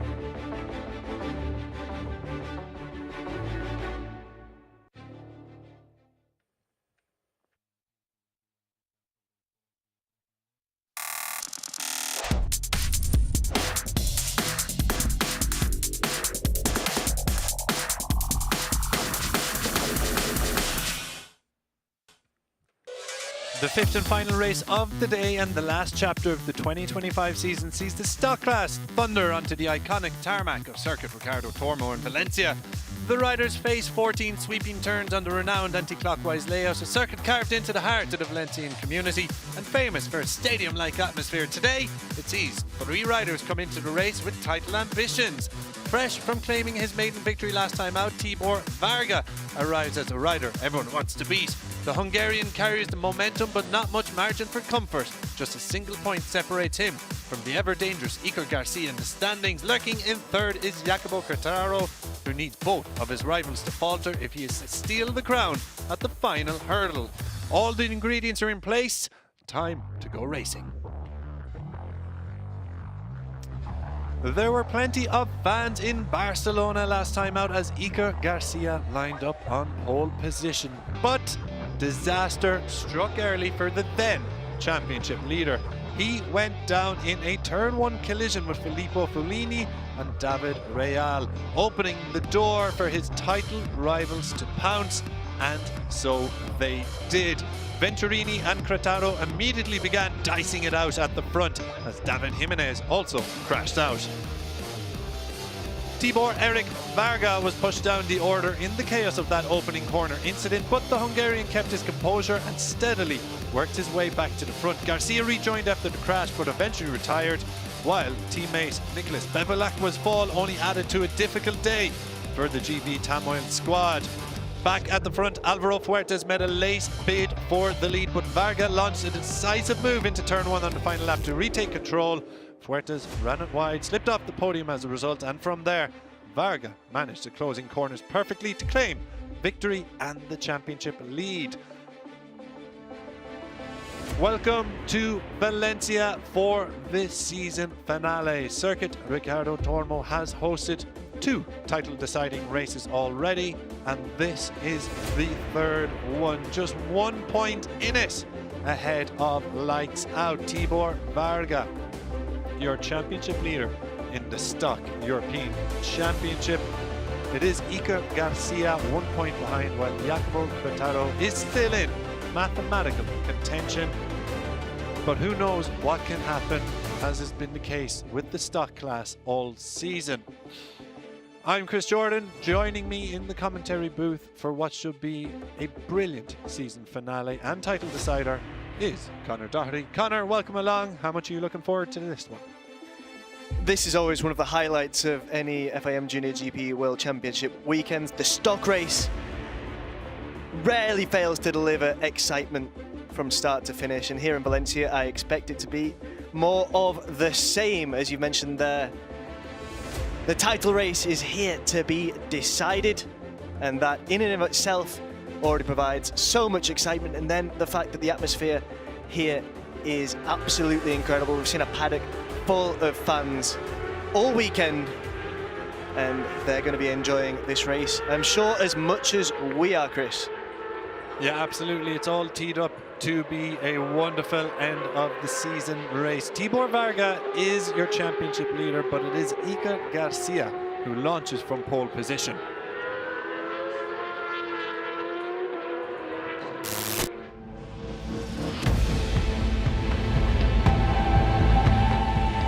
Well, I expect all, because this weekend I feel very, very good. I have the ideas very clear, push, and try to win the race. And yeah, today the bike was amazing. I feel very, very well, and yeah, for tomorrow, the same. Try to push and win the race and the championship. Thanks to the team for the work.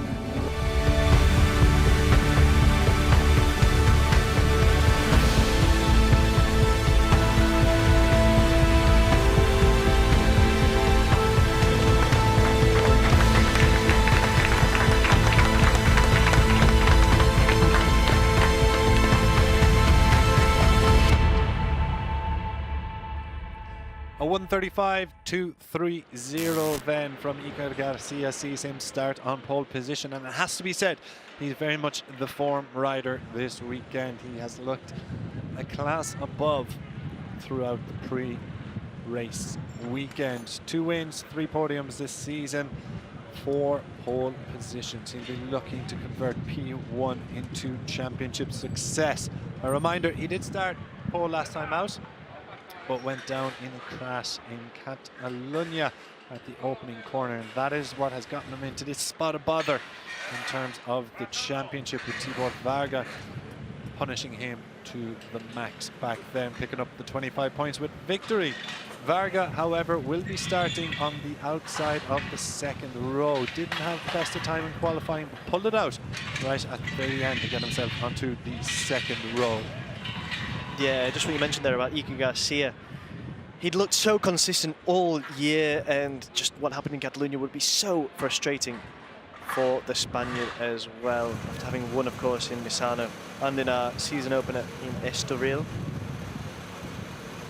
Yeah, Alberto Garcia, P2 then on the grid. Marco Tapia, P3. Just a quick word on Alberto Garcia. He's looked pretty good since switching over to Yamaha. Picked up that podium on debut in Misano, P12 last time out. But himself and Iker Garcia ought to be working together, one might imagine.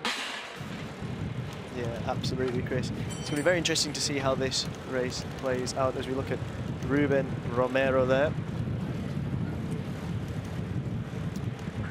So, plenty of riders then in between Tibor Varga and Iker Garcia, P1 and P6. So we've already touched on Alberto Garcia and Marco Tapia. On row 2, you've Ruben Romero and Archie Bob McDonald, two riders who know how to get it done in the Stock European Championship. Both have strong records.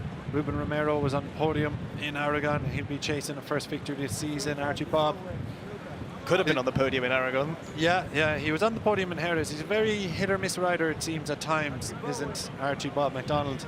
He's clearly got the talent to succeed in this class, but just a few inconsistencies, a few crashes here and there. See him just a little bit further back in the championship chase. So he'll be hoping to end his season on a high and get himself up towards the business end of proceedings in this race. Here is Tibor Eric Varga, a touching tribute, of course, for Borja Gomez, who we race in honor of this season. Tibor Varga, championship leader, has 1 point advantage over Iker Garcia. There you have it. Jacopo Cretaro then 12 points off the pace. So he's still very much in contention, is Cretaro, but he's starting P7 here today. And he needs something drastic, that has to be said, to happen to both Varga and Garcia. There is Cretaro, the number 73. He's had a stellar enough campaign. He's could have had a little bit more podium success. Cast your mind back to Jerez. He was running in among the top 3 and crashed out at the Jorge Lorenzo corner. Still remounted and managed to get over the line in 14th. But, you know, ifs and buts, Connor, ifs and buts. But if he hadn't, he'd still very much be in the title conversation. Yeah, another rider that could very much have been in the title conversation, Alvaro Fuertes there. We saw him get onto the podium with P3 in Misano. Didn't get off to the best of starts in this year's Stock Championship, but very much a talented rider. Got a P5 in Catalonia last time out. We'll be looking to build a bit of momentum as we move down the coast of Valencia. Yeah, absolutely. Filippo Fellini then, who will go from outside the third row. An opportunity for him to end his season on a high. So our eyes are firmly fixed on the title battle. Nothing is decided. We have 3 riders in contention for the title. That's riders in P1, P2, P3, of course. While the likes of Blay Trias, Alvaro Fuertes and Archie Bob McDonald can still get themselves into the medal positions. Archie Bob McDonald would need a victory with riders ahead of him not scoring points, but Fuertes and Trias are a little bit closer to Jacopo Cretaro in 3rd position. So we should be ready to go in about 5 minutes time in the season finale in the stock race. Pier Francesco Venturini, a winner back in Magny Corps, of course. podium in Catalonia as well. Something to build on for the young Italian. Absolutely. Podium last time out. So could we see him charge through the pack and upset the apple cart of our race favourites?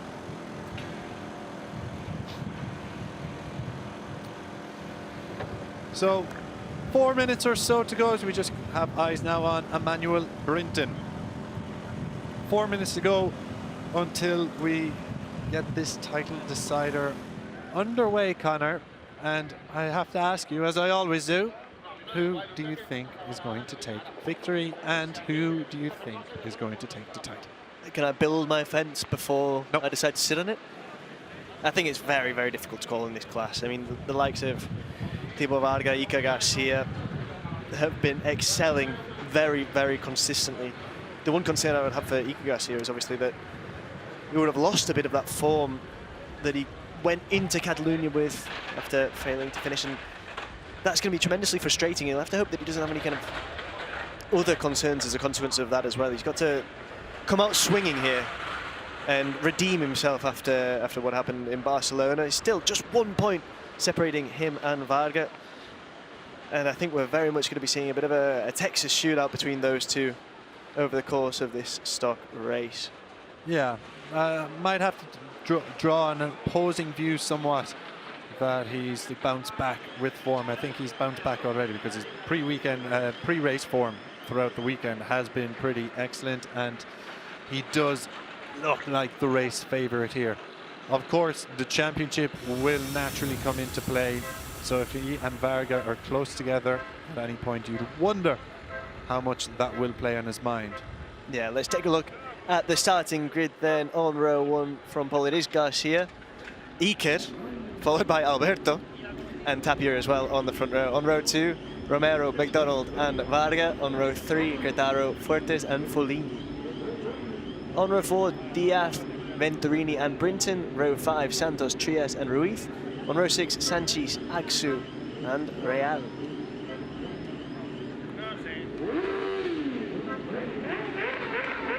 Behind them on row 7 we've got Kesquez, Borgelt and Jesus. On row 8 it's Saif, Andrenacci and Capote. On row 9 Jimenez, Del Olmo and Mahaffey. On row 10 Van Rosmalen, Bevilacqua and Daliano. And at the back, row 11, Pilipenko and Blasquez.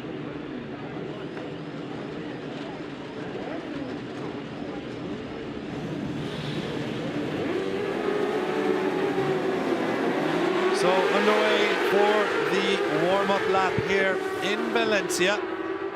Who will add their name to the long list of stock European champions? Previous winners, of course, including the likes of Fermín Aldeguer, who is now the Rookie of the Year in MotoGP. Dani Munoz, of course, beat Eric Fernandez title back in 2023. Dani now regularly causing some problems for riders in Moto2 in the best way possible, of course. A podium finisher in the Moto2 as a wildcard rider this year and contending at the business end of proceedings for the majority of the season. Yeah, he's been really impressive at World Championship level, as he was here, of course, as well.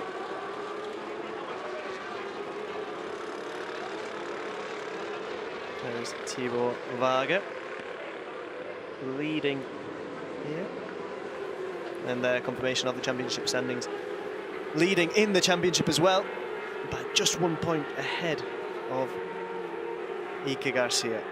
Gretaro also just 12 points behind.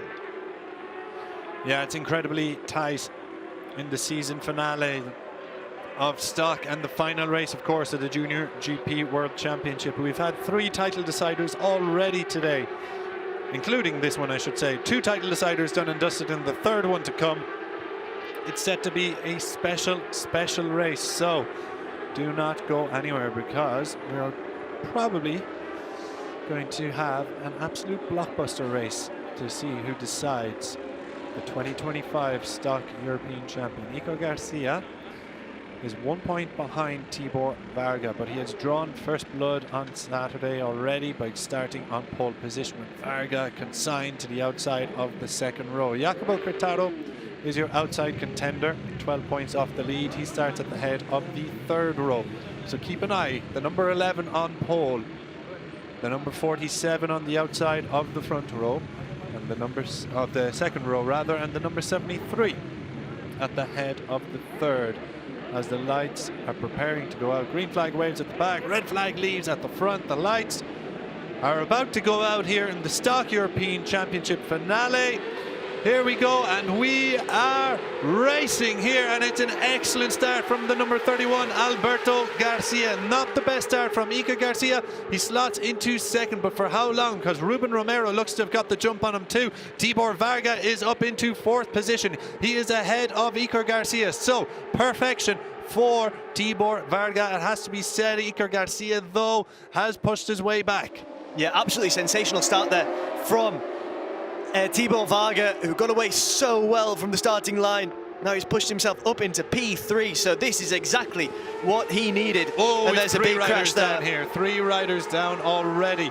And, well, we'll come back. That's at turn 4 and through to turn 5 as well. So 3 riders down and out. But at the front, it's none of our championship contenders. Alberto Garcia, he has a little look back there, Connor, and he's, I think, signaled to Iker that he's going to let him pass the teammates. So, teamwork very much in play here at Yamaha GV Oil. Tam Oil, Filippo Fellini is among the riders who have gone down there. Tibor Varga is in third position. There you go. There it is, clear as day. The teammates are working together. Joan Diaz as well confirmed there as having crashed out there. But yeah, absolutely fascinating to see these teammates, and there's Venturini as well, who's gone down. So it was very much just a clash of those riders on the fourth row. Yeah, Varga then a little bit wide there as the number 38 of Marco Tapia fires it up the inside, but he's looked to got him on the cutback, hasn't he, Varga? That was a smart play from the number 47 to let him go flying through and grab him on the cutback at turn 14. So after 1 lap, Varga is nearly 1 second behind our race leader, Iker Garcia. Alberto Garcia, another crash flying into the gravel trap there. But Iker Garcia is running in the lead, and the teammates are working together here. So Varga not only needs to catch the riders ahead of him, but he needs to fight his way past the number 31, Alberto Garcia. So that is going to be a big problem. Garcia has had the pace all weekend. It's time now, Tibor Varga, if he has any pace, he needs to show it now. That's Emmanuel Brinton that's gone down there. But as you mentioned, yeah, this is going to be very, very tough for Tibor Varga. Obviously, this Valencia circuit is a very difficult one to overtake on anyway. When you've got riders ahead of you, then when they're teammates, it's going to be even more so. And yeah, tremendous frustration for Brinton there. Yeah, it seems to have been separate incidents there.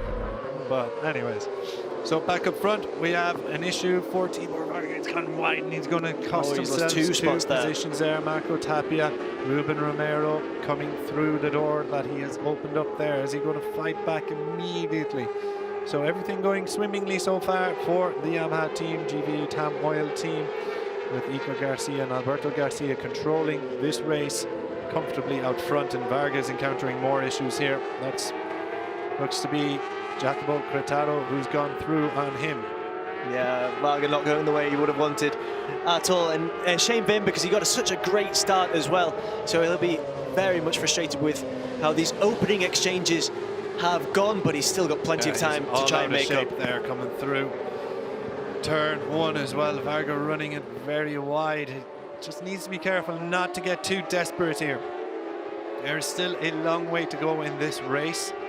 He just needs, whatever happens, he needs to make sure he sees the checkered flag, because you never know what can happen in front of you. But if he's thinking about working his way through the field, I think he just needs to calm down ever so slightly here.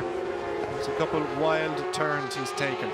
Yeah, he's still running in P6, which is by no means a disaster for the time being. But what a way these two Yamaha riders got away. Yeah, incredibly Alberto Garcia well. fired off the line. So And Iker Garcia slotted in behind. It looked like he might have been swallowed up by Varga and Romero, but he did manage to poke his nose out in front of those two and get into P2. And then obviously the team strategy is clear as day, that Alberto Garcia is going to act as a rear gunner for the championship hopeful. Yeah, relinquishing the lead, of course. And then just trying to usher his teammate to the title. They're still leading. P1 and P2 for the Yamaha team there. So another lap done and dusted here in the final race of the 2025 season, and it is Iker Garcia who is leading ahead of teammate Alberto Garcia.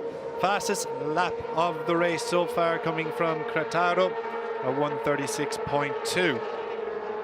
So he's going to be eyeing up the riders ahead of him. That's Marco Tapia. He's already gotten past Ruben Romero, a 1:36.2. Confirmation from Cretaro. He set the fastest lap of the race. He's got a podium ambition on his mind. Tibor Varga is in 6th place at the moment, and honestly just doesn't look like he has the pace to go with the top riders here. Yeah, that's going to be the most concerning thing, that Varga is watching as these two Yamaha riders pull away.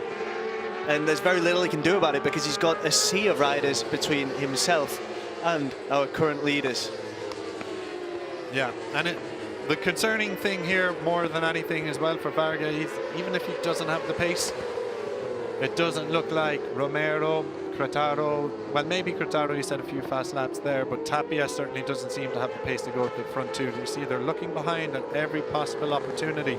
That's the 3rd or 4th time I think they're trying to find where Tibor Varga is. With 13 laps to go, they're just keeping tabs on the Hungarian. Yeah, absolutely. I mean, it's going to be a very tense experience for these riders. There's so much at stake here as they look to seal the Stock European Championship.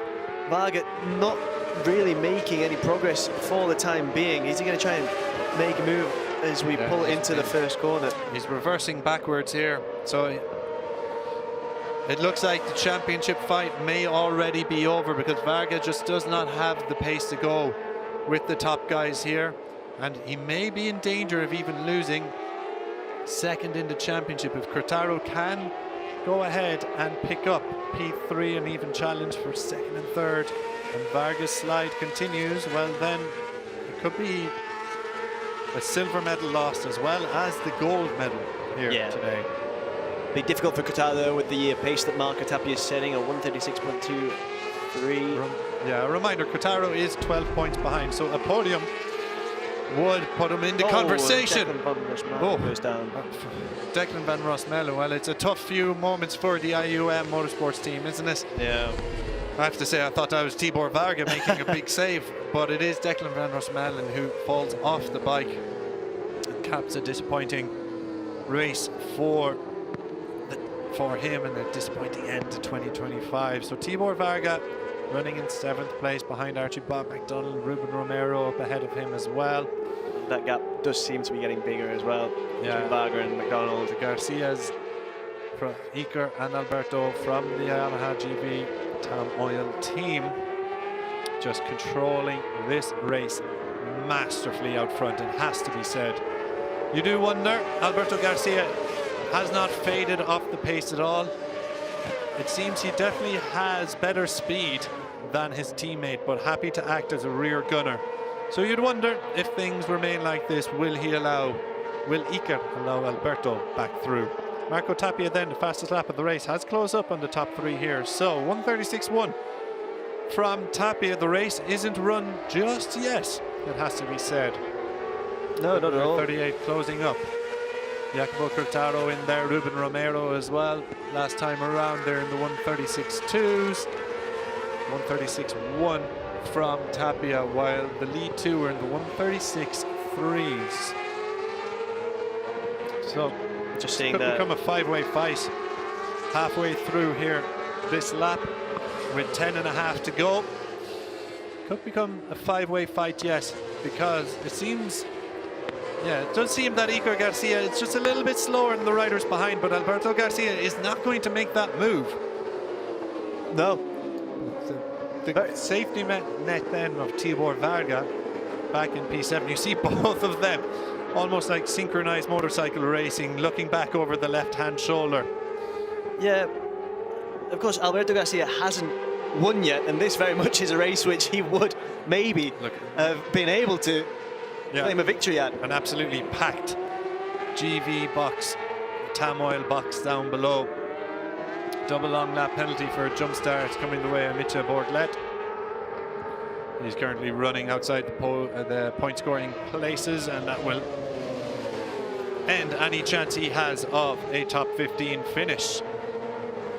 So they're beginning to queue up now behind Alberto Garcia. So with Tibor Varga so far behind, you'd wonder when will Garcia make the move. He's 5 seconds off the lead of the race is Varga. So if they have realized that, the front two, you'd imagine Alberto Garcia will make the move. And as you say, he hasn't won yet. He will play. He's played the rear gunner. He's played the teammate part perfectly.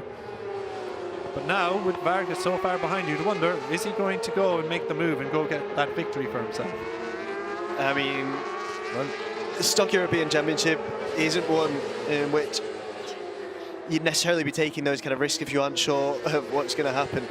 I mean, from start to finish this season, we've seen surprises, we've seen drama.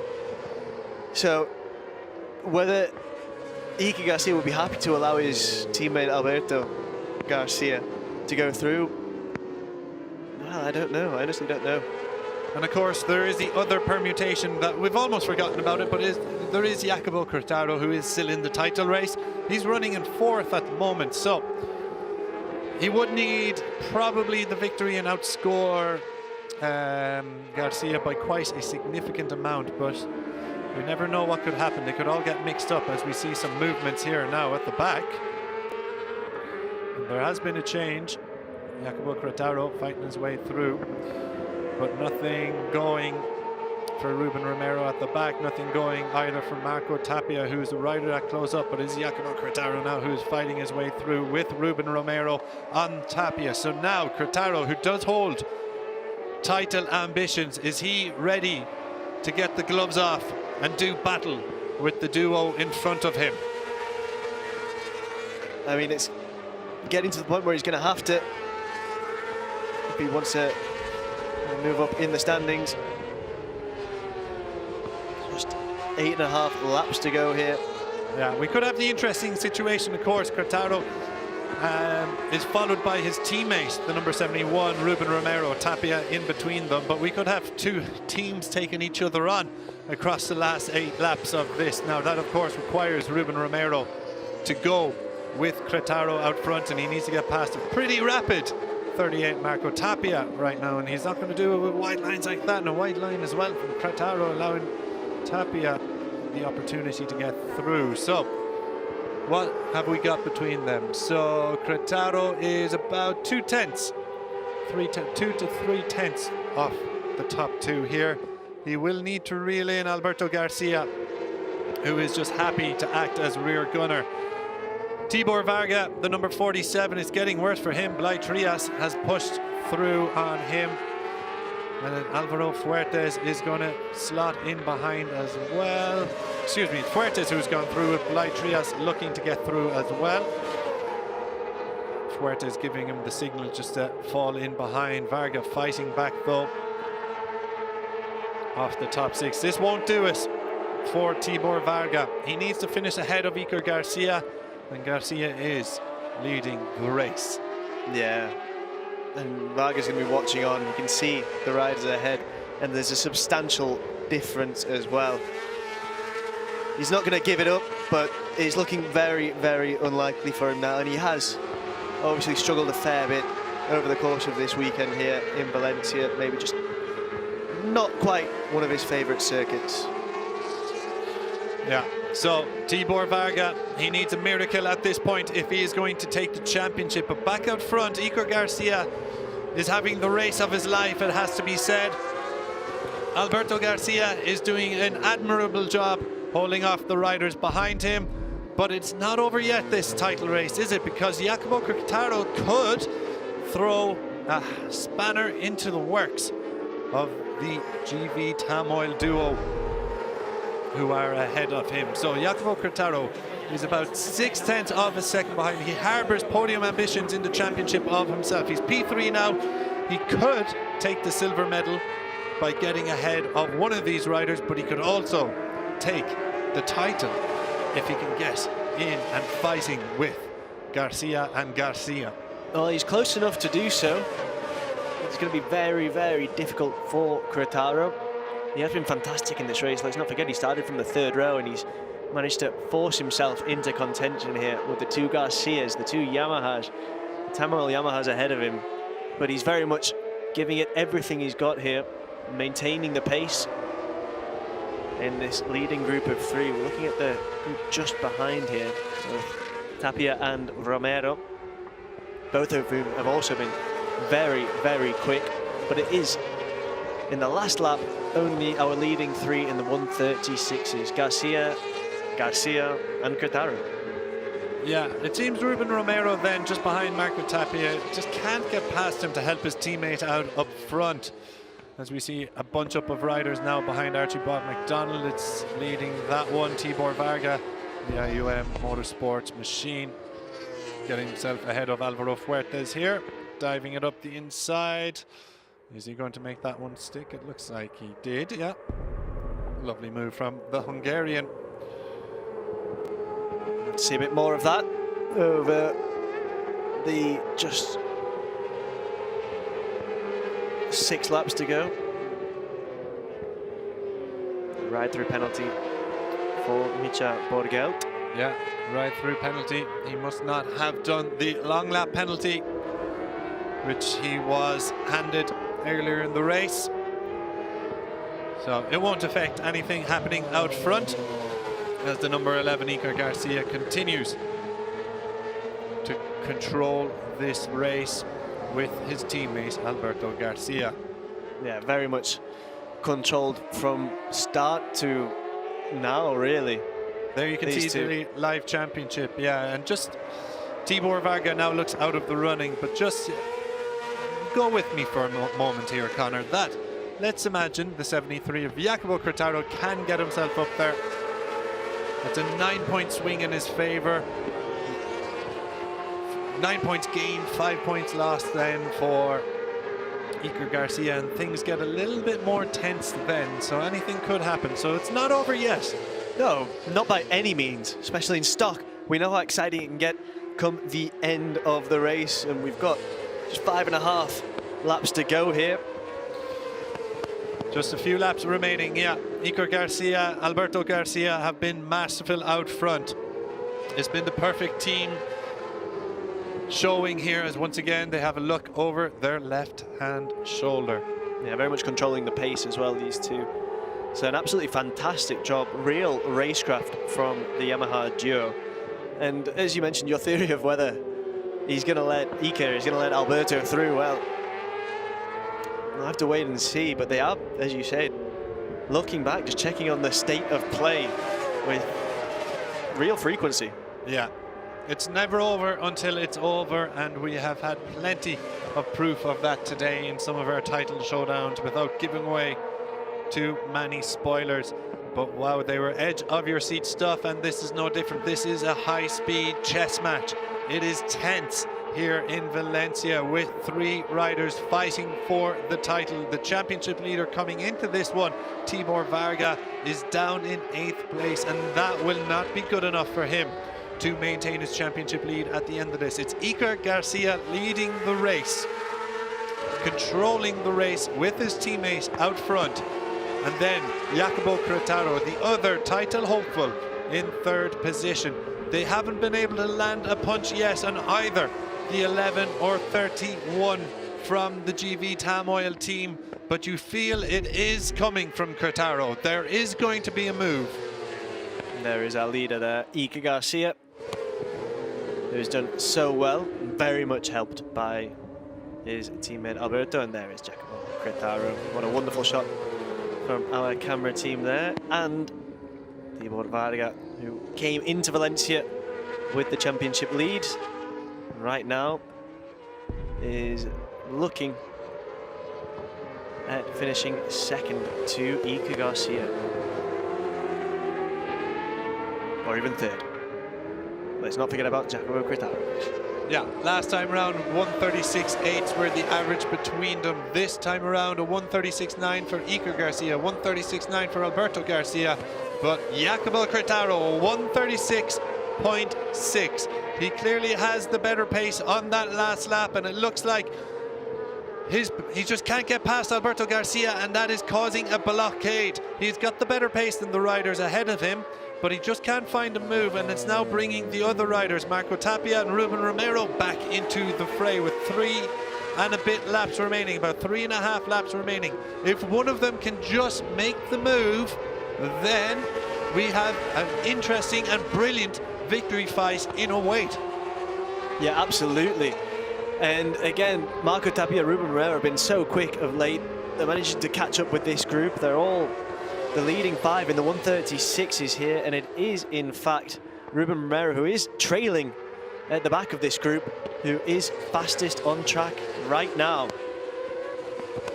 So the SF Racing duo looking to land a few punches on the duo leading the race, but they have to take one first from the number 38, Marco Tapia, who dives up the inside there at turn 11. Brilliant stuff from Tapia to get himself onto the podium positions. Yeah, does Crittaro have anything left to try and fight back? He's given everything to keep up with the leading duo of Iker Garcia and Alberto Garcia, and now he finds himself slipping behind, and what a phenomenal move that was from Marco Tapia. Another lap locked off then, and it's as you were out front. Marco Tapia, though, has joined them on the provisional podium places. What can Crittaro and Romero do? We have a crasher. It's Alvaro Fuertes, looks to have gone down. He's tumbling down our timing screens. Tibor Varga down in 9th position, so his title ambitions look all but over. Alvaro Fuertes indeed is still running. I saw his name tumble down the timing screens there, so potentially a transponder issue, but he is behind Tibor Varga, the number 47, running in 9th position. He's struggled, has Tibor Varga. He'll be very frustrated, but if he can't get anything else out of that machine, he's had a fantastic season in any case as the Hungarian. Really a lot to look back on. It has been a phenomenal season for Varga. He's come into this one as a rookie. He's got Moto E experience under his belt. Of course, he's going to head to the Red Bull Rookies Cup next year as well. He's managed to secure a ride there, so the future is certainly bright for him. He's also got his fan club here in attendance. I've been told 22 Hungarian fans have flown over for this one in support of Varga. So the future is bright. He may not be the title winner in the Stock European Championship in 2025, but he's got a future in motorcycle racing. Yeah, absolutely. Lots of valuable experience here to be built upon for Tibor Varga as he moves on to Red Bull Rookies. So then, 2 laps remaining here. Iker Garcia is within touching distance of the title. He has been brilliant out front, and no less brilliant has been the number 31, Alberto Garcia, who is holding down the fort behind him, ensuring that his teammates can win the title here in Valencia. Just over a lap and a half remaining. Marco Tapia, Jacopo Crittaro looking to get a victory here as well. Ruben Romero is still in with the chance of it. Some nervous faces down in the Yamaha GP garage, but they have controlled this one brilliantly, it has to be said. Jacopo Crittaro running in 4th position. He does have an outside shot of the title, but he would need the most dramatic of last laps. Yeah, and this has been so well played, tactically speaking, by these 2 leading riders, Iker Garcia and Alberto Garcia. They've managed this race fantastically from start to finish. They knew exactly what they needed to do. The team instructions were perfect, and they've executed those instructions to the letter, you have to say. And if it finishes like this, Iker Garcia owes a deal of gratitude to Alberto Garcia. Yeah, absolutely. A big Christmas present coming up for Alberto Garcia from the Iker Garcia side of the box, you would have to imagine.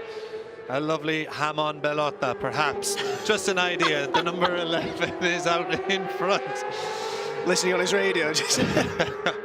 So last lap it is then here in the Stock European Championship. Iker Garcia leads the race. He leads the championship standings coming on to the last lap. Alberto Garcia is his rear gunner and has been brilliant all race, holding off the challenges of Cretaro and Tapia. Cretaro makes a move for the podium places. It's going to be a last-ditch effort now from Cretaro to get himself into the victory shout and to get himself into title contention. But even at this late stage, it looks too much to dethrone Iker Garcia from the top of the standings. Yeah, it's going to be very difficult here on this last lap. He's throwing everything he can at it, but it's just been a sensational showing from Iker Garcia and Alberto Garcia, of course. Looked for a moment like Alberto Garcia was going to move through on Iker there. It hasn't happened. Whether it's likely to. Yeah, and Marco Tapia has moved back into P3. So Cretaro's bid for glory looks to be over, and it's all there for Iker Garcia. The nervous faces down in the garage as they watch on, but this is Iker Garcia's title. Alberto Garcia sits in second. Will he take the race win, or will Iker Garcia crown his finest moment in motorcycle racing with a victory? Round the final corner we go. The number 11 leads into the final corner. Marco Tapia is set for a podium here. And it is going to be Iker Garcia who takes the race win and who takes the European Stock crown for 2025. Alberto Garcia second, Marco Tapia third. Look at the scenes down in the garage and what it means to the team. Yeah, absolutely. And hats off to Iker Garcia as well. He's the only rider to have won more than one race in the Stock European Championship this season. Now he's got 3 under his belt, and he has bounced right back from what happened in Catalonia. As you said, Chris, earlier, he's been fairly dominant all weekend, and he's shown that dominance once again here in Valencia on race day. The riders swarm around the number 11 as they offer their hearty congratulations to their new champion, the 2025 Stock European Champion, number 11, Iker Garcia. And there you see Tibor Varga, the 47, could only muster up a top 10 finish on the title showdown as the confetti is there and ready. Big congratulations all around down in Parc Ferme.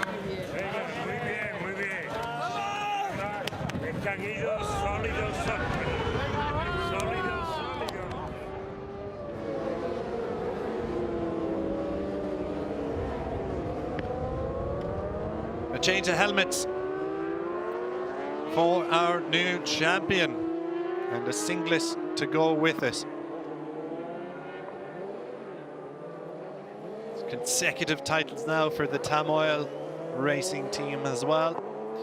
Iker Garcia this year, Mario Mayor winning it with them in 2024.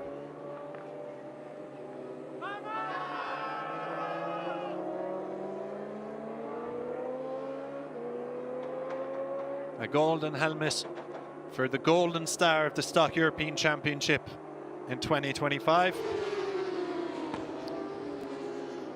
A superb ride, it has to be said, from both riders, particularly this one here, the number 31, Alberto Garcia, shot into the lead very early on, looked to have the superior pace, but sacrificed a potential maiden win. So his teammates could go in front and take victory and the title. Marco Tapia then picks up a podium. Superb effort from the former Moto2 rider.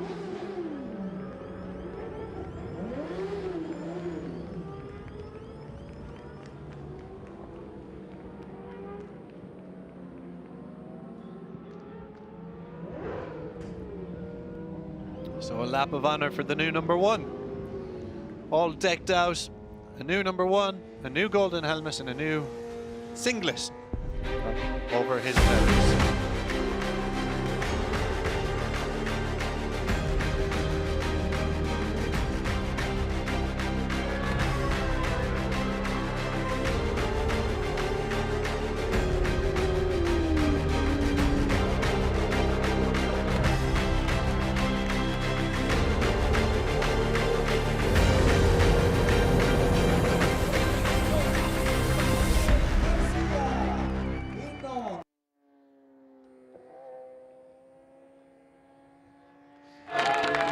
A superb win for the 21-year-old. A third win of the campaign.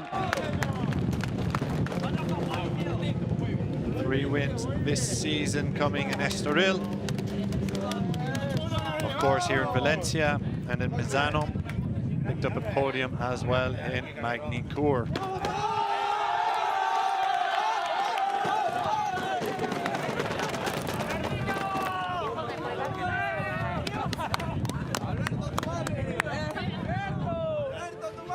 So the celebrations in full flow down in the garage for all of our podium finishers, as we still await the new number 1 to turn into Parc Ferme. Pops a wheelie as he enters in. And let's have a little listen in to the celebrations and his welcome in Parc Ferme.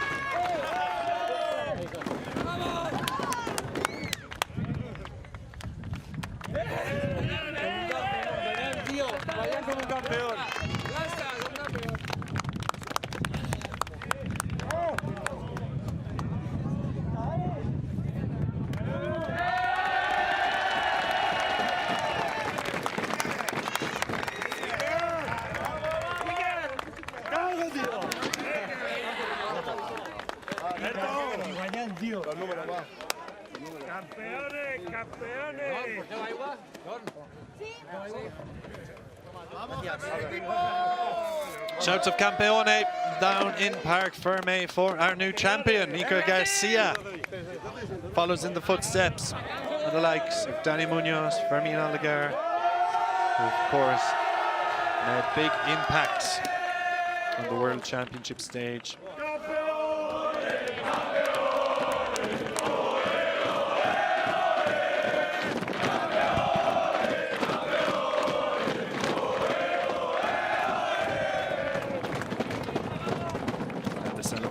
Very much in full flow. We will hear, of course, from Iker Garcia very shortly. Connor has made his way down to Parc Ferme. But this will be a day he will never forget. The key moments from the race then. Early doors, Alberto Garcia took the wider line, opening the door for Iker Garcia, his teammate, to take the lead. Well, Alberto remained his rear gunner and took P2 as Marco Tapia finished P3.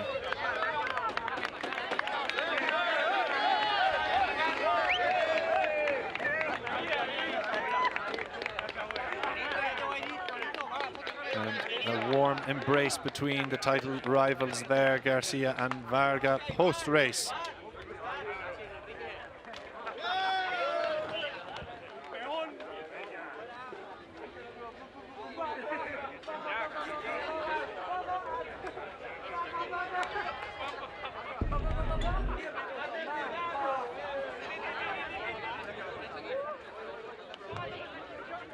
So brilliant race day of action concludes here at the Stock European Championship, crowning a new winner. Iker Garcia is that winner, and he's down with Conor Darley. That's exactly right, Chris. I'm here with Iker. First of all, congratulations. We saw how much it meant there with the celebrations with the team. And then with the race, it seemed like you also had it controlled from start to finish. How does it feel to be our 2025 Stock Champion? Well, it's incredible. All the weekend I feel very, very well. My strategy was this: try to push and go alone, but was not easy. A lot of riders have a lot of pace and can follow me, and yeah, the race was very, very long. I'm very tired, but yeah, very, very happy. The team did an incredible job all the weekend, all the year, and yeah, very happy. Eres el campeón de 2025 en la categoría Stock European Championship. Ha sido una carrera fantástica y todo el fin de semana también ha sido increíble por tu parte. ¿Cómo te sientes después de haber conseguido este logro impresionante? Bueno, la verdad, increíble. Aún no me lo creo, porque después de Momelo pensaba que, bueno, fue un golpe duro para mí, pero tenía claro que sí, que dependía de mí y tenía claro que aquí iba a ganar, a darlo todo. Y nada, así ha sido. Muy contento por todo mi equipo, toda la gente que ha venido a verme.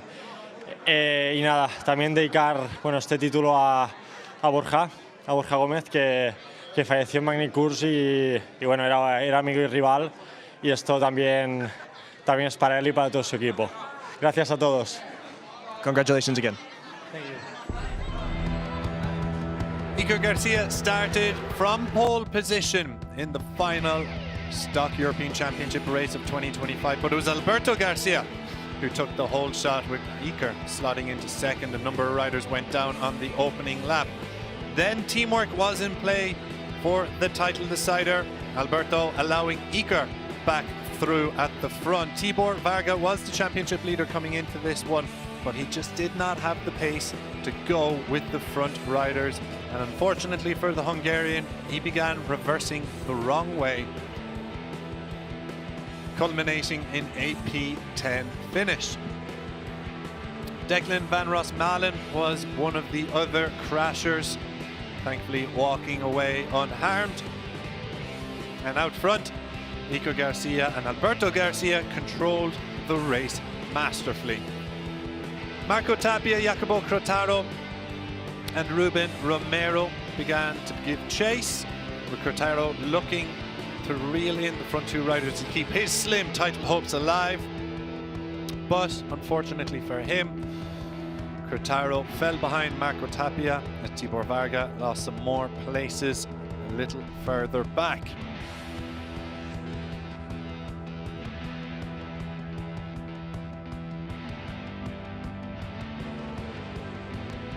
At the front, Crotaro was in third position, but Marco Tapia then made his move, getting himself into P3.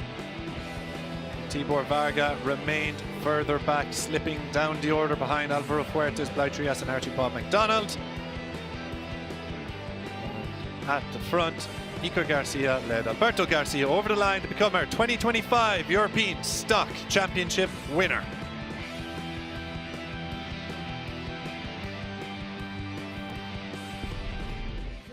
FIM Racing, representado por Rafael García.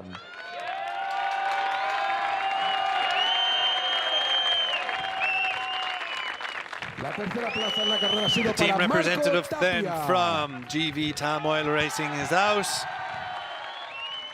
La segunda Marco plaza ha Tapia, correspondido a first rider Alberto out Garcia. to celebrate his first podium in the stock class. Alberto Garcia, a superb ride and a superb team effort from him today. But the day does belong to one rider, and that is Iker Garcia.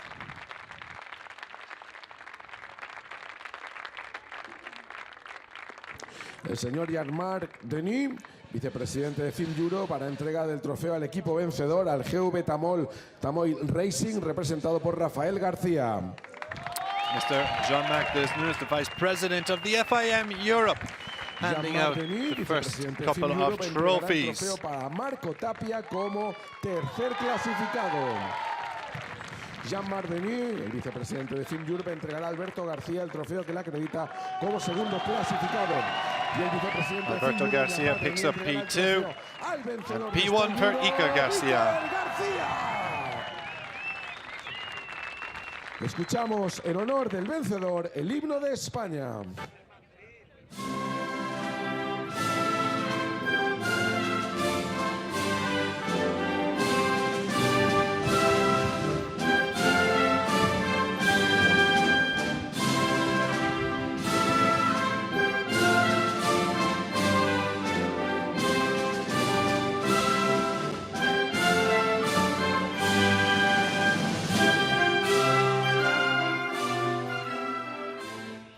Ese aplauso para el vencedor Iker García, que se ha proclamado además campeón de Stock European. Y ahora llega ya el momento de celebrarlo. Out comes the Prosecco then for what will be some very enjoyable celebrations that should last long into the night, one would imagine. And rightly so. In our season finale, Why shouldn't these riders enjoy it? You can see what it means to them there on the podium, and especially the team that have worked so well together to have achieved this victory in the final stock race of the year. 2025 has delivered, and it's Iker Garcia who stands on top of the podium come the end of the campaign as they take a photo together. Face Racing, ahí está. So a moment La última foto. both riders will never forget, particularly the one in the middle, Iker Garcia, Las sonrisas por todo lo alto. 2025 European Stock Champion. Ahí está el campeón de Europa de Superstock. Ese pleno del equipo GV Tamol Racing.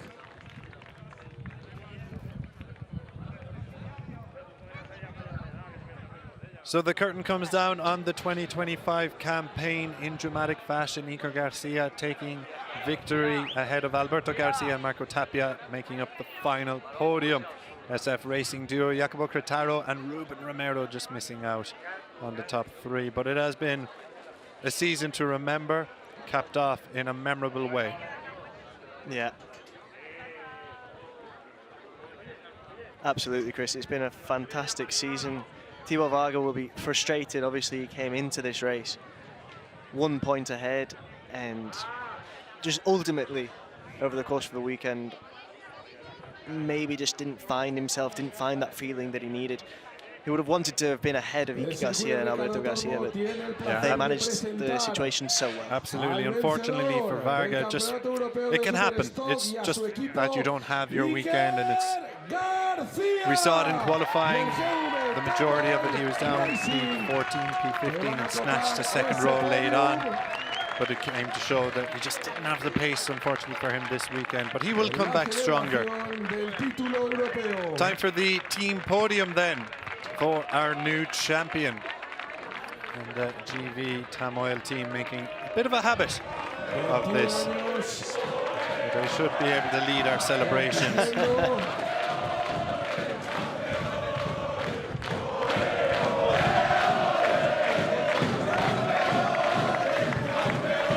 Of the one as an eye there for Iker.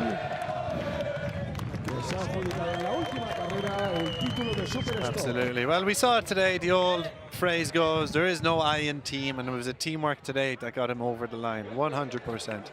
But his campaign in general has been fantastic and unrivaled.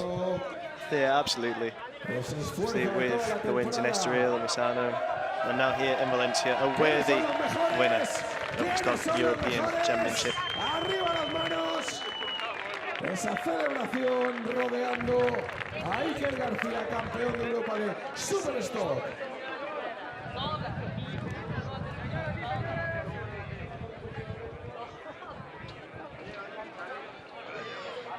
So plenty of hugs and celebrations up on top of the podium here in Valencia. Deservedly so, and the reason why Iker Garcia and Alberto Garcia make it a Yamaha GV Tamoil 1-2, but Iker Garcia takes the championship. Marco Tapia on the podium, Cretaro and Romero just miss out. David Real, Archie Bob McDonald, Bly Trias and Alvaro Fuertes all inside the top 10, as was the championship leader coming into this one, Tibor Varga, but the Hungarian unable to match the eventual winners of this race. Tayu Aksu, Fran Ruiz, Joan Santos, Gonzalo Capote, David Jimenez, Jack Mahaffey and Javier Del Olmo all finishing the race. Mahaffey and Del Olmo missing out on the points, as did Martin Jesus, Andrew Donacci, Bevilacqua, Pilpenko, Darliano, Blasquez and Fulini. Micha Borgelt did not finish the race. He had a ride-through penalty late on in the day. David Sanchez, Yera Saiz, Declan Van Rosmalen, Benze Keskas, Emmanuel Brinton, Joan Diaz, Pier Francesco Venturini all crashing out of contention. This is the Riders' Championship. It is Iker Garcia on 105 points who does claim the trophy. At Tibor Eric Varga's expense, Cretaro finished third, Bly Trias in fourth, Alvaro Fuertes in fifth, Alberto Garcia in sixth, Ruben Romero in seventh, Archibald McDonald eighth, and Borja Gomez moves down to 9th. May he rest in peace. In 10th, it's Juan Diaz. In 11th, Venturini. 12th, Foligny. In 13th, it's Emmanuel Brinton. Joan Santos in 14th. David Jimenez in 15th. Fran Ruiz in 16th. And Marco Tapia moves up 11 spaces after today's race and is now 17th. David Sanchez then in 18th. Quesquez in 19th, Verdoya in 20th, David Real 21st, Lorenzo de la Porta in 22nd, Capote 23rd, Van Rosmalen in 24th, and Rodriguez in 25th.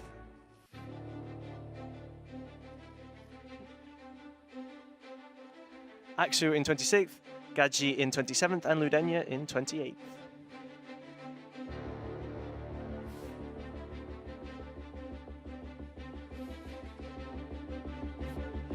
So that is a wrap on the Junior GP World Championship in 2025. 3 title showdowns on the final day of the season. Iker Garcia is your stock champion, Brian Uriarte the Junior GP champion, Carlos Cano in the ETC, and Moto2 went the way of Milan Pavelit. We'll see you next year in a new era for the Junior GP.